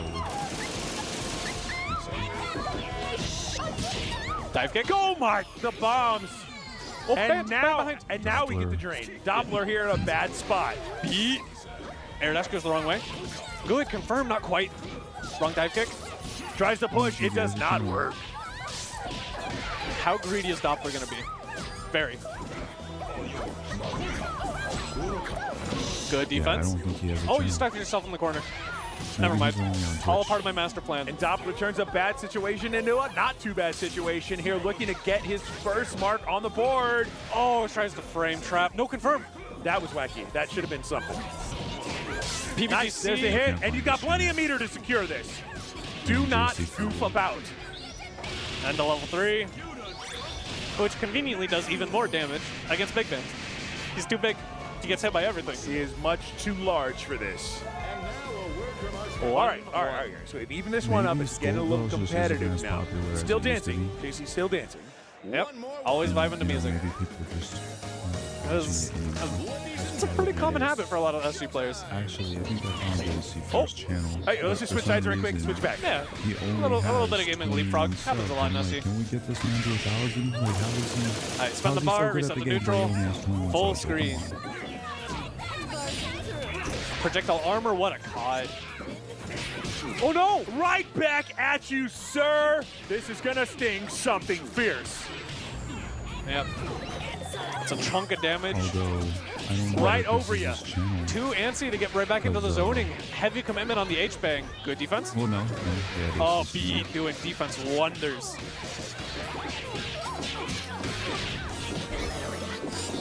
And now we're just back scrambling neutral. Eliza dead. Ben got a good bit of that life back, but still lost half. JC not blocking any of this. SBO, get me out of here. Like, if you watch, an elephant never forgets and it never hits. I don't know. Like, oh, big band. Hey, very nice. Let's secure this. Even and get up here 2 characters up these. 2-2. JC's honestly in a really good spot. This no. A much more tried to get a little formerly in a very good spot. Rolls reverse very quickly in this game. Stuck in the corner versus Doppler's team. You know, like Beat locks you down. But like, no confirm again. Not committing to H-dive. All the time. SBO, SSJ. Other side! On gets their the brass. channels, and they're still playing to this day. You know, people like Black. Squiggly fell out at least. But 3 bar in the tank. Find them all the time. But then when you know, it's and so again, weird, the max damage from that. Easy here, kill. But JC threw down to pretty much a one-touch. PBGC really though. Speaking of one-touch, you can easily secure this kill. Get a charge. Take him to the corner. And you got to be right a couple times, but this is robbery potential. Trying to fight the way out. The jab barely whiffs. JC was so right, but just barely too far. Sometimes that's all it takes, though, to be honest. Like, those barely moments are the most painful. If you were a couple frames closer, that one little pixel, like, but not letting it get to them. JC is cool, calm, collected, just trying to realize what he needs to do. Imagine being able to build an app with your name on it, just by thinking about it. Meet Base 40. To take Doppler down. Tech forward, get hit by Atom Drop. Oh, that's big. That's big. Talking about what you need to do to beat Doppler. OTG, snap. Massive reversal of fortunes. JC threw in a very good spot here. Just secure this. It snapped in the wrong. Just secure it! I said do it, don't not do it! It snapped in the wrong character too. So Band has the option to recover all this red life. Oh, that is gross. Snap in the bands. Get that red life out of here. Oh my god, what a confirm. I got hit. Oh, did not mean to spend that. You no longer get health for this. He didn't think it was going to kill, just barely. Man, oh man. Yeah, I mean, JC making the best of a bad situation, securing it at the end, but now Doppler fighting right back and looking to secure this life bar. Just needs one more touch here, really. Oh, caught before the projectile armor frames come out. Oh! The back dash gets caught by the H-Train. Loving arms of big bands. The bones tack on a lot of damage, burst bait. Oh no! Wow. Oh. Okay, that was a little scary. Speaking of scary, 5 meter on deck right now. Oh no, you can burst all of this. Oh! What? So it is coded to go off after Argus gets canceled, including if it gets interrupted. That's so funny. So it will just instantly explode. Oh, that SBM. That was not what I was expecting. Oh, okay. L George, Right at the end. delivered straight to the face. Oh, caught Dashin, and it clears the projectile. The bomb! The George was still there. You got rid of one projectile. Keep the corner. Oh, but you already used that button. JC, trying to go for a chip out. Let me out! Nope. Oh, you actually got out! Anti-aired by the light kick. This is very much winnable on either side. I'm hearing them. Oh man, oh man. They are talking. Oh man. Mad Oh, the smack. bomb saves No today. confirm. No confirm again. Too far away, but that's the touch! PBGC get hit. It just, The undizzy's too high! it was scaled. Undizzy's too high! Oh, TV!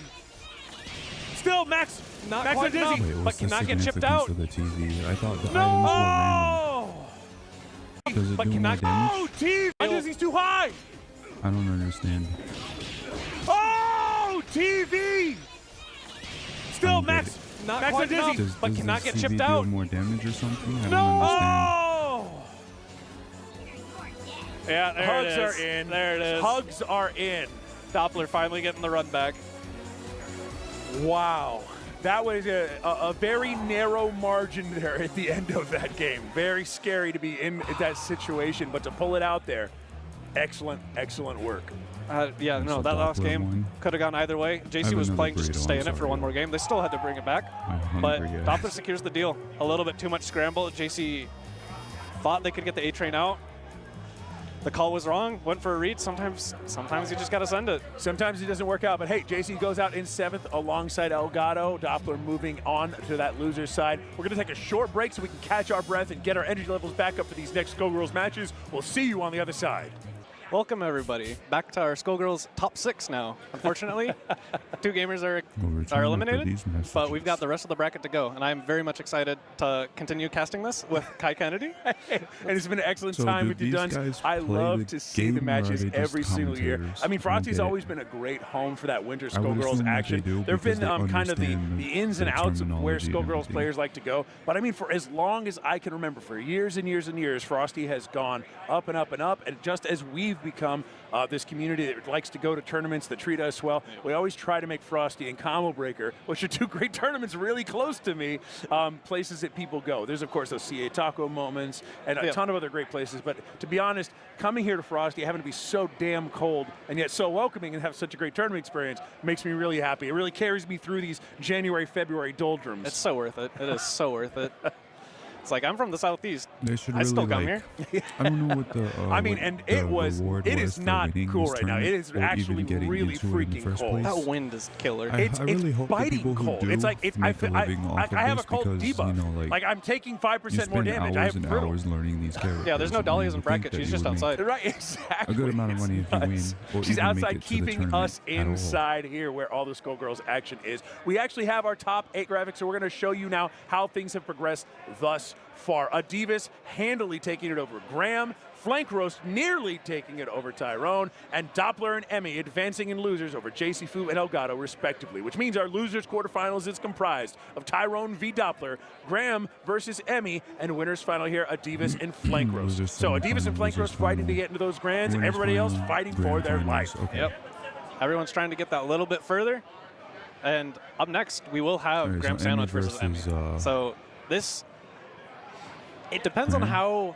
how, Losers finals. I want to say reserved Graham, but like I can't put those words in the same sentence. Graham and reserve don't go in the same sentence together. And so I'm kind of expecting this set to be very quick. It's going to be a bloodbath unless Graham like somehow releases his inner cat pie and actually is patient, cool, calm, collected Robo and not, I'm getting bored zoning. I'm going to run up and just do something. Because that's kind of just his MO at this point. Anytime I see a Robo do dash up dust, it's, nah, that's probably Graham. Or they've watched a lot of Graham. It's an experience playing him. Damn, you all right? In Albion, no matter where you go or what you do, your mount will accompany you on your journey. Perhaps you'll pick... Yeah, we gotta spend a little bit of time setting up the Emmy controller again. They need to play with inverted colors, but that just totally like blow your mind. Oh, yeah, they probably would like an really Xbox mess me up. controller. There are Okay, some yeah. palettes that like the rainbow double. Some tournament rule sets I think still have it banned, which I find hilarious. But like, you know what? I support it, Yeah. to be honest. I don't want you to have any fun. I want you to play canon colors only so I can recognize them for their achievements and story relevance. one of the really cool double palettes, Father from Kids Next Door. I love it. It hurts my eyes when it like has any other effect going on. So it's like you get counter hit and it's already red and then it's like inverted red. It's so cool and I love the palette, and then I just like I get so mixed up playing versus it. It'd be pretty fun to go to one of these But tournaments unfortunately, to I don't watch think it, we have though. access to those palettes on these Mortal setups, Kombat so tournament or, like, a Street unlikely to Fighter see it tournament. That shit would be today. fire. Some of the newer characters that have come out over the years have had really cool palette effects, including like Annie and Dahlia, where you have the special effects added to them that change with the palettes. I would love if, you know, it's unlikely because, I mean, how are you going to sell it? You can't sell it. But I would love if they go back and add some of those special effects to the older characters so that they can be made a little bit more unique. Just visual. No gameplay, just a little special effects here or there, right? Little peak cinema. Yeah, there's a couple things. I know a lot of people really want the Sonic Philly effects on Shadow Fukua. Double Philly and Because like that's sick. And that would be like a nice little double- touch, but That's quite the touch. Robo Only the most and, obsessive devs are going to add stuff like that. I mean, that's SG players for you. They love this game. They love a lot of other games. But we're right into the action. Emmy swinging right off the bat. No assist call. Back to neutral. Hey, let's both get Big Banded! Big Band doing his job. A jump light punch again, finding its home. I think Graham is Snap gonna win after this. losing the corner. Graham wanting to play mid-screen versus Band. You probably know, but that's my prediction. What's the mix? Same side into cross-up. You have no meter to keep this safe. This Band is gone. As long as Graham doesn't do any funny business. And air throw instantly. Another grip. Emmy caught, just not teching.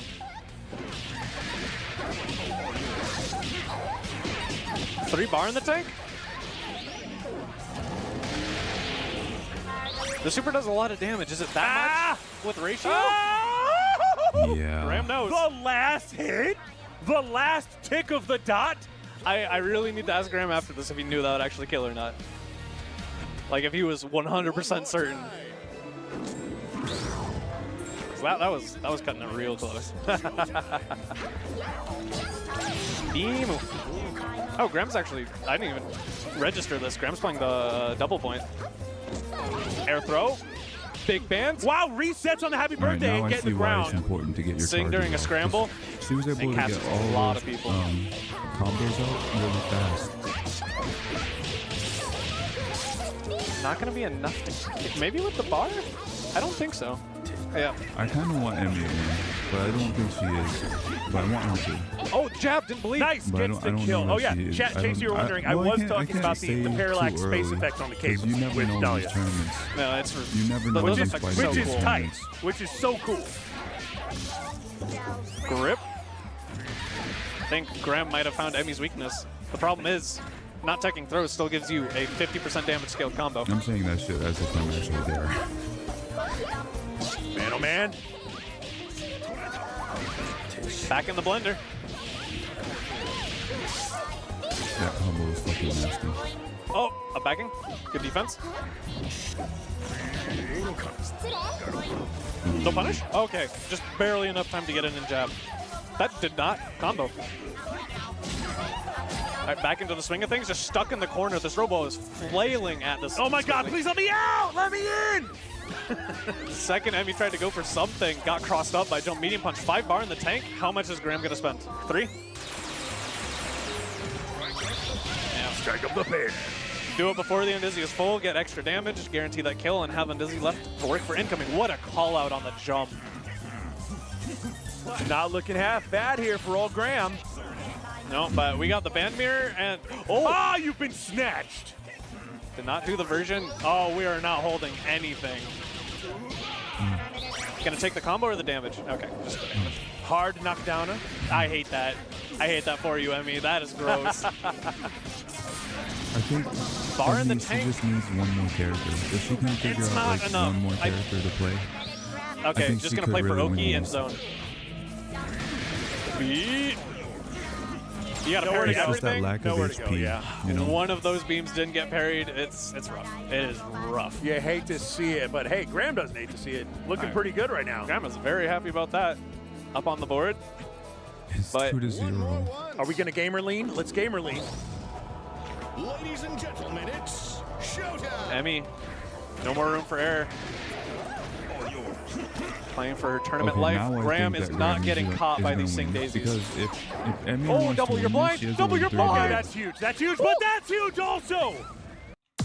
Start the year strong at Planet Fitness. Save $28 or more when you join for just $1.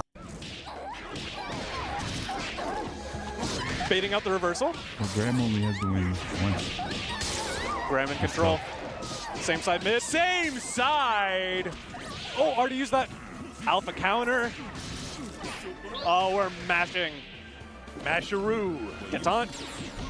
That next SSJ, if Graham decides to spend it, will kill. Nice. Wait, no, that's Emmy.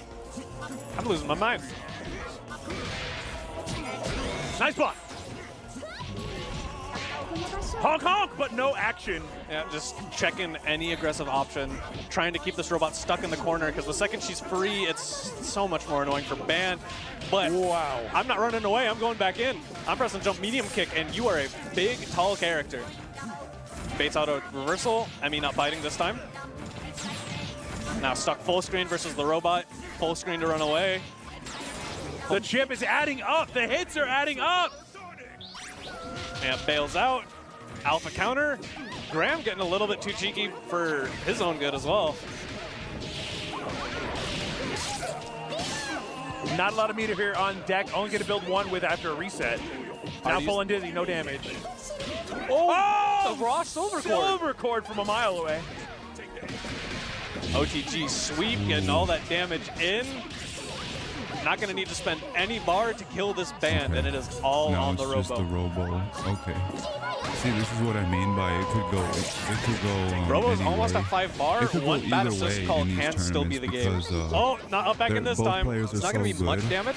That they just still full and dizzy. counter one another, no matter what characters they choose. So it's like the toes. You never know. Like just looping this, keeping this robot stuck in the corner. Very easily. No longer in the corner. Well, not easily, but like full screen to run away, but not much time to do so, and Emmy does not care. And just keep it real simple like, on the board. She was losing that fight. Staying alive. Staying alive is very important here, because that was almost a 3 and out. Yep. And if you're a Graham fan, 3-1 looks better. It's because like you don't want to get swept. It's better for the narrative. Everyone. It's kind of embarrassing. I gotta be honest with you, the Japanese squiggly voice is really throwing me for a loop right now. This is not something we hear a lot. No, it's really funny. Last year, I think they had the drunk announcer on the stream setup as well. Anything like that, if you're not used to it. Because the sing, I think, is the only thing you really notice. A lot of like the hit sounds are like whatever, you barely even register. But the sing, it goes from, you know, we're used to, oh, and now this one's like, it's like they realize something like, oh no. They look away for 1 second, Emmy's losing half their team. This is an awful start. If you're a duo player, you have felt this pain. Seeing like right now, I think that Graham has this. That being said, duo ratio Squiggly does a ton of damage. If Emmy can just start getting in control. Man, Graham just complete domination right now. Graham Sandwich looking to put her in the grave. There we go. He still has goes over the gun. There's a lot of recovery on it. Got a little life. If I'm getting to the grave, you're getting in there with me. With like overhead, a miracle or something. Alpha counter beat. Yeah. And no drop. That could have been the game. Yeah. And that is a wrap. Yeah. Graham staying strong. Emmy going out in 5th place. And Graham popping off just a little bit. Yeah. Like, No, I never seen this, by the way. Feeling pretty good. What is on the collar there? don't know. The thing is, it's a monochrome reverse image, so I don't want to say that definitely was an Among Us, but it looked like an Among Us. Knowing Graham, I wouldn't be surprised. Honestly, if he plays a band song, it's probably going to be the Among Us song. Like, can't believe it. Can't believe it. Total brain rot. Your generation's doomed. Yeah. This is my generation of SQ players. Chad, is my generation cooked? I think we all know the answer to that. And it's a resounding Shut yes. up, Dad. We do what we want.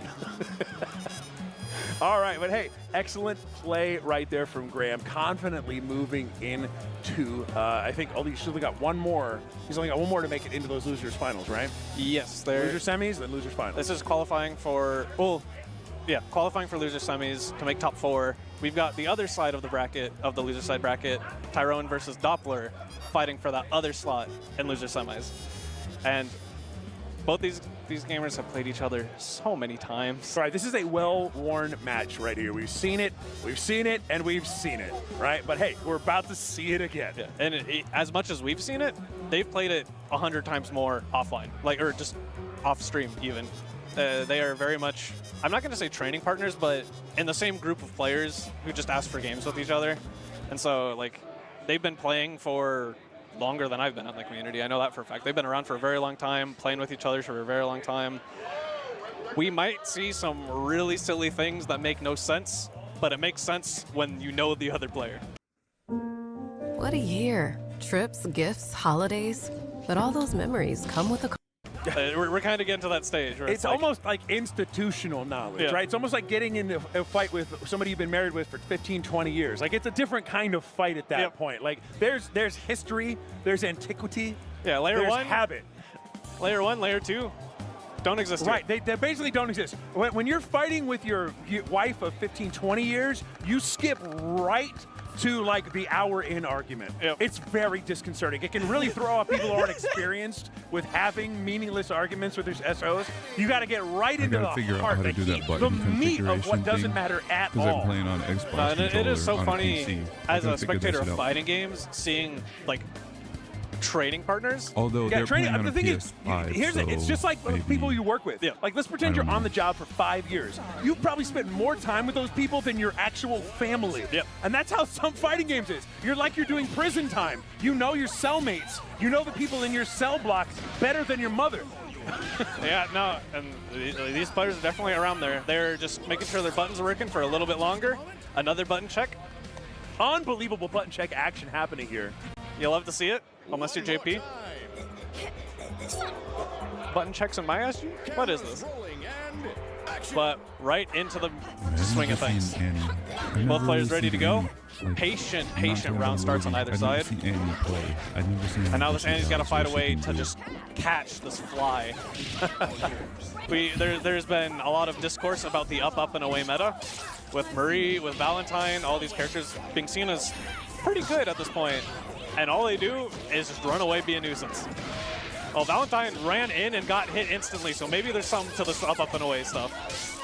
Because choosing aggression was not the answer here. Good patience, no burst. I mean, it could be worse. Yeah, chunk of damage on the band, but this robe was eating a ton of damage for it. Teleport and Vuln through. And now this is one of the only matchups people would argue is winning versus Peacock. She is a very neutralizing character, but the beams interrupt her zoning really well. We are seeing it here.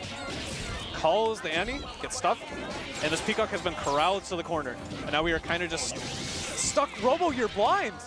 Facing the wrong direction, and it's going to cost her life. Unbelievable. Wrong direction. Can't even face the right direction. Remedial school for you. Yeah, no, it's a worrying trend among a lot of SC characters. It's like you're not even paying attention. There must not be vision insurance in the Canada Kingdom. Like, everyone's just blind.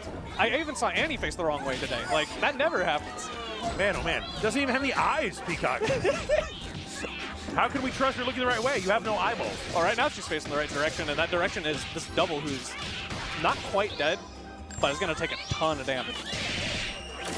sent full screen and just play neutral again versus this character. Yeah, That's have how fun. you use that. Teleport in, a little bit risky by Doppler, but yeah, I hope you weren't planning on having fun today, because no, the fun police is here. It's over. Peacock has entered the bracket. Oh wow, real patient on both sides.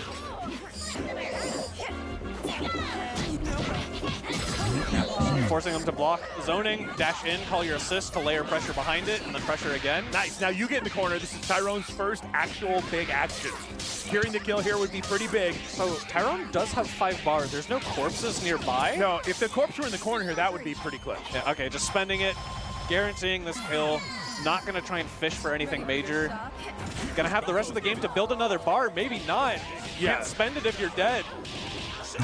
Doppler, do you drop these? No, you keep them stable, simple as possible. No!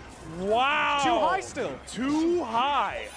Tyrone's gonna be fishing to get that little bit of meter. If you get 5, oh! Yeah, this game. They went for the Twitter clip. They went for the Twitter clip. Yeah, man. If any of y'all know Tyrone's Twitter, their banner, their pinned banner for the past like 3 years is them doing that to someone. And it is one of the most BM clips I've ever seen. They love fishing for it. Didn't work this time. Doppler knows too well. Doppler's learned his lesson. And it earned him game 1. Good. Anti-air. No! See, what did I just tell you? Even Andy's facing the wrong direction. I cannot believe this right now. Sniffing out the side switch, very nice. And converting off that, I love to see it. Heavy counter hit. If you've got the route, then this can work for the kill. Oh, this is so unstable. And he fell out. And now we're just back into neutral. Real patient. Doppler forcing the issue, no confirm. Oh, Crescent. Watch the bypass. And Tyrone. Oh, what a grip. Put him in the corner, let's go. Oh, jumps into it. Pete, you are going to hold my offense and you are going to like it. My assist is enforcing every option I choose. Oh, we're doing. Does this kill?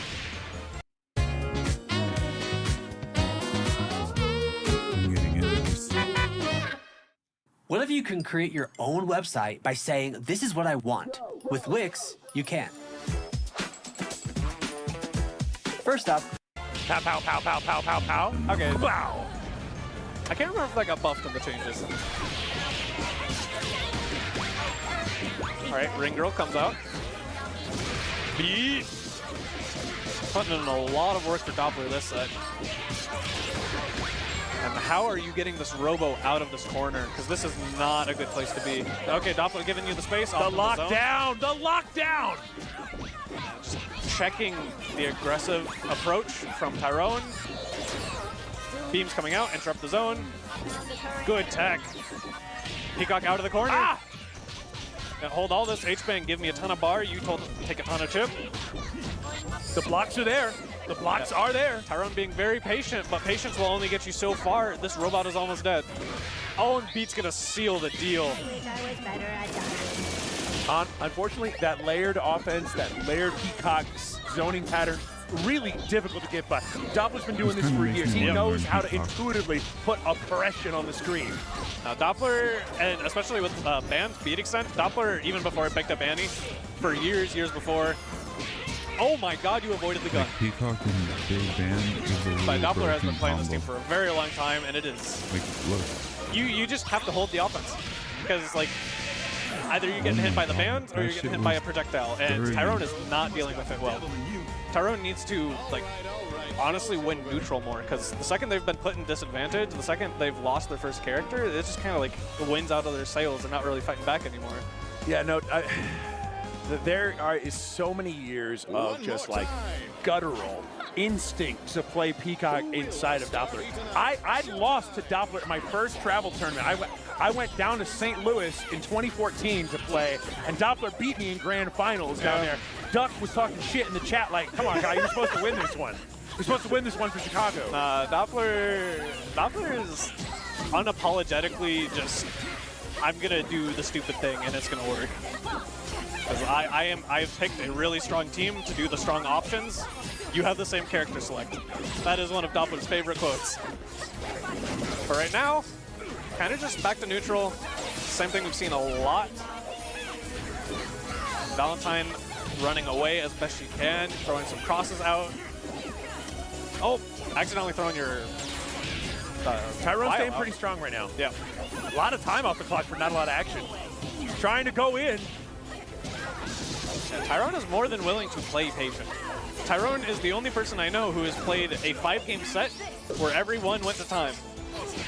It was a 20-plus minute game. This is enough meter. Wow, this can be the kill. Oh yeah, 100%. And the up suspended. Probably gonna do magnet as well. There it is. A little bit of less meter for Doppler. Better corner position.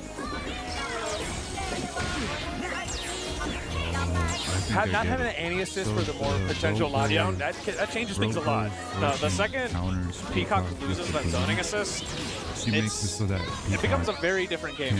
There's a reason where, oh wow, right, again, Argus gets interrupted, and Lenny not your own bomb, not your own bomb! It is a pain you will have to feel if you're going to be a Peacock player. There's no way you can avoid it always, and that was a great interrupt by Tyrone. Getting them the Peacock kill. He was going to get rid of... And not just staying alive, but staying strong here in this third game. Goes for the armor and gets called out with the command throw. Doppler is just right. Mashing? That's not again! Choosing an option that's really getting stuffed by something that Doppler's being smart about here. Hey, you have to be careful. It is one character. It's banned with bar. You can very easily lose this game in the next like 10 seconds. But you better watch out. You're going to get snuck on here. Yeah. That being said, push this character so far back. The fight drags on. Yeah, I saw the logic. It just didn't happen in time. The helicopter was a little too high in the sky, not getting caught by all that wind. Hits the assist. 3 bar. Good night. Are you going to make him watch? Or he'll just defeat. Yeah, make him watch. Do it. Do it. Yes, sir. On the board. Spiritual AAAs happening out in the universe right now. I can hear it behind me. Crowd's going crazy. It is always the crowd participation option. That double snaps, you will always hear Skullgirls players. Like if you want to know there's Skullgirls at your tournament, listen for that, because they will yell, and I love it. But Tyrone's got to do that 2 more times. Some on a hard drive somewhere is sitting all of the crowd chants they recorded for the Beowulf release. Every character has like chants. Yep. Double, like that. I need that to make it into the game somewhere, somehow. Because that would have been tight if you could, because we recorded the A's. Yeah. We recorded the A's for that. If you could put that in there, I would love that. They did it for a little bit during COVID, didn't they? Some of those? For the NMO arena? Maybe. I can't remember like what they did and didn't take in and for why and all that. I just need it to be in. I don't remember what Doppler just did, but they lost their beat extend. Their defense is a lot harder now. We have got to the point where literally anybody can build a fully working app without knowing how to code. This is without that DP assist. Has been relying on it heavily to shut down Tyrone. I'm getting into this. Also even on offense. Really entertaining. So that is a big, but what a throw. Doppler is in, and this is the beginning of something. Right now, not very much. And Robo needs to find her way out of the corner. Oh, roll! Yep. Going in, back out. And he just swinging that big sword around. Oh, what a confirm off that assist. Beautiful, absolutely beautiful. And those 3 robot heads are not going to mean a damn thing. No, sir, they're not. It's 2-2, bars relatively even. Tyrone is not in control of this game anymore. And Annie facing the wrong direction, but the backwards hitbox still working. Oh, Tyrone, air dash didn't get canceled. He was something you'll still see from Annie players. For whatever reason, sometimes it just don't quite come out right. But he hits the assist, tagging on a little bit of damage. Tyrone's got to force the issue at least somewhat. They do not have the life. Fire assist clips, George. What a match. Oh! That's a full combo off of the super trade. No way. All right, not a lot of action off that, but still, that was pretty crazy. Goes for a relatively early reset, gets caught, no combo. Get out of there. Wait, you can reversal. Car. What? Oh. Great. Very nice presence of mind. Phenomenal awareness. by Tyrone. Keeps it safe, catches. That's so hard to confirm off of. Really needs to be careful about ever calling his Valentine, because any assist call could be an assist dead. It has that little health. But right now, Tyrone's just struggling to deal with the zoning. This knuckle assist is locking him in place full screen. You'd think he's in the corner. Oh, man. Car from that direction? Okay, keep it safe. That's pretty good. Oh! That safe made it unsafe! I didn't even see it coming. Actual jump scare.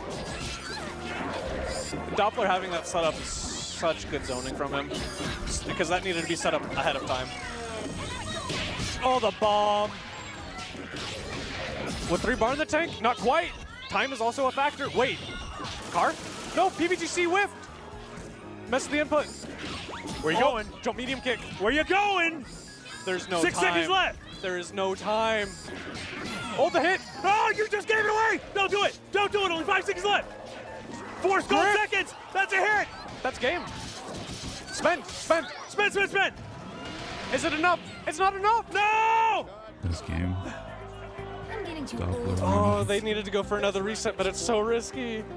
Just zoning is not so enough time in the round. Doppler talking his talk, letting Tyrone know a little bit. Both of them love hints. No matter who won, they were putting that up there again. But Doppler with a really good showing. Again, that was for top 4. Yeah, that was really close at the end there. It's like it's like in your heart you knew there wasn't enough time, but in your soul you wanted there to be enough time. That was so close. And like, just maybe, like again, if you're in that situation, all of a sudden you're just stuck thinking, but what if? What if I did this? Like, could it work? Could it be? I could have done this. I could have done this. But in this timeline, at least, did not happen. Not meant to be. Those sets are nail biters, and thankfully they get a chance to rest, because up next we have our winners final. We have Adivas versus Flank Roast, because if I was Doppler and I had to play again right after that, drained, absolutely drained. Second to breathe. We get to watch.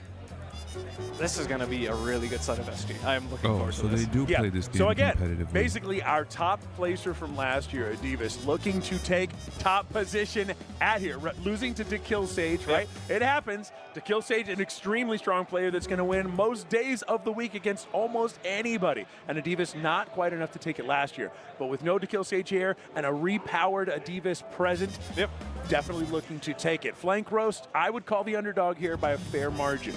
Yeah, no, they've been. I think if they show well here, even not winning, they very much disprove that. But they need to show up here. But again, like you were saying, Sage got first. This is second and third from last year. Yeah. These players have been here before. They are really good, and they have continued grinding. They've continued playing. So when is the last time that they would have played in person? Do we know? I think it was last year. It would have been last Frosty, right? Yeah, last year Frosty. So a whole year to develop, a whole year to marinate and think and get the flavors soaked in. And especially because Adivas does not play anywhere near as many online events. Right. So they probably don't run into each other very often. Right. So the matchup experience simply not the personal matchup experience, simply not deeply instilled, unlike, our Doppler matches. At Wayfair, we're game for every style. Let's play Chair 8. Yeah. It's like, these players are basically meeting once a year to show their stuff. So anything could happen. It's been a whole ass year. No, and whatever happens, it's going to be good. These are two of the best players, and they've proven it by making it to winners finals. Good throw. Adivas not ready to tech. Flank Roast instantly starting off this game very strong. Okay, they're starting. I Good thought defense. they were going to do a button check. No, happy birthday! Wow, button check first. zowie. My cremation is better than yours. Wow. Hey. I'm so glad Flank Roast does the MCOT one, because there's some Eliza tags that just look like they're going to drop. They're double snaps, not tags. Overhead, no confirm. Not quite. That assist covers so much space. Recall gets a combo. And Flank Roast working with a perfect. Never mind. Oh, that's not how you punish And that. converts off the trade. Wait, Adivas really needed that. Yes. Oh, that is... I got hit. And you better bet Adivas is killing this character. All yours. Reflector, mashing, get a full combo, somewhat scaled. No, they don't have OTG. Yeah, Parasol's just got to hold that. He has no options in the air. Oh, it drops. Keeps it safe with meter. Nice punish. Man, Flankros going ballistic right now. Oh, I didn't even see Umbi get called. That is gross. And didn't get punished for all that. All right, just patience, trying to fight the way out of the corner. Yeah, I can see you got a little greedy on there. Flankros ready and waiting to punish an overextension. Not enough to win game 1, but it is close. What a confirm. Oh, parry, yo! Level 3. Still get a brass after this, but not much more. Okay, just takes the knockdown. Oh, yeah. Okay, that was sick. That was sick. That is the go-to when a band is parrying that stuff. It's SBO, it's para level 3. Just guess what I'm gonna throw you. You gotta be right. Great awareness from Flankros. Make it flashy, guys. Action! And we're just right back into it. Game 2, assists hitting each other. What a confirm. Excellent confirm, put you all the way in the corner now. No options for IPS, goes for mix. Yeah, block that. Up high, down low, too slow. Got the corner. I'm behind you. How can I be behind you when you're in the corner? That's crazy. Oh, Parasol, you're facing the wrong direction. Speaking of behind. Oh, almost both characters. Yeah, Diva's saying, hey, let's play some offense. Good block. Keep it safe. Oh, was that landing? That hit, yeah, I think there was some activity there in the air. Nice, no mercy whatsoever for the children. No. We got active combatant on the field. 2 of the smallest characters in this game, and they hit like trucks. Spend it. Nope. Goes for the burst setup. Oh, got hit. Big Band, I think, just saved Squiggly there. North's the wrong SBO. Air throw. Nice. And battle of the Squigglies. Probably the 2 highest profile Squigglies we have currently, because Triv is a little bit retired. Oh, no confirm. Neither player getting these hit confirms. Spend it, keep it safe. Oh no, you can't dive kick that assist. Flankros in control. For this moment in time, Flankros is just the better Squiggly. Absolutely. Spend it. Nice. I was out for a motorcycle ride in Daytona Beach when a reckless driver slammed right into me. Oh, mistimes the incoming slightly. Yeah, that's so annoying to punish. Stuck in the corner. Oh, couldn't quite keep both in, but guarantees it on the point. Spends it. Par excellence, and this is a one-touch game. Flank's in trouble. There's the touch. Killer, 1-1. Very confident game. Only took about, 60 skull seconds there. That one was a very different kind of game. What are we seeing here? What was the adjustment that was made? It's weird, because it's like, I kind of just want to say Adiva's defended better. That was part of it. Honestly, just... Oh, no! Wow. No! I can do it too! Both of us can drop it. All right, handshake. I'm back to neutral. No confirm. But another happy birthday. Just like round 1. And maybe it was a happy birthday. So maybe not getting happy birthday is the key to winning. Because he misplayed. Adivas has been calling Trivation in a lot of scary situations and is getting her killed. But now, stuck in the corner, half your team gone. Dealing with Eliza, who just hits like a truck in the corner. Oh, what a bones. Just hard call out on the aggressive option. Oh no. Yeah. Oh no, getting boned from behind. The unblockable Getting boned from behind. air throw. And yeah, no, I got nothing.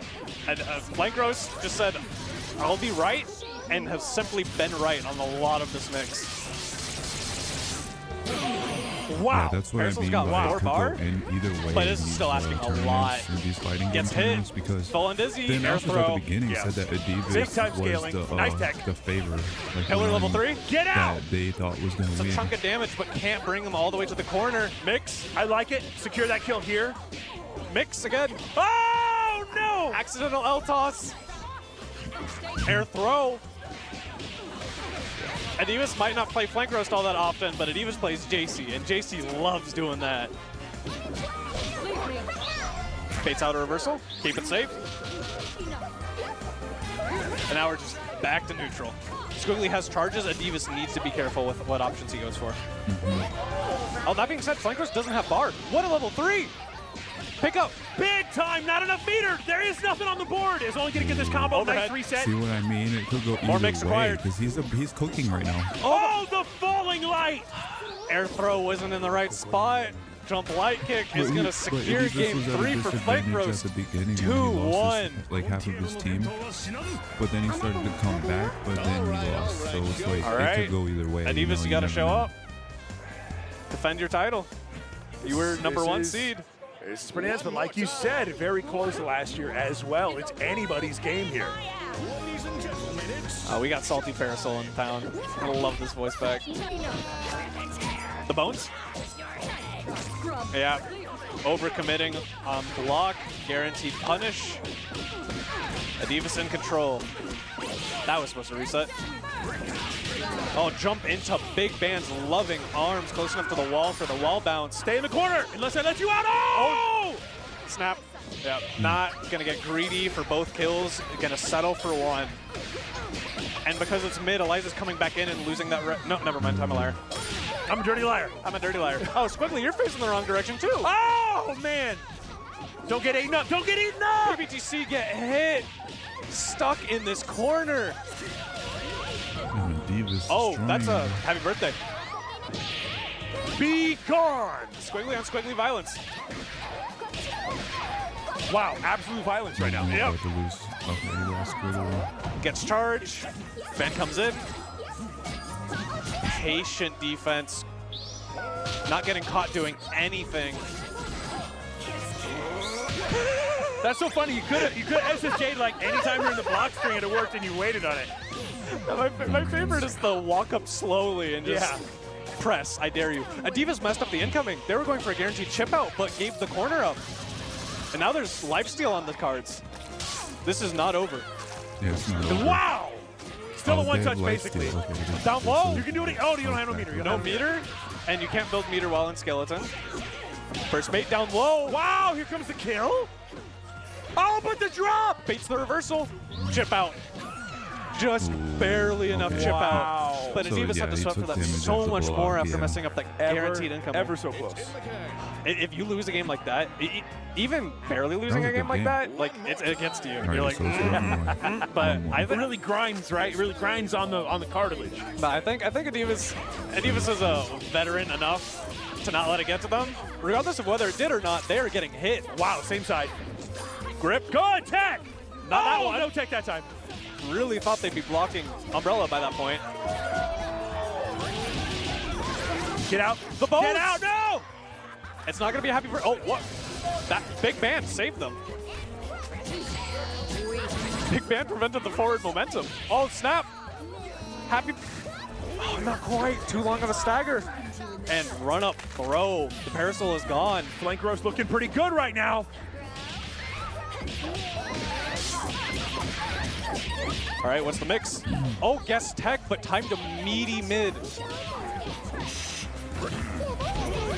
Starting to really get in Wing Zero's head. Frame trap. Adivas, you play against JC, you should know. But caught pressing. Man, you gotta get out of here. You gotta get out of here. There's no way out. You are blocking high-low. Throw. One last chance. Oh, you needed that hit. Didn't believe. And oh, you've been grabbed. It's all on the Squiggly. You wanna do it your way.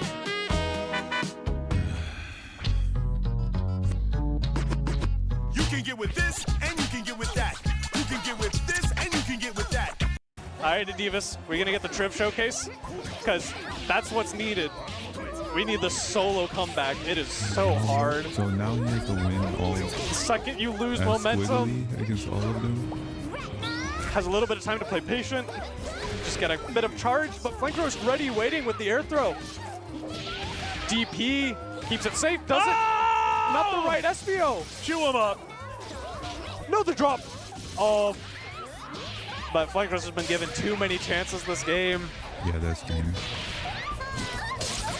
And this should be the end of it. And Flank Roast with the upset, sitting in winner's side grand finals. I mean, wow. I mean, Flank, despite the beef from last year, goes ham. Shows he's not a chicken and takes it. Salami. Yeah, no, and like showing why he's almost won Mixed Masters Online. I know that's a big asterisk, almost, but making that far in the first place, taking some of those sets to 5 games, like you have to be this caliber of player to get there. Exactly. And they're showing very well that they belong here. You know what? Honestly, the number of happy birthdays that we were witness to, I feel I've aged, actually. I feel I'm 7, 8, 10 dozen years older than I was before that set. We went through many cakes. Yep, especially because so many of them didn't convert into anything. It's just like, no, please. What is going on? It's just like absolute scramble. That set was utter chaos. That it was, but hey, sometimes you gotta make the notice while the chaos is happening. And you know, Flank was the one to do it there at the end, which means we're gonna get another chance to see Flank there in grand finals. And you know, hey, Adibas has got to fight their way through losers now. Yep. They are fighting the winner of, or one of these two goobers. I say that very endearingly. I love both of these players. But we have Doppler versus Graham Sandwich. Again, players who have been around for a while, played each other a lot. And speaking of absolute chaos, there's a good chance we get that again. But maybe not instantly, because Graham is opting to play Robo. It tends to encourage a little bit of a slower game at the start. That being said, it is Graham. So, we gonna disconnect controllers and? Okay. A little bit of just making sure everything's set up nicely, removing any chance of delays, any, God forbid, someone being Bluetooth and accidentally pressing the home button mid-set in top 4. So very good on them for checking, just make sure. It's always, always a good option to just never take that risk. It's like... I'm gonna be right back, I'm gonna get some water. What do they just do? They change voice lines? Got some excitement on stage.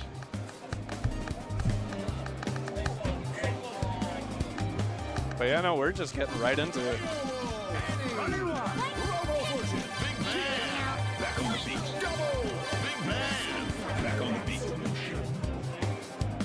All right, tripling up both sides. The ratio going to be pretty violent. But hey, 2 big bands on screen. Hey, it doesn't get more crazy than that. There are 3 big bands left in bracket. Soon to be 2. One must die. Flank Roast, the only one left in bracket without a big band. But right now, just patient zoning. 2 zoners shaking hands. It's like, yeah, we play this game. You dodge my projectiles, I'll dodge yours. Very cool, calm, collected, trying to interrupt each other's zoning. Both players calling their assists. Ooh, out. Oh, wow. That bomb actually connected. Oh, tries to check Doppler. Or Graham up backing. Oh, caught pressing something. But Doppler now cornered. Weird little exchange there. Couldn't finish him off. Chipping away. Oh, the falling jump medium kick. And get out of there. Yeah, bomb going up. Yeah, no, you're staying in this corner. Graham is pressing this issue. Now Graham's stuck in the corner. Now Graham's out of the corner. just a little game of leapfrog. I love to see it.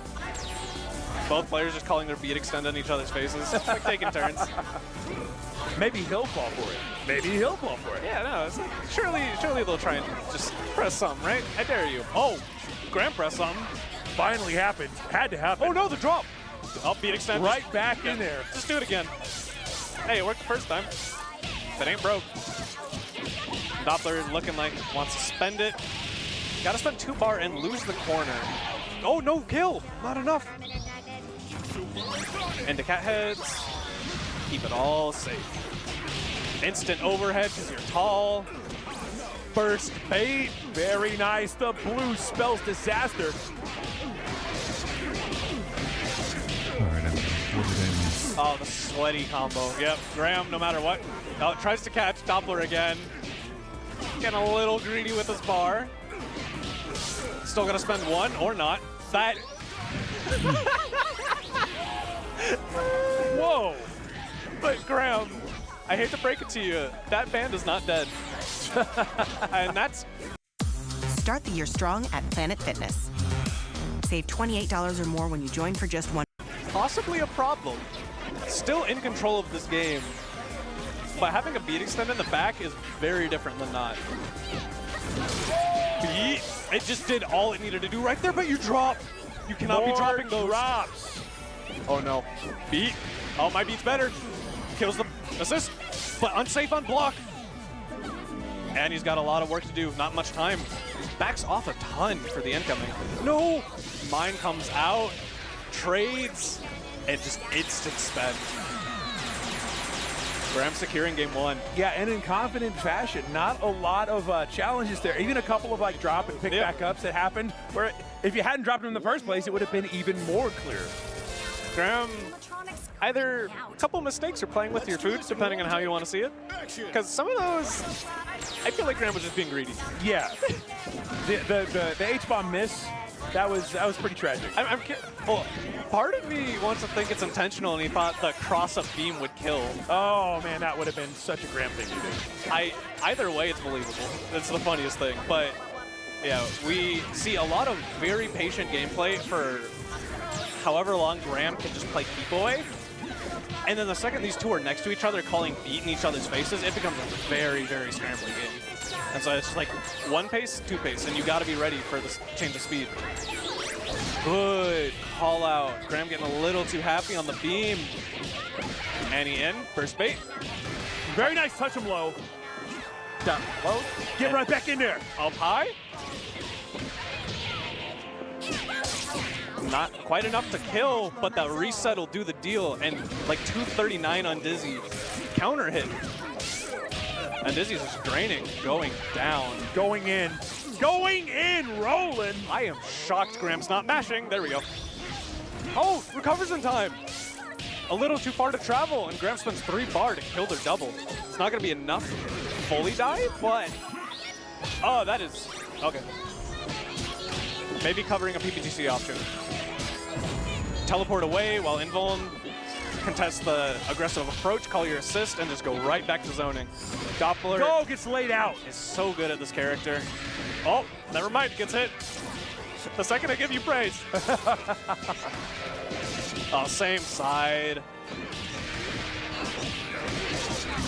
You know a double player's a real one when they just start going same side. Nice to throw reset. Keep it the drop!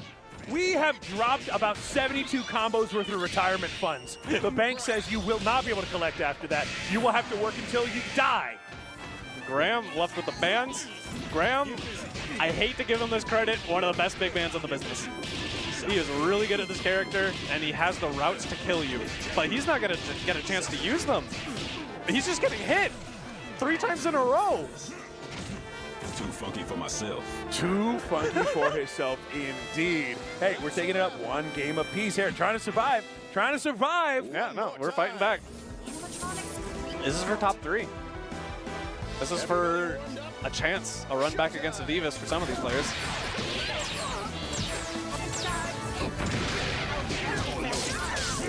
It's the assist. Yep, just very patient neutral. Robo encourages this type of game. And happy birthday. Not able to take it corner to corner, but gonna get a chunk of damage. Never mind! Dropped it! Again. Seen it time and time again. And Graham is just getting hit for it at this point. And the burst! Doppler's done this every single time, and Graham takes the bait. Finally! Oh, he was trying to get level 3, yep. Good night. Thwack, thwack, thwack, thwack, thwack, thwack, thwack.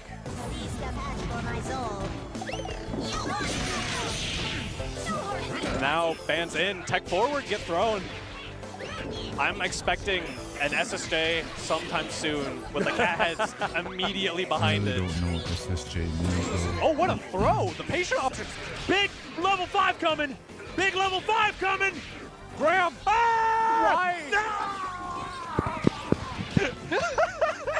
Graham trying to be really optimal, trying to show Cat Pie that he has those routes. But this is not the time to show you have those routes. Send the level 5. There's the SSJ I talked about so long ago, but it is bittersweet. Another happy birthday, and assist is dying. Not only an assist, Graham, you are so greedy. But the throw avoids the assist. And we're getting into it. Doppler about to be left to the band. All right, Graham looking good here with 2 life bars, 1.5 really. And Graham has the meter advantage. I was gonna say, we're about to build 5 again. DH into it for even. We might actually get to see Graham play a song. That being said, Doppler's got to get through this double first. Oh, punch. Oh no, this is dangerous. This is really dangerous. It was a counter hit too, so there's Ndizzy left to work with the band on incoming. Coming in with 5, it's a one-touch game. One touch either side. Good defense. Jab. And now we're just double jump. What a call out, level 5. I told you! He messed it up! He messed it up! He even dropped the song, that's crazy. He almost dropped that combo too. Graham. Oh my. To thrive in today's tech world, you need more than coding tutorials. That's why WGU's computer science degree God. Yeah, this is infuriating. You had one job, Graham. One job. Time to put on a show. Let's rock. Well, we are into it.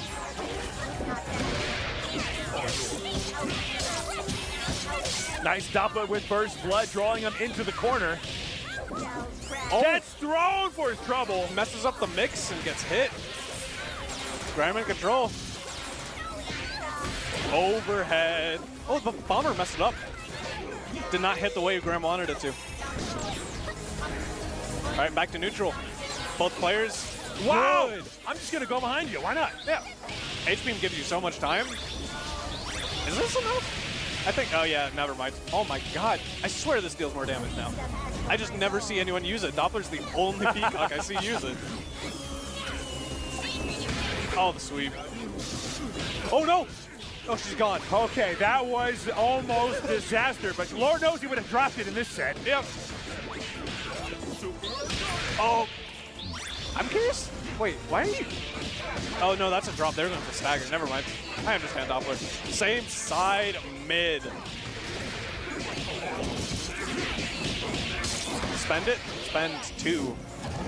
SSJ did car from the right side to keep the corner afterwards. Taunt or incoming? Incoming. Yes, nice tech, but still enough on Dizzy that it's full afterwards. Calls the assist. My brass is better. My brass is better.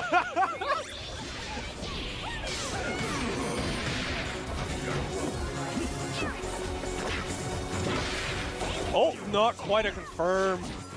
Beat. Hold all this? Nah, I'm same side. You thought I was going the other way. 2 bar in the tank. Oh no! No confirm off the mix. Nail biter. Graham can bring this back, not like that. Getting caught, pressing a button. Doppler brings it 2-2. It's 2-2. And we're going to game 5 again.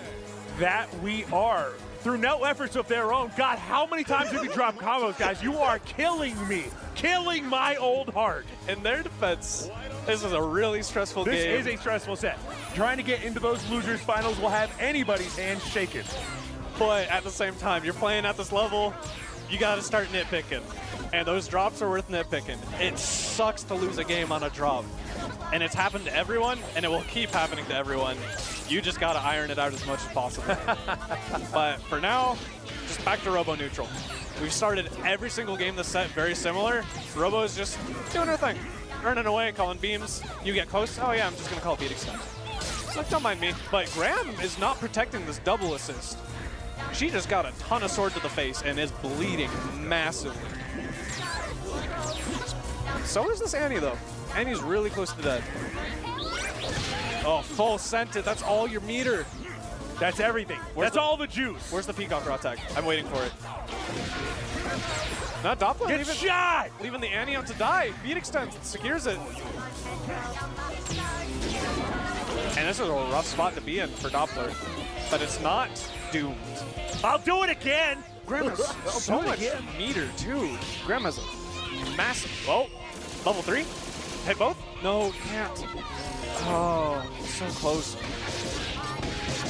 Can you kill and snap the corpse? Or do you just snap now? Yeah, bring the double in here. Oh, you're in big trouble, Graham. Oh, that's what those. You thought you could press on incoming? No, I'm coming for that. Oh, Doppler! Beat. SSJ. Oh! Wait, that's it.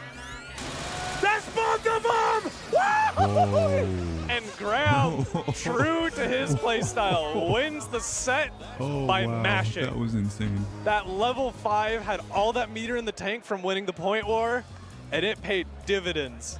Just one right guess, GG, shake my hand, I am moving on. And an unfortunate way for Doppler to end. You kind of hate to see it, but that's just how this game is. That was a level And 5 what's great about this is it wasn't their ult. necessarily the damage, it was the tall hitbox that allowed that to even happen from level 5. Yeah. So it was like at first you're like, oh, nothing's gonna happen. Wait a minute. Yeah, they got the meter for this. Every single beam super gets progressively bigger. It's just like, oh.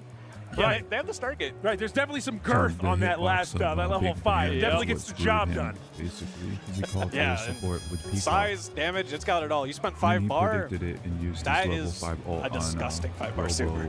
Yeah, and we've only got 2 matchups left in this tournament. Before we get to those, we're going to take one last ad break. At Wayfair, we bring style to every Fucking get-together. ads, We bro. brought wings. You mean these wingback chairs? Dive in, everyone. Pay some bills. We'll see you in just a few minutes.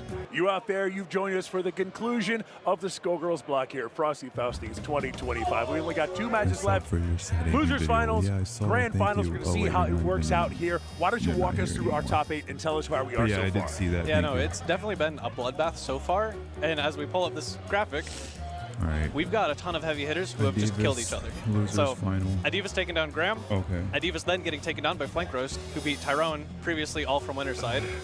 In losers, JC unfortunately eliminated by Doppler, and Elgato surprisingly eliminated in 7th. We then had Tyrone and Emmy both get eliminated by Doppler and Graham, respectively, for tied 5th. Doppler and Graham just played a nail-biter of a set for loser semis, and Graham barely ekes it out to then fight Adivas here in our losers finals. Man, and it's crazy to see these players here. Flank Roast with that big upset going on to grand finals, giving themselves a huge buffer in the event that Adivas makes it up to grand finals and faces them for that double jeopardy. But Graham's trying not to even let that happen. Yep. But here's the thing. We Oh, okay, already so whoever saw wins the loser Graham Adivas final earlier, goes to and grand- this double jeopardy goes is to the grand not in final? Graham's Is that what it favor. is? No matter how strong the relic is, no matter how strong that Hinze icon is, it may not be enough to power Graham through this losers finals. Lord Henze can only do so much, and Adivas, we've talked about it before, we'll probably say it again, is a tried and tested veteran of this game. Like, they've been here around the block so many times.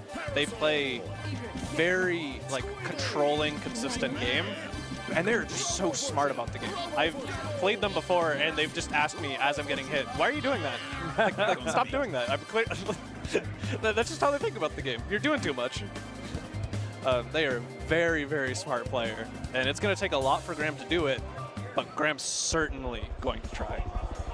All right, so going to have to unlock all the power in the battery if you want to overcome Adivas here. It did not go so hot last time. Let's see if Adivas stays strong or if Graham's got something more to give. Graham opting for the point double. Usually people would pick Robo, but right now, either way, it's not working. Oh, guess tech, but Adivas did not press anything, so the guess tech gets Graham the hit. And cross out. Behind you. Running beat. The classic cross under. Oh, no. Didn't catch right with the Clyde. Parasol, one last chance at life. Graham? We're going to talk about it? No? Okay. That was a pretty expensive way to do that.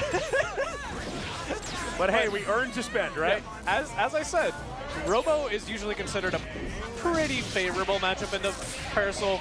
As favored as matchups kind of tend to go. And Skullgirls, SS nullify a lot of things. Player matchup nullifies a lot of things, but that beam is so annoying to deal with. Speaking of annoying to deal with, whoa! SSJ, SBO in any order is such an obnoxious combo, and Adivas is really good at abusing it. Take that sliding knockdown. Yeah, no, yes. That's tough. That's tough. Hold that. Oh, Adivas. That's not a dead Robo. What? Oh, okay. Chill. That's not a dead Robo. How are you still alive, Graham? Unbelievable. Great defensive play from Graham. And they're going to get the Robo out. Beam Assist is going to get some life back. And then you're going to have access to Beam Assist, one of the strongest assists in the game, even post-nerf. Baits out the reversal. SBO keeps it safe. But it's my turn.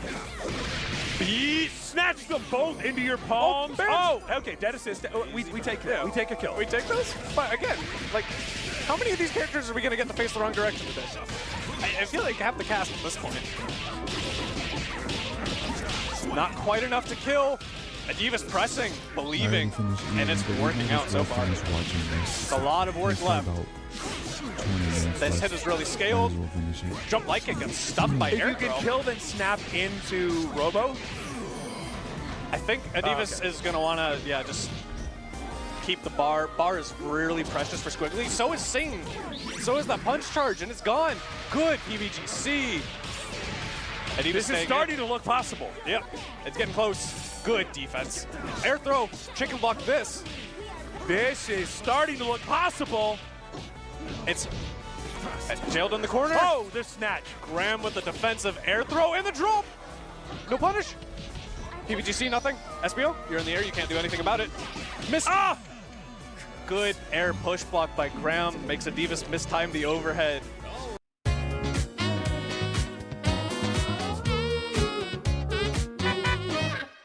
Imagine being able to build an app with your name on it, just by thinking about it. Meet Base 44, a complete AI.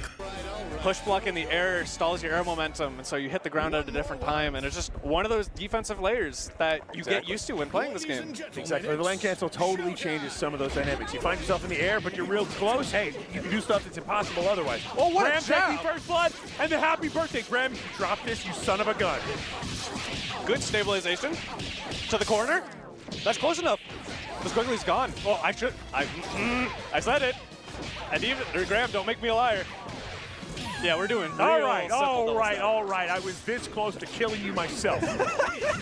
I didn't do it, I swear. Yep, safe. Landing not quite fast enough, though.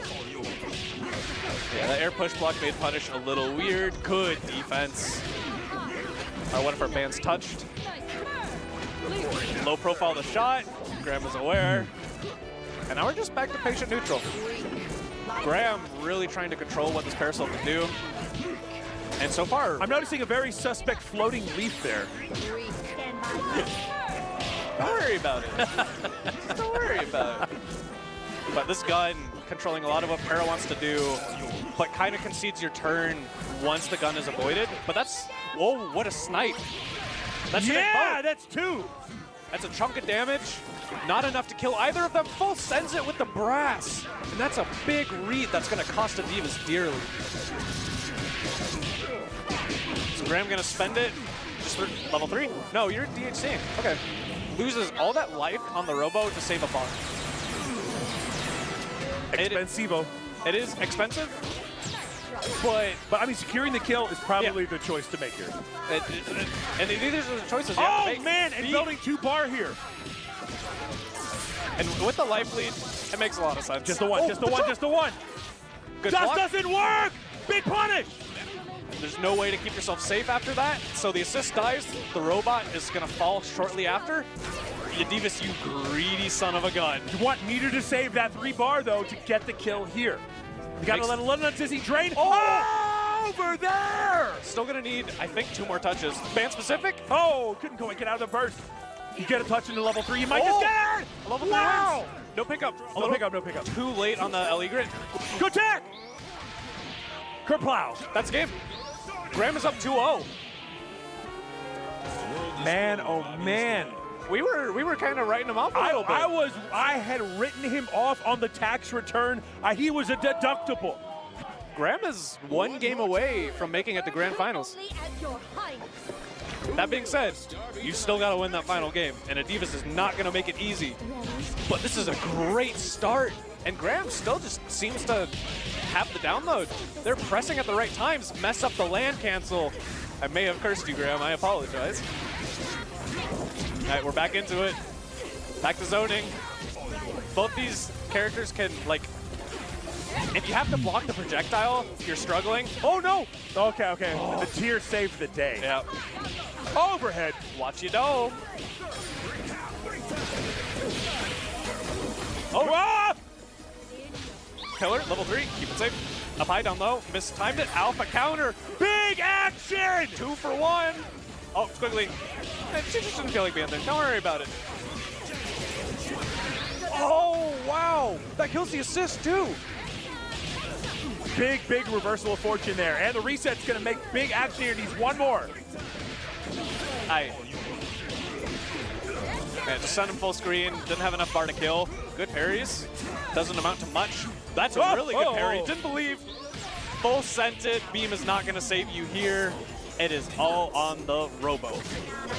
What a jab. What a saw. Graham respects no one, no thing.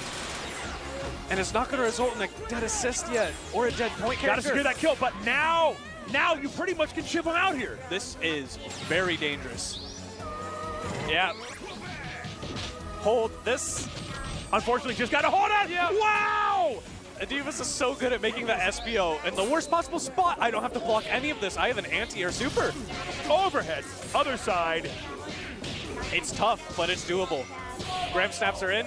Not a guaranteed chip out. Oh my god, it is. I lied. Wow. I thought it would have to be a little bit more, but now it's... This matchup is rough for Band, but what a sweet... Gonna build the meter inside of this one. Oh! No, that's the wrong danger. Yep. But Adivas, you have to parry everything. Were you holding forward? You were not. Graham. They can't shake properly. Graham, so excited. Forgetting how to shake hands, yeah. But again, massive upset. I was hit by a reckless driver. Called attorney Dan Newland. Dan won my case and got me $600,000. So it's an upset. Adivas out in third. Adivas out in third against Graham, who plays out of his mind. Hey, you know, that's how the cookie crumbles sometimes. It happens. Any given Sunday, right? That's the deal. You got to play each match like you want to win, and Graham wanted it way worse. I know people have co-opted it for the BBP copy pasta, but it's like, in order to beat the top players, you have to beat BBP. In this case, you have to beat Graham, because they will play the stupidest game you've ever seen. Granted, actually, well, normally they play really reckless, and that went to their set a little bit. They were playing really good SG too, though. That was actually very good callouts on a lot of Adivas' habits. I can't even give Graham like any crap for that. That was well played all around, including game 3, which they were almost dead to rights. That was such a hard comeback to make, and they earned their spot here.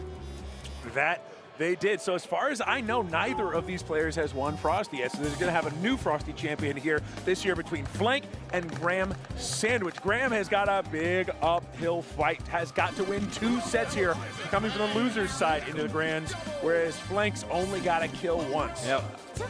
It's always a massive advantage to be in the spot Flank is in, but you can't take it for granted. You cannot come in feeling pretty, sitting easy, because very quickly, as you just saw, favorites can fall. Kings can just die. Exactly. It happens. Right, lineages can change. Man, oh man. So again, the 3-on-3 ratio, meaning that things can happen pretty quickly, right? So, you know, if you're watching at top 8 at this point, you probably already know this, but for anybody out there who doesn't, the 3-on-3 ratio is more damage than you would have in, say, a 2-on-2. Yep. Right? They're trying to make this game not last for 78 skull seconds every time, right? There's the most potential health, so they give everything a 1.3 damage scaling. And that's the nerd way of saying people hit very hard and die very fast. And right now, Graham's just instantly stuck in the corner. This is not where Robo wants to be. Nice PPTC. Beat. All right, Graham. Very quick reversal of rolls. Good defense. Oh my god. Phenomenal use of absolute guard. Doesn't do them much good afterwards. Still getting hit.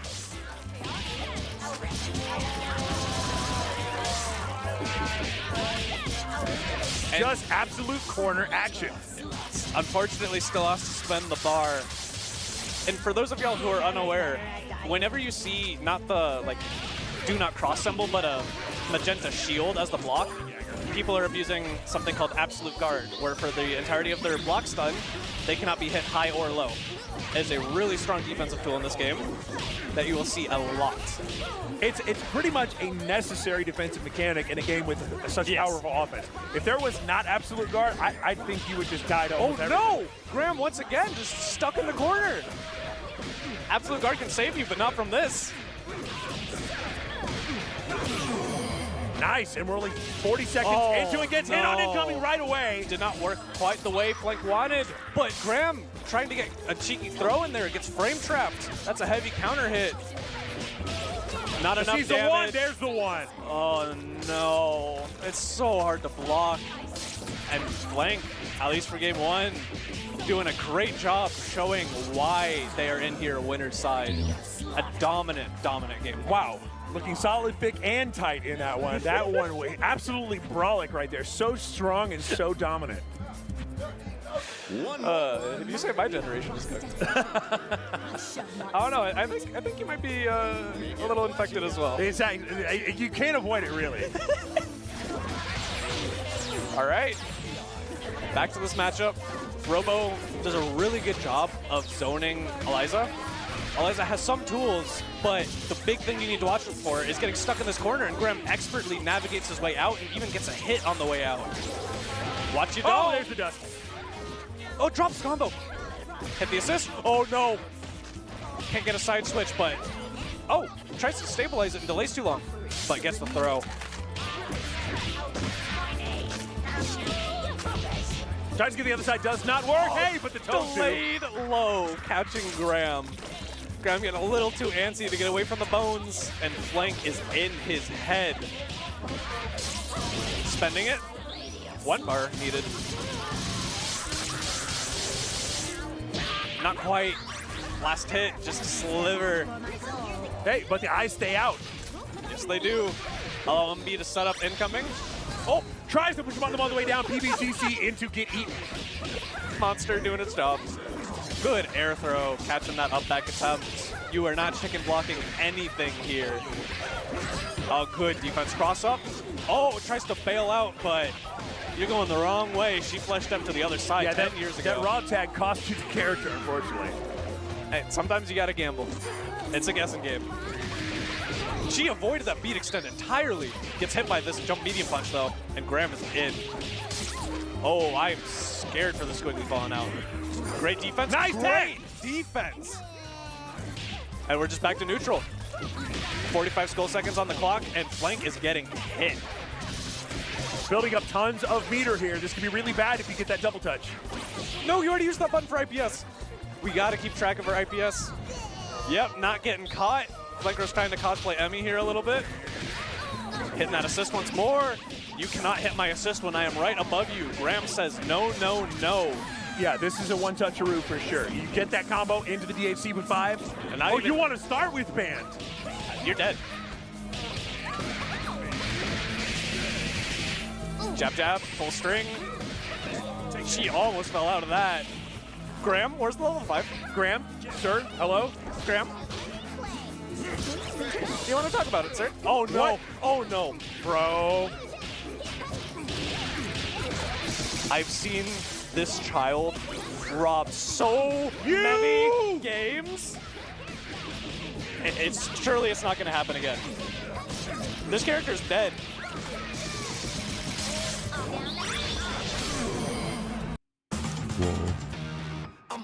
College basketball's back, big time on Peacock. You foolish fool. You could have spent the meter and you did not. Really? And it worked. You saved it for that? You saved it for that? Goober activity. Absolute goober activity. They're 1-to-1, right? Graham, why are you the way that you are?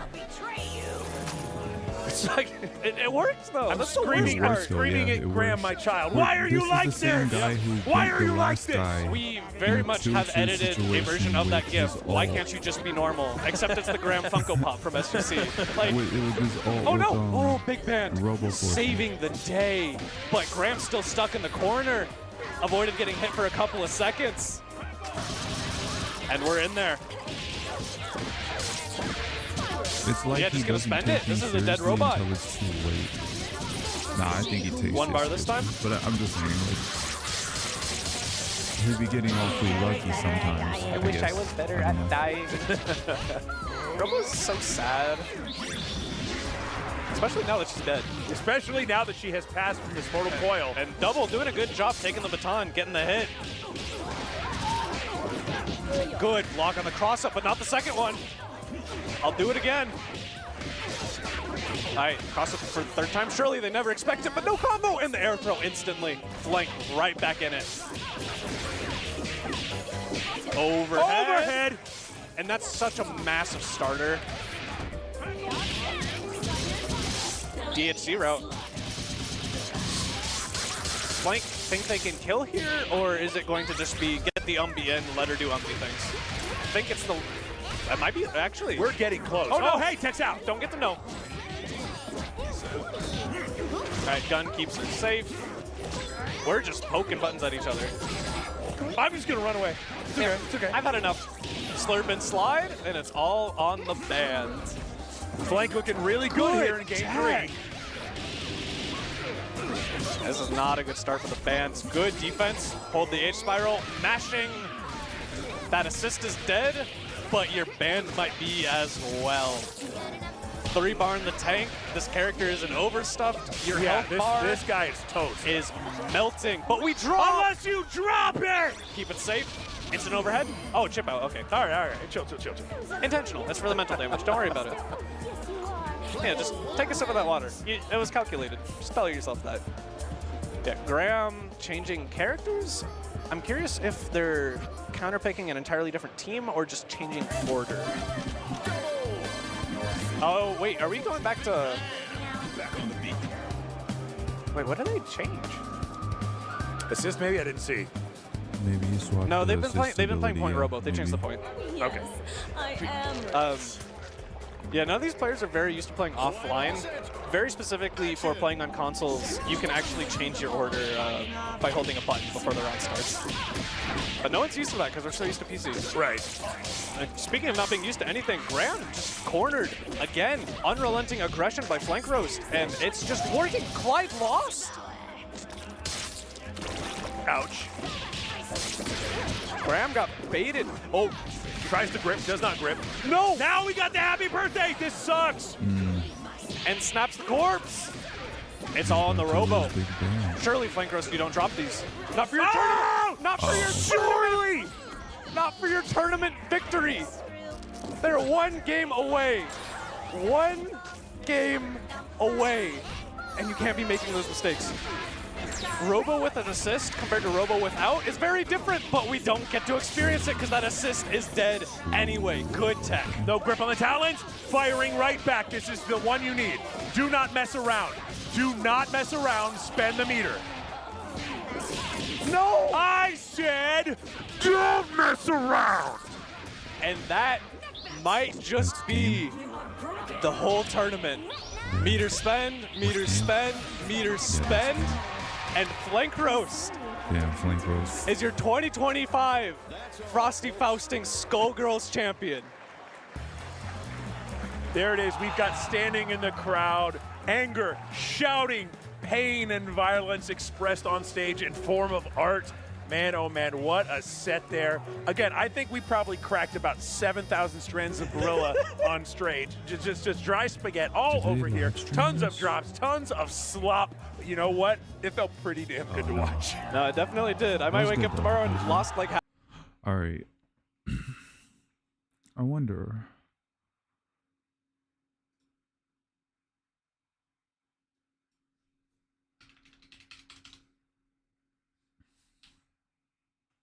I do want to learn how to play Eliza.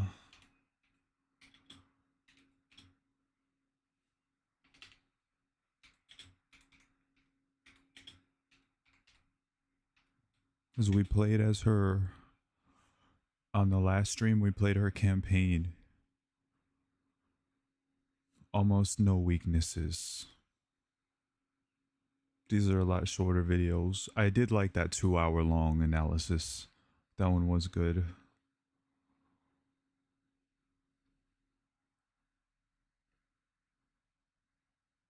Oh, hey, there I am.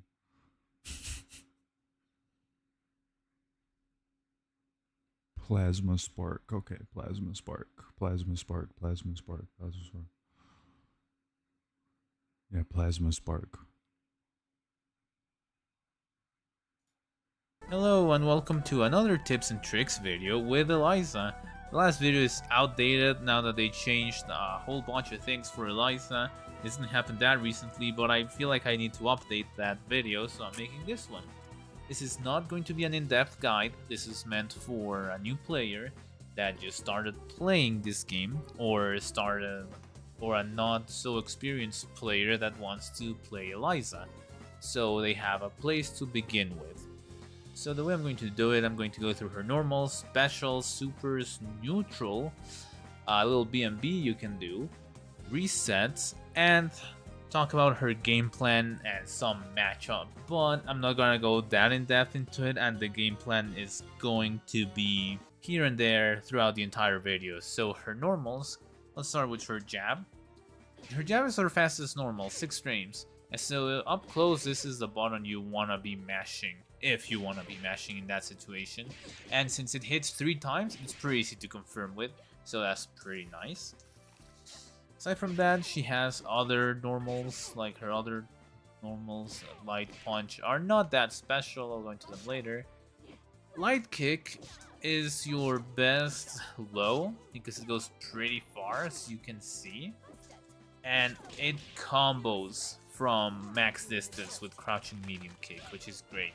Now I'm on crouching medium kick. Medium kick, this is mostly combo tool. The second hit used to knock down, now it doesn't once they were in the air, like this. Well,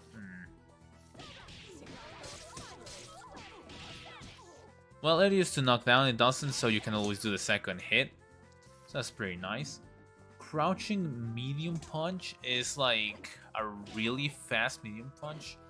Crouching, well, it's just 1 frame faster, but it's fast enough for some of her confirms to be a little easier.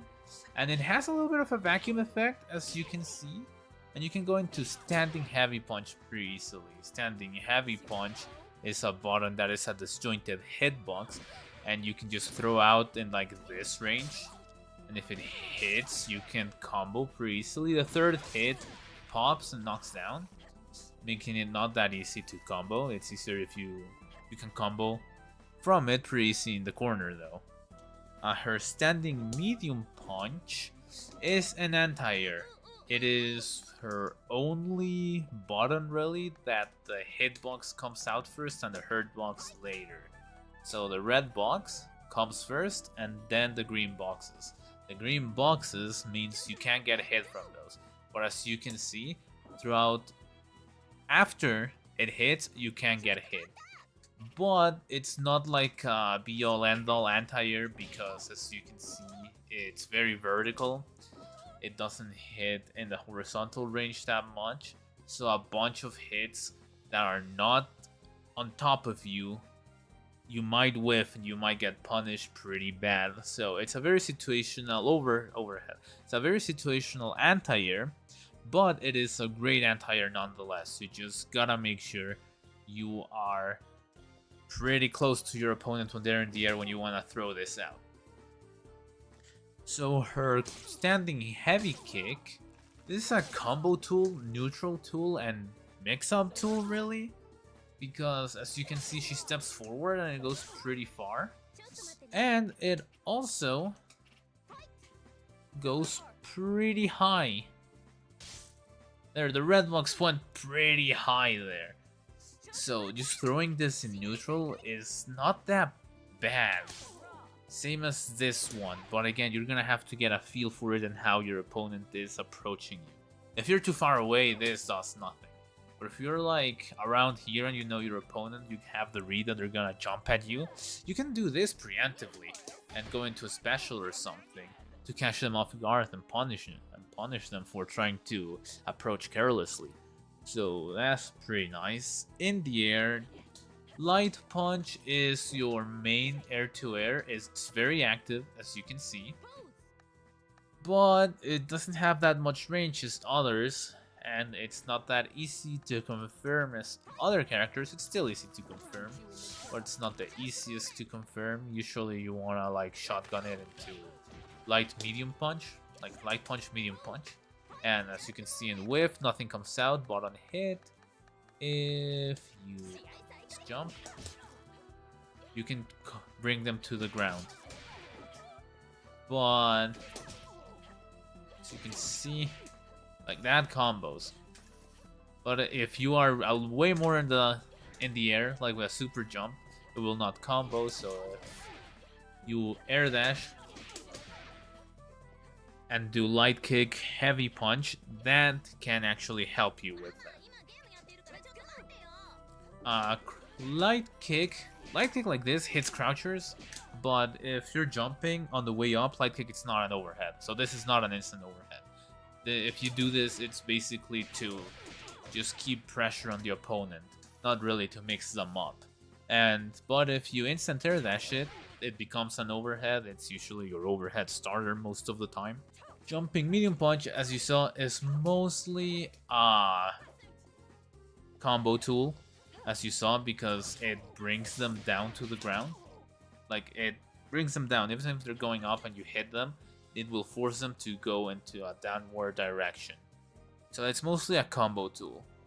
Medium kick is the new player's trap. You see this medium kick, and that's kind of all you do. You do this as a new player, because you're like, oh my god, it's so active, it's out there, it's so easy to do. The problem is that the button, the hurt box extends first, as in most of her buttons. Like, the green comes out first, and then the red comes out. Meaning, they can hit you first, then you can hit them. So, a good opponent, or at least someone that is putting buttons out there and challenging you in the air, there's a high chance that they will hit you out of this. So you're gonna be careful with it. This was one of the reasons she wasn't that good back before they changed a bunch of things about her. So be careful about that. Heavy punch, you've seen it. This is an instant overhead. It's slower than if you just do the instant air dash into light kick. I do it too fast, so it doesn't come out, but that's faster than this, I think. So, but from this, you can go into more overhead and so on, and it's kind of hard to get out of it because of how the air dash goes into an upwards direction. So even if they push block you, when you're falling, you're still going forward on her air dash. You know, you notice how she goes a little bit up. Because of that, getting Eliza out of your face is not that easy, which is pretty good. Jumping heavy kick is also kind of a neutral tool, combo tool too, but it suffers from the same thing as medium kick. It extends the hurt box first. So, and it causes a knockdown no matter where it hits. Like hard knockdown here, but if you already use your red bounce, it doesn't do the red bounce. Also, it doesn't do the hard knockdown in the air. You just bounce. On the ground, if you hit, that's a hard knockdown. But you're never really gonna do that. It's pretty rare for that to happen with Eliza. And last but not least, her crouching heavy kick, her sweep, is a boat that goes really forward. And it has armor, but it is projectile specific armor. This will not work. And it only has one hit, as you can see. But all that recovery, you can cancel it into whatever special you want. Like her DP or any of her other specials that I will go later. But it is not hit invulnerable, that armor. It only works against projectiles, so can't do that. I messed up. There you go. I got counter hit, so be careful with that. Jump in will just kinda destroy you like that, specifically because you cannot do this one to cover yourself directly from above. And her DP is not that good defensively up close. So those are her normals, those are kind of what you want to be doing with them. Her specials, you already saw a couple. Let's start with this projectile. This projectile used to be really bad, and you never really saw it used. Now you see it a little more, but you still don't see it that much. This projectile ignores other projectiles, which is really good against other zoners. And the reason it wasn't really that used, it was because its hurt box was too big. Now its hurt box is not that big, and now it is more likely to hit, or at least to make the opponent block. So basically you use this in situations where your opponent likes to throw projectiles and you still have room to breathe to do this. That's what you do. That's quarter circle forward light kick. Medium kick is horse dive. This is an overhead that you can combo from. It's a little slow, as you can see. It is, let's see, right there it hit like in the 19th frame, which is not great. Yeah, and if they're crouching, they have a couple more frames to stand up and block it, because it can go further down without it actually hitting. And the animation is pretty distinct, so you won't be catching that many people with this. You could try to go for like low overhead as a type of mix-up thing, but again, this is also kind of like a combo tool and also a neutral tool, because if they're jumping in the air a lot, this can catch them, because it comes from all the way up in the screen. It actually spawns at the top of the screen and then comes down.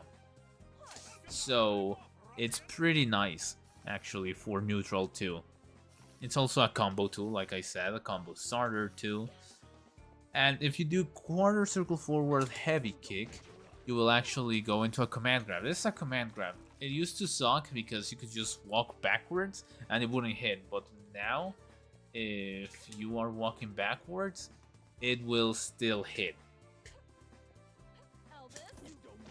as you can see, and you can combo from it. It scales really hard. Your next combo after you do that won't do that much damage. It's hard scaling, but it's because it's a command grab. And now the opponent actually has to backdash or jump back, or actually forward dash or just jump any direction to actually deal with it. It's actually pretty nice against when you know when your opponent is actually doing their push block. After you push block, you're in a little more of a block stun than usual. So if you get push blocked and immediately cancel into this, there's a high chance you might catch them with it. You won't catch them repeatedly because they'll know what you're doing if you do it too much, but you might catch them by surprise that one time and, you know, seal the deal. One of her other specials that you have already seen is her DP, which is jump cancelable and hit invincible. It is not grab invincible. It's only hit invincible, so you can get grabbed out of it. Let me show you.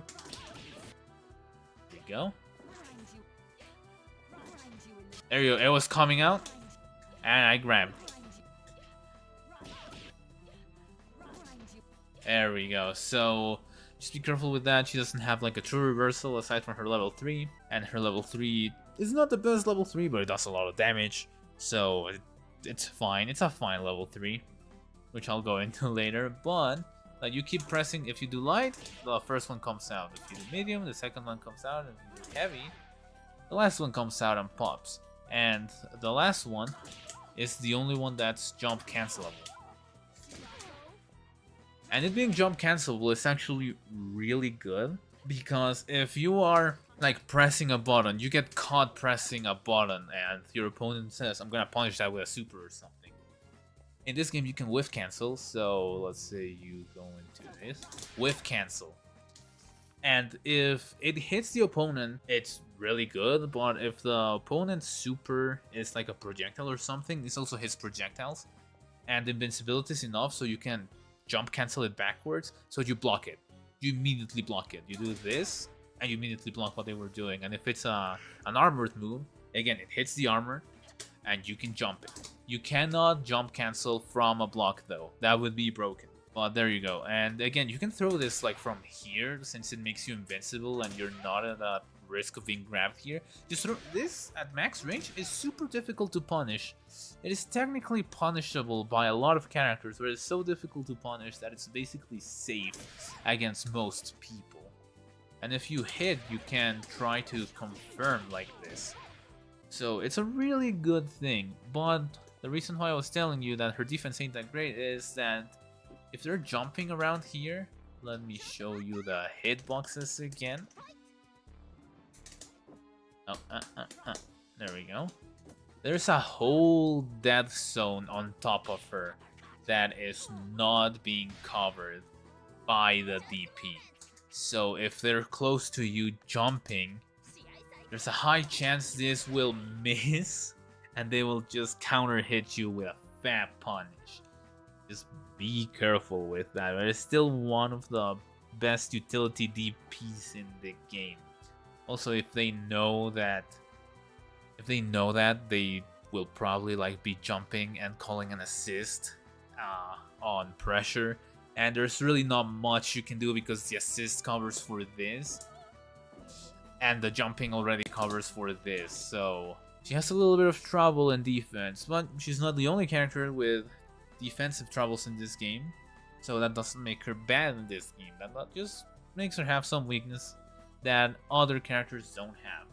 Another special is her Iris. This is a combo tool. You already saw it. Like after this one you can combo, so you can do a string, this one, into another string. You can link it with light. It's a pretty easy link. The game actually helps you with that with its buffer system, which, you know, pretty nice.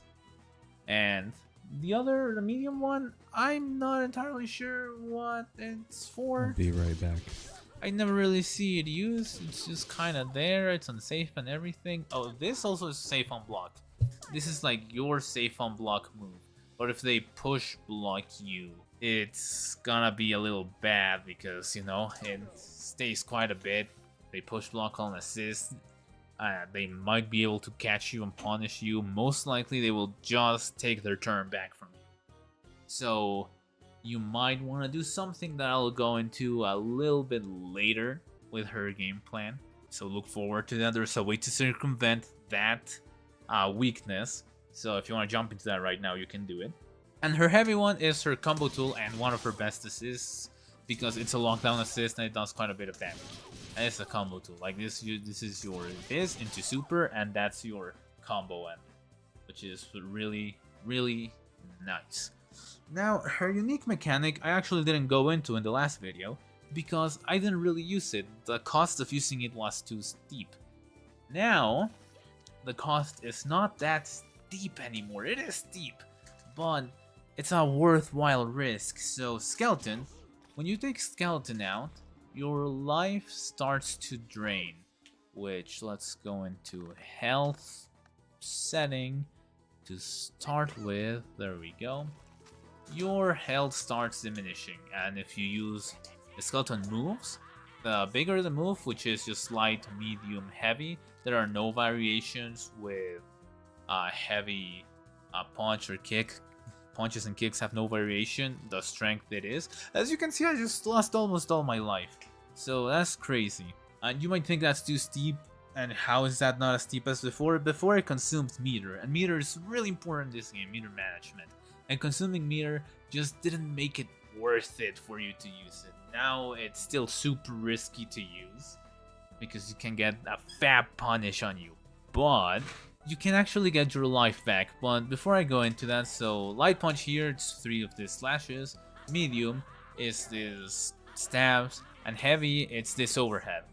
So before you couldn't really do much with those, and if you all of these were punishable, a lot of people still did not punish them for some reason. A lot of people won't punish you. Even at high level play, I see people not punishing things they should be punishing.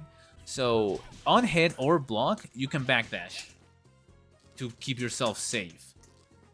And why is this very important? Because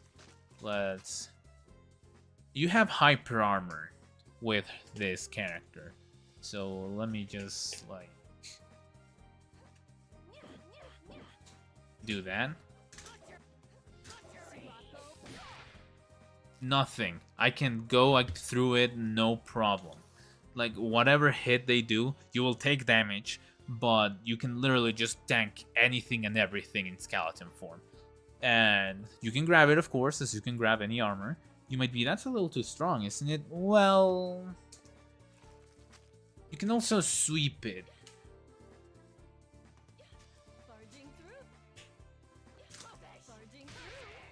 And sweeps against skeleton pump you into a purple bounce, pink bounce, making the opponent be able to punish you. So you will basically get a heavy counter hit into a fat punish. So be careful with that. Every other time, I know there's every day at least one new player, someone skeletons them and just bullies them because the opponent doesn't know that they can grab or sweep the unsafe stuff they do. You can actually also I could just do that. Snapback. And the snapback, you know, if it's just the last character, will combo, and I think it just combos anyways. You test it. This video is going long enough as it is. So there you go. That's how you counter it. That's how people can counter you. Don't get bullied by it. But in the air, she has this going forward. That's her light, which is really good neutral control in the air. You can jump back. Oh, you wanted to go forward? Boom, I hit you. On the air, medium is an overhead. Oh, also this is an overhead. The light. This is a complete full-on overhead. And the heavy is kind of like a conversion combo tool and neutral tool, which I'll go into later. Let me get my health back. I just show you how that worked. And you know, you can do cheeky things like, this is like your usual starter, like into combo. But if they know that and they're blocking, you can go, oh, I went into overhead, what are you gonna do about that? And if they block it, we can go, oh, they blocked it, I'm out, I'm here with a hyper armored skeleton that's pretty hard to deal with.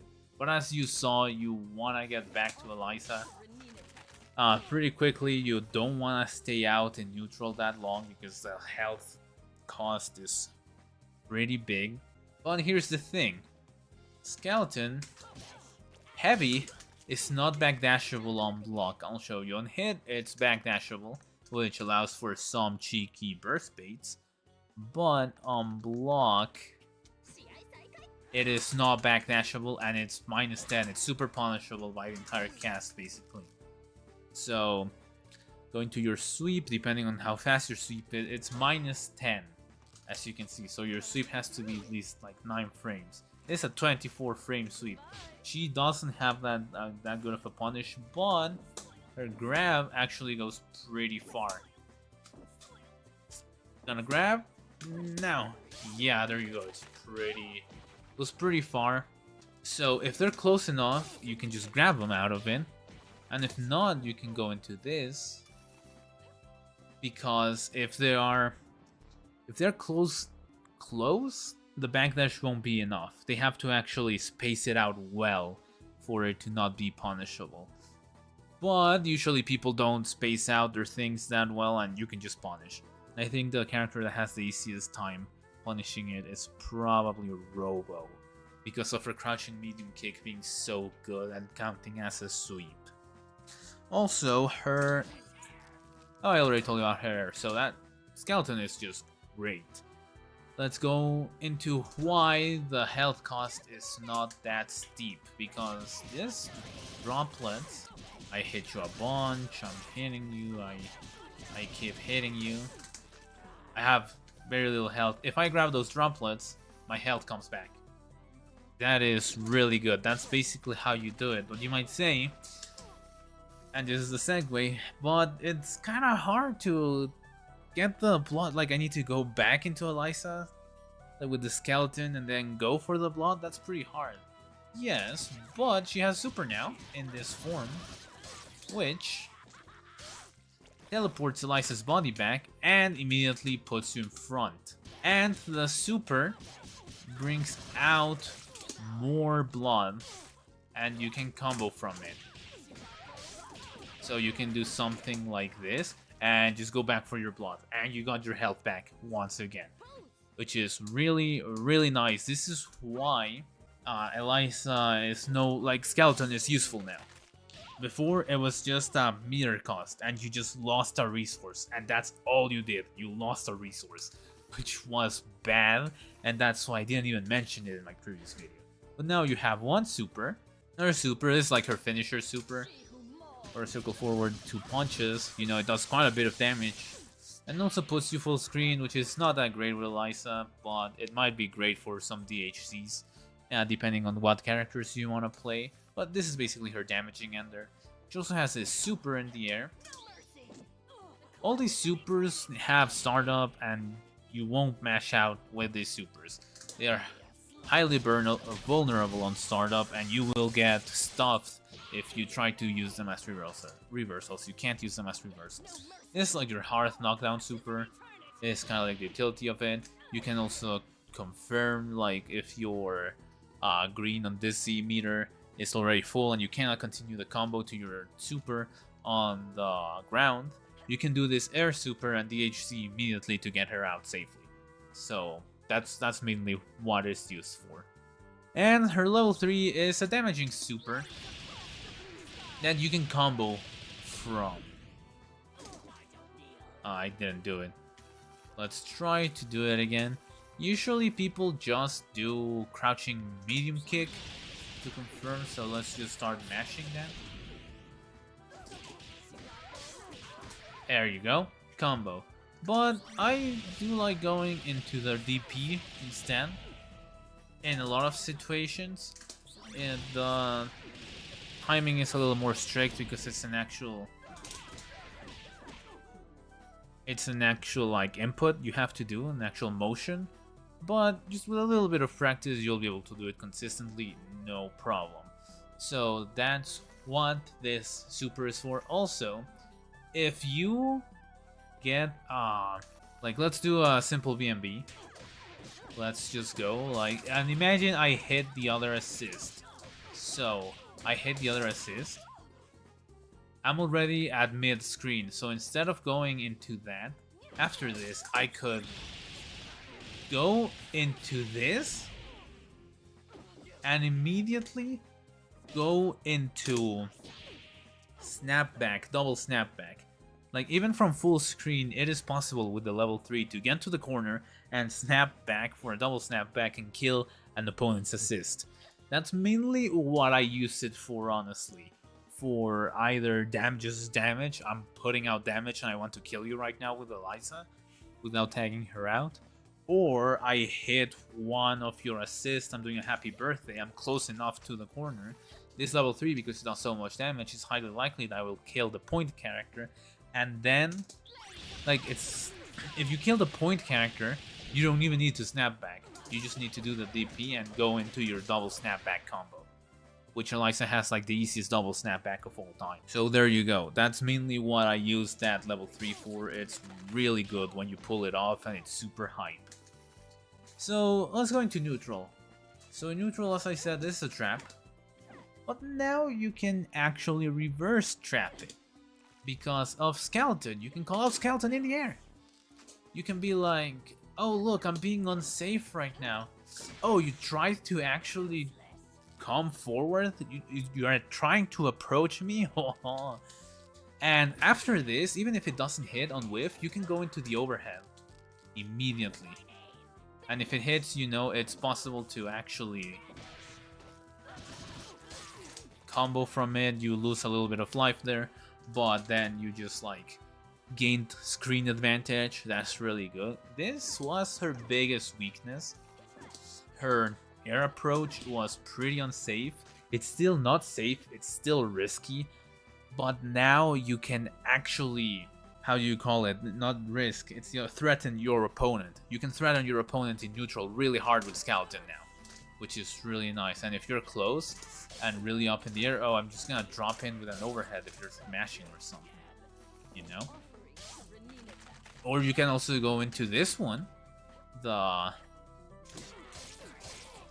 combos low to the ground, but high up in the air, it doesn't combo, as you just saw. But this always combos, so this is probably what goes the furthest. You go into, oh, I'm being unsafe? Not really. And if they get hit, you can go into the heavy skeleton. And if, you know, you whiff or they block, you can drop with the armored overhead and immediately backdash to be safe if they block it. Or you can just risk it for the biscuit and try to actually combo aside just right after you do that. You are actually threatening the opponent in neutral RAM.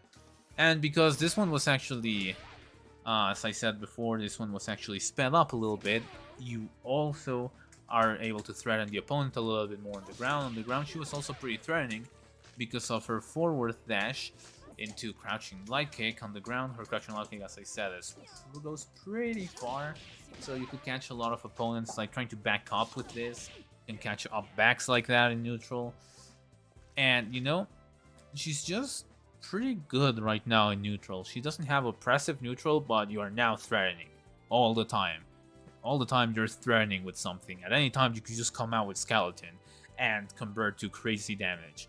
So, in my opinion, this was her biggest weakness, because even if she has bad defense, she's not the only character with bad defense in the game, but even if the other characters have bad defense, their neutral was pretty great. So now, Eliza, I think she's really good in this game, very tournament viable, nothing wrong with her, just a couple weaknesses. So that's basically the idea for her neutral. Combo I already showed you, this is just a very simple, I do have a combo video. Let's just go into the simplest version. I do this combo, which I will go into some setups right now. Like, this is just a regular combo. It's not optimized. It's not the optimal combo. Most optimal is redundant, but it does good damage. And the most important part for me is that you're not using your pink bounce at all, meaning you can do something like this. You just do your combo, and you can finish it with other things like this. Boom. If you do that without the opponent having used the red bounce, even if the opponent hits the ground and they press a button, they will burst, and you will have done a burst bait. They actually have to eat that. There's nothing they can do about that. That's a hard knockdown. That's a burst bait hard knockdown, which is really great, which is why I specifically do this combo instead of the combo people do with this. And then they go into it, you know? I don't do that combo even if it does not that much damage, like 200 probably more damage. But I do that because of that specific setup. So that's your combo. For resets, she has pretty good resets. Her instant overhead with light kick is pretty good. After you do a restance from the VMB I showed you, you can go into that and cross up immediately, which is really great. If your opponent is doing like blocking your overheads like this and then blocking your lows here, you can just try to catch them off guard with, instead of going into your low, letting yourself drop, you can go into this and immediately go into your like crazy skeleton combos.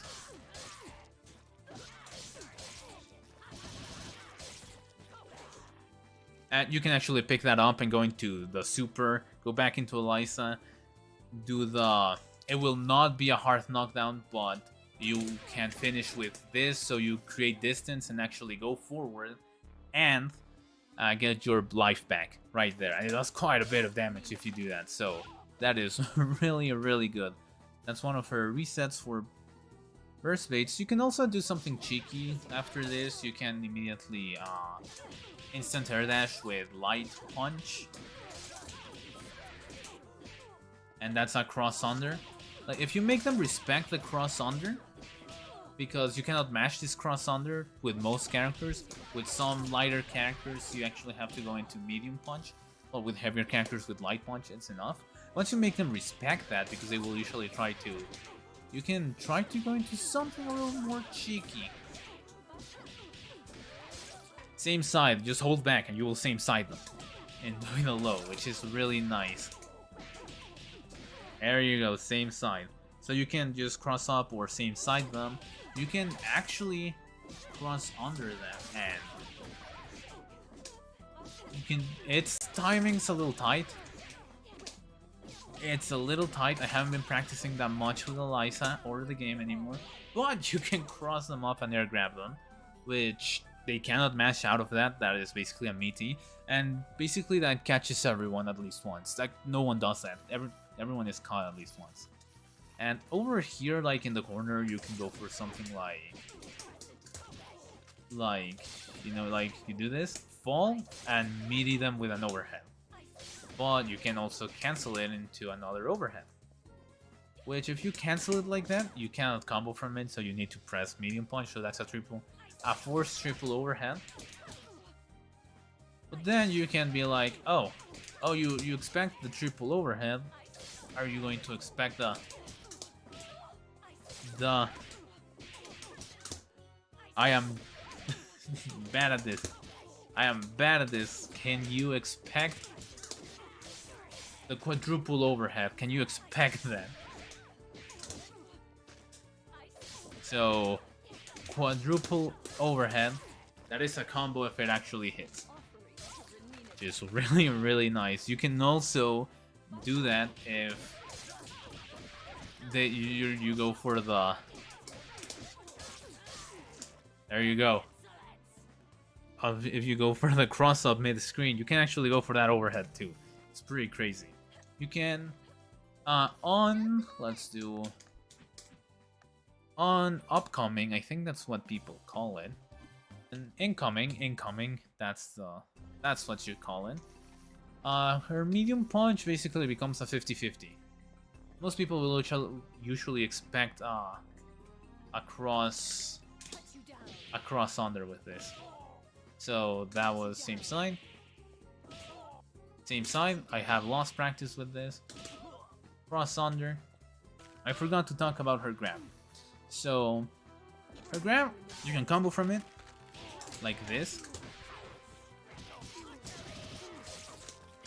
And if you use your pink bounce because you're too close to the corner, you can do it the super to actually keep them on the ground and combo from there. But if you are not actually, if you're actually mid-screen or close to the corner, you can do that and not spend your pink bounce. Just really nice. So that's your grab. Her grab goes pretty far. You can combo from it. You have to be aware of your screen position though, and in the air the grab is just, if you have your air dash, you can immediately air dash and do this to not use your pink bounce. But if you do not have your air dash, you can just drop and do crouching medium kick, and you can combo from that pretty easily. Instead of going to the further burst speed, you can because this has a lot of startup, you can go cancel the startup with a forward dash and try to catch them with a grab. Like if you pump them up, do that. There you go. And you might catch them off guard with that reset. Those are the reset ideas I can give you. So her game plan is she does not want to be that far. That's why she has these tools to get you close. She has this tool so you cannot get into your rhythm as a zoner. And she wants to be like at this distance, or if you're far, you want to be in the air and trying to catch your opponent maybe with a risky skeleton. Because Eliza excels at, I hit you with a stray, you are dying now, your health bar will just explode. That is her basic game plan. You want to be like around here to whatchamacallit, to threaten skeleton, a little bit closer to actually threaten with more easily convertible things, and even a pretty far away instant overhead. It's not instant overhead, but an air dash overhead, which is pretty nice combo from. So this is her game plan. She wants to be here. She wants to use Skeleton to threaten you and hit you with a Stray and convert into heavy damage. And if she's close, she just wants to keep up the pressure. Like, she can keep up the pressure really well. And now that we're in the game plan, I can actually show you that's a really good one. This is something that not that many people do, but people still do. Is if you use your macro for your DP, I can do this. You know, I can DP with a DP assist at the same time if you just use your macro. You kind of have to check what's the best, because if I do it with... There are several ways to call assist, and all of the ways are basically diagonals with your lights and medium, with your punches and kicks. Like, you have to diagonally do light punch and medium kick or heavy kick. Like, you can see them on the left there, what I'm pressing. And you can change your macro on help and options controls, and this is where you change your macro. I change my macros for specific teams I use, so you can do things like this. I can do the... If you would just... You could do the first one into the DP, or the second one into DP, which I usually do the second one with Robo Fortune. That's what I usually do. Because with Robo Fortune, like, they push block, and this might usually catch them. And I actually do Theonite Beam, but just Theonite Beam covers and it allows me to keep up pressure. So it's kind of busted. And they push block me, I do this, catch them, and continue my pressure. That's how I usually end up my block strings if they push block me. Just this. And you just gotta hold that. It's insanely good. You get covered. Some characters can actually punish with supers, so you gotta be careful if your opponent knows that. So as for matchups, let's go into character select screen. As for matchups, Eliza is a little weird. I don't think she has that many losing matchups, but she doesn't really have that many winning matchups. But to be honest, the characters that have like that people actually talk about their winning matchups are Peacock and Misfortune. That's the characters people talk about when they talk about matchups in this game, basically. They go, oh, this character has a bad matchup against Peacock. Or, oh, not Robo. Oh, Misfortune has a good matchup against these other characters. That's usually what you hear. There is not much else to hear in Skullgirls. So, Eliza will struggle against characters that like to be in the air a little bit defensively. Now, not so much because Skeleton in the air is really good. But on defense, if your opponent likes being in the air and their character enables them to be in the air really well, Eliza will have some trouble with that. Also, Eliza has a little bit of trouble with zoners because even if her heavy kick, her sweep, her boat has armor against projectiles, it has quite a bit of startup, 28.4 frames, which is not fast enough to just throw it. You actually need to think and see the pattern your opponent is doing with their zoning and do it at the right time. That's basically it. She also has bad matchups against some assists because, as you see, if they're covering their approach under pressure with assist, Eliza does not have the best reversals, and if the opponent likes to be in the air, counter enables them to be in the air, Eliza will have trouble with that. That's basically what you need to look out for in matchups. So let me know what you guys think. This video is super long, and I'll see you next time. Alright. Sounds like a lot of useful information.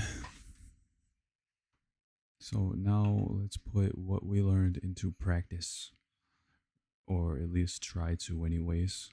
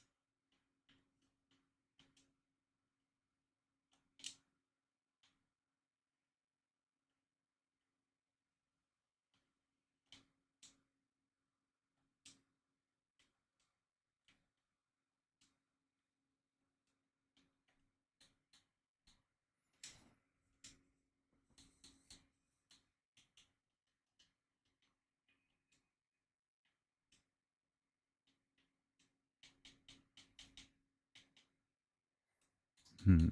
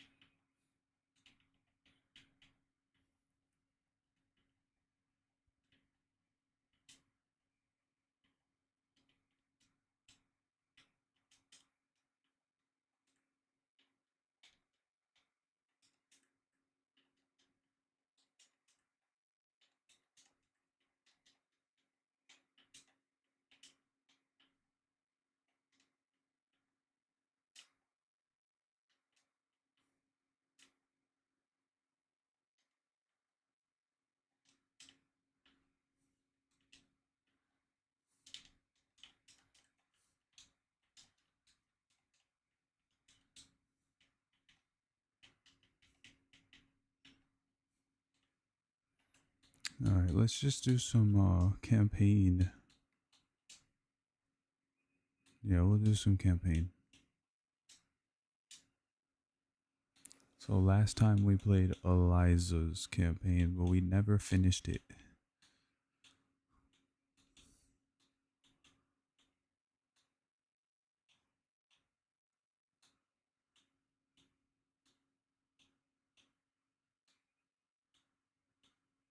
I still want to know what the deal is with Sarabella. So let's go.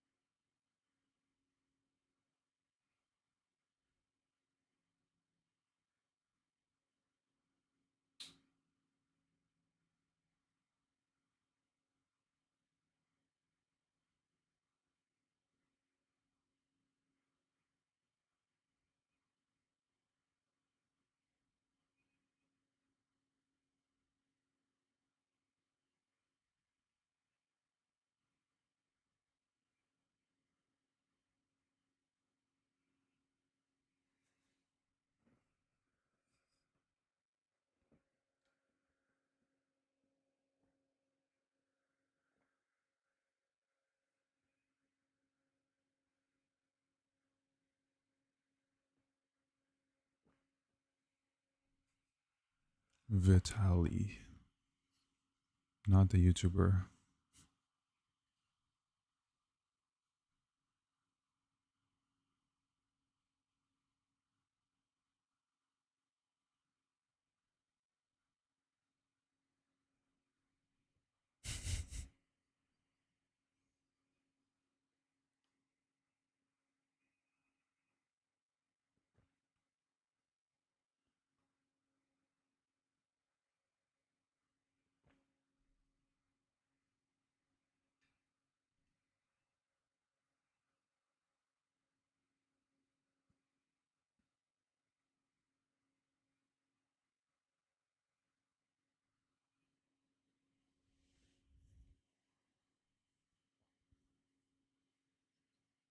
Something like that.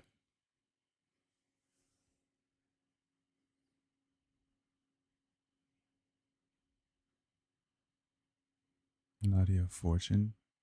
Misfortune?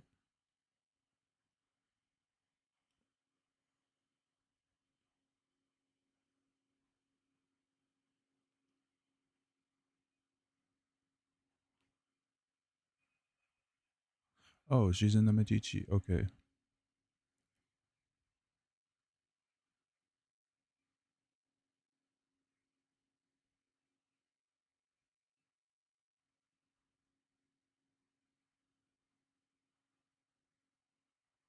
Yes, boss.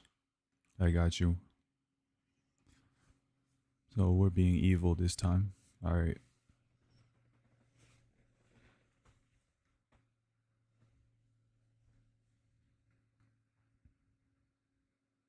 Cool. All right, boss. I got you. Oh, hey, look, Philia. No, I don't know I don't know any of my moves.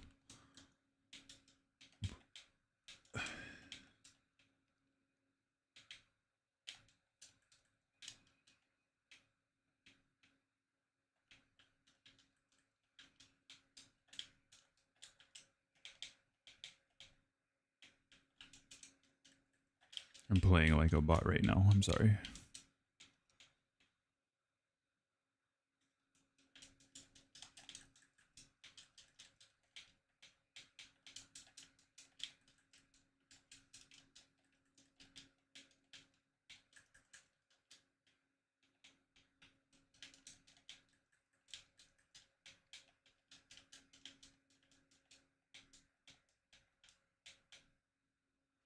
Damn.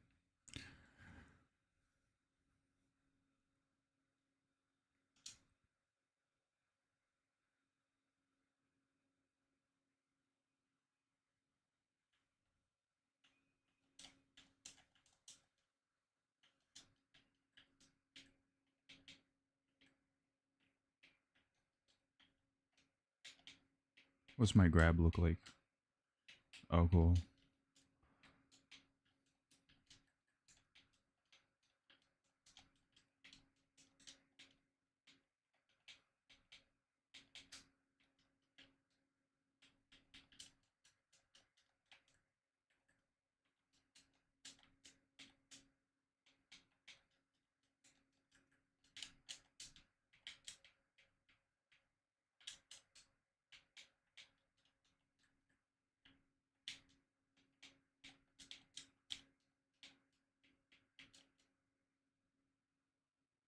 Wait, I'm still alive?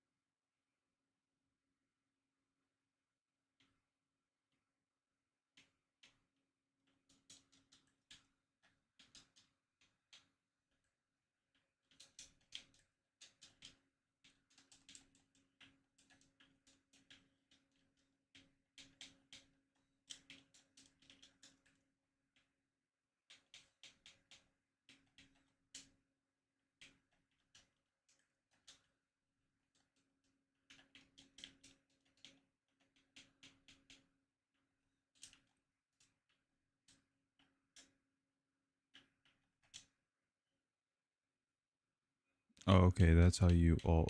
Okay.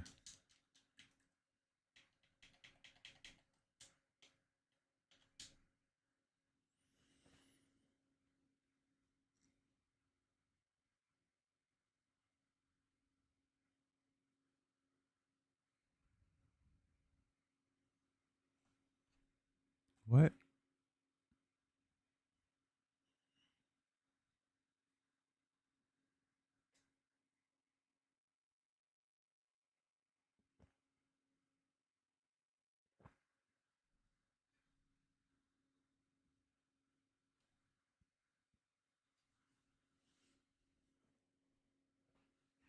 Goon.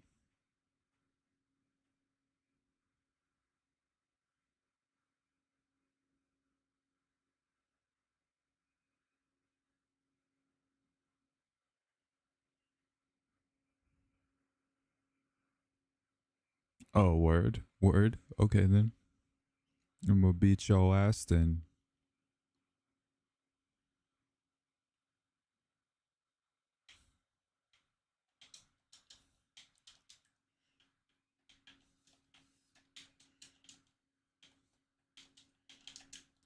What's my launcher? Do I have one?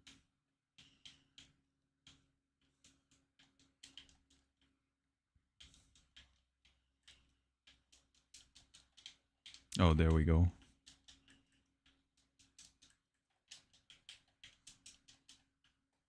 Yeah, I'm gonna beat your ass.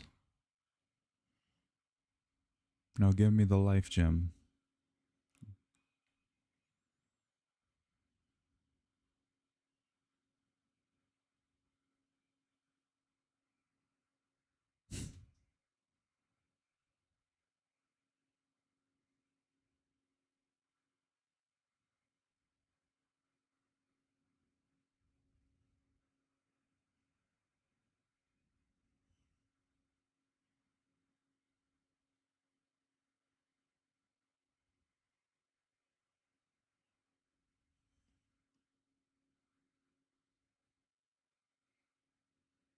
Goon.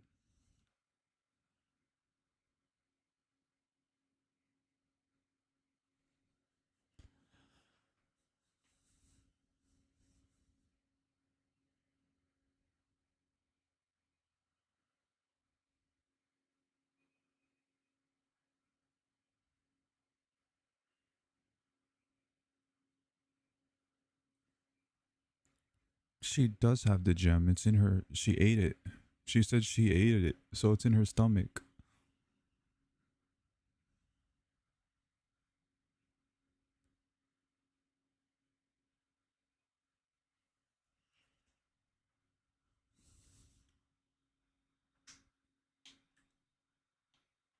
For real? Alright then.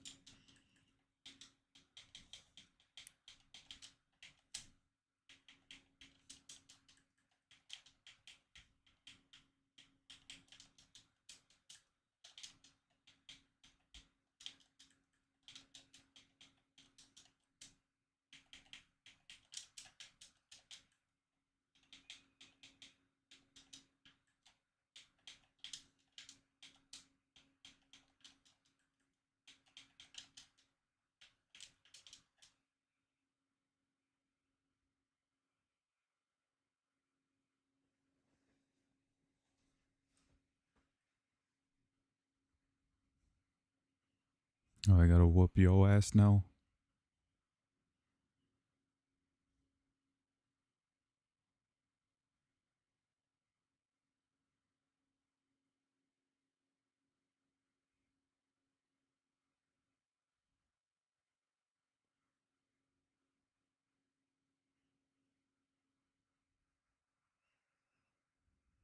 Pause.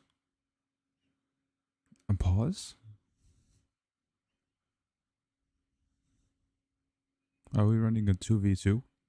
No. Okay. I'm still getting jumped. Nice.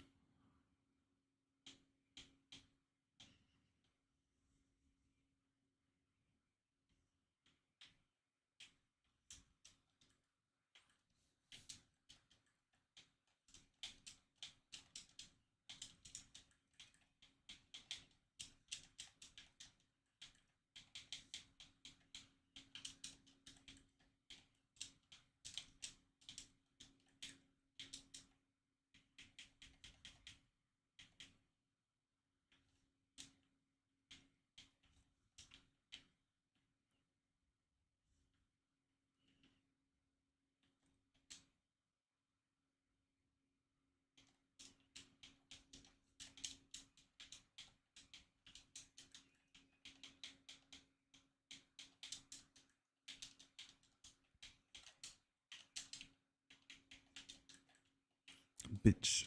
Yeah.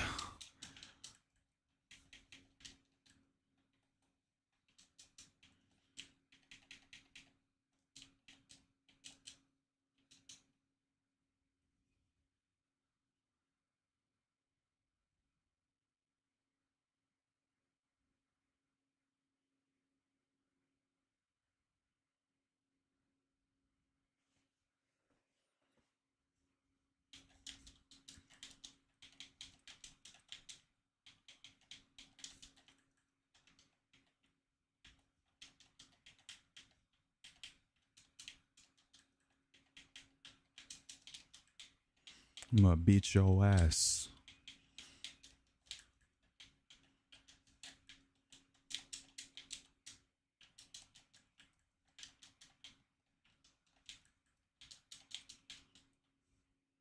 Bitch.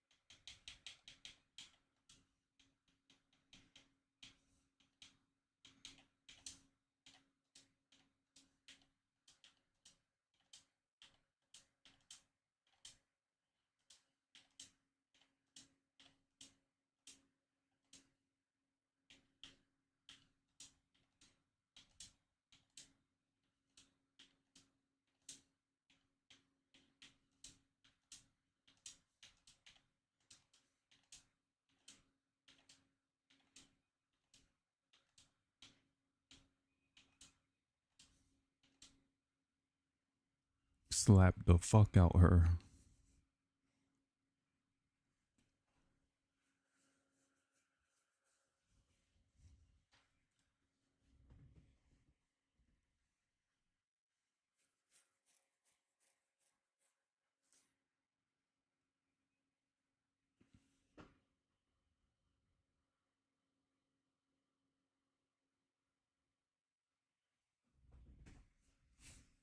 And now I have to beat her ass.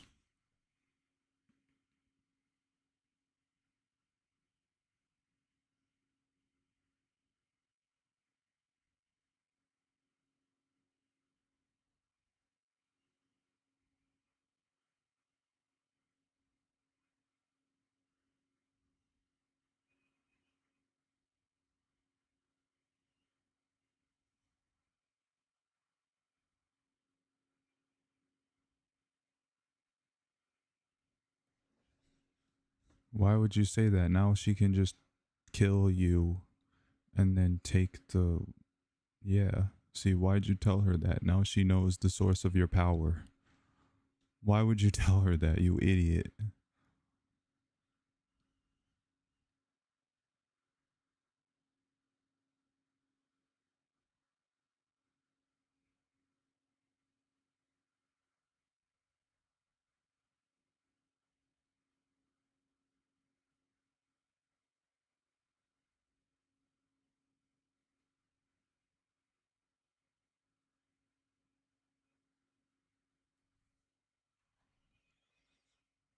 Renoir family?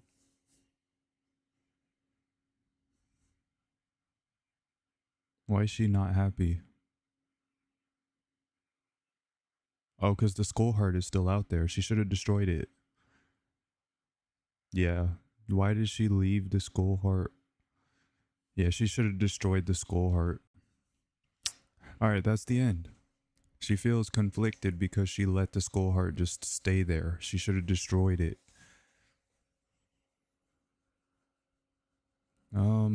I've been streaming for like 6 hours. Yeah, I think I'm done. Yeah, I think I'm done.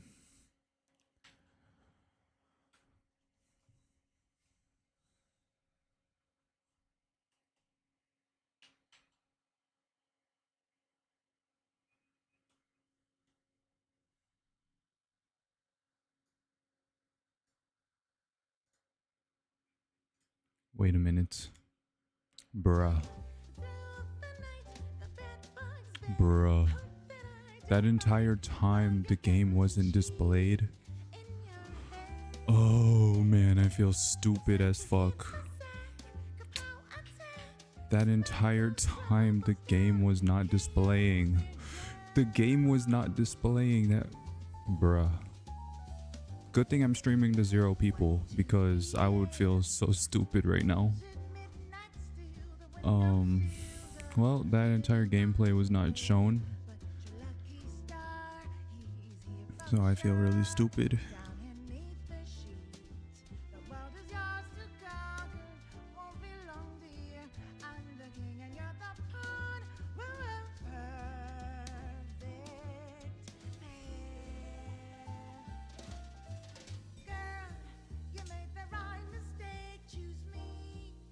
I'm gonna end this stream.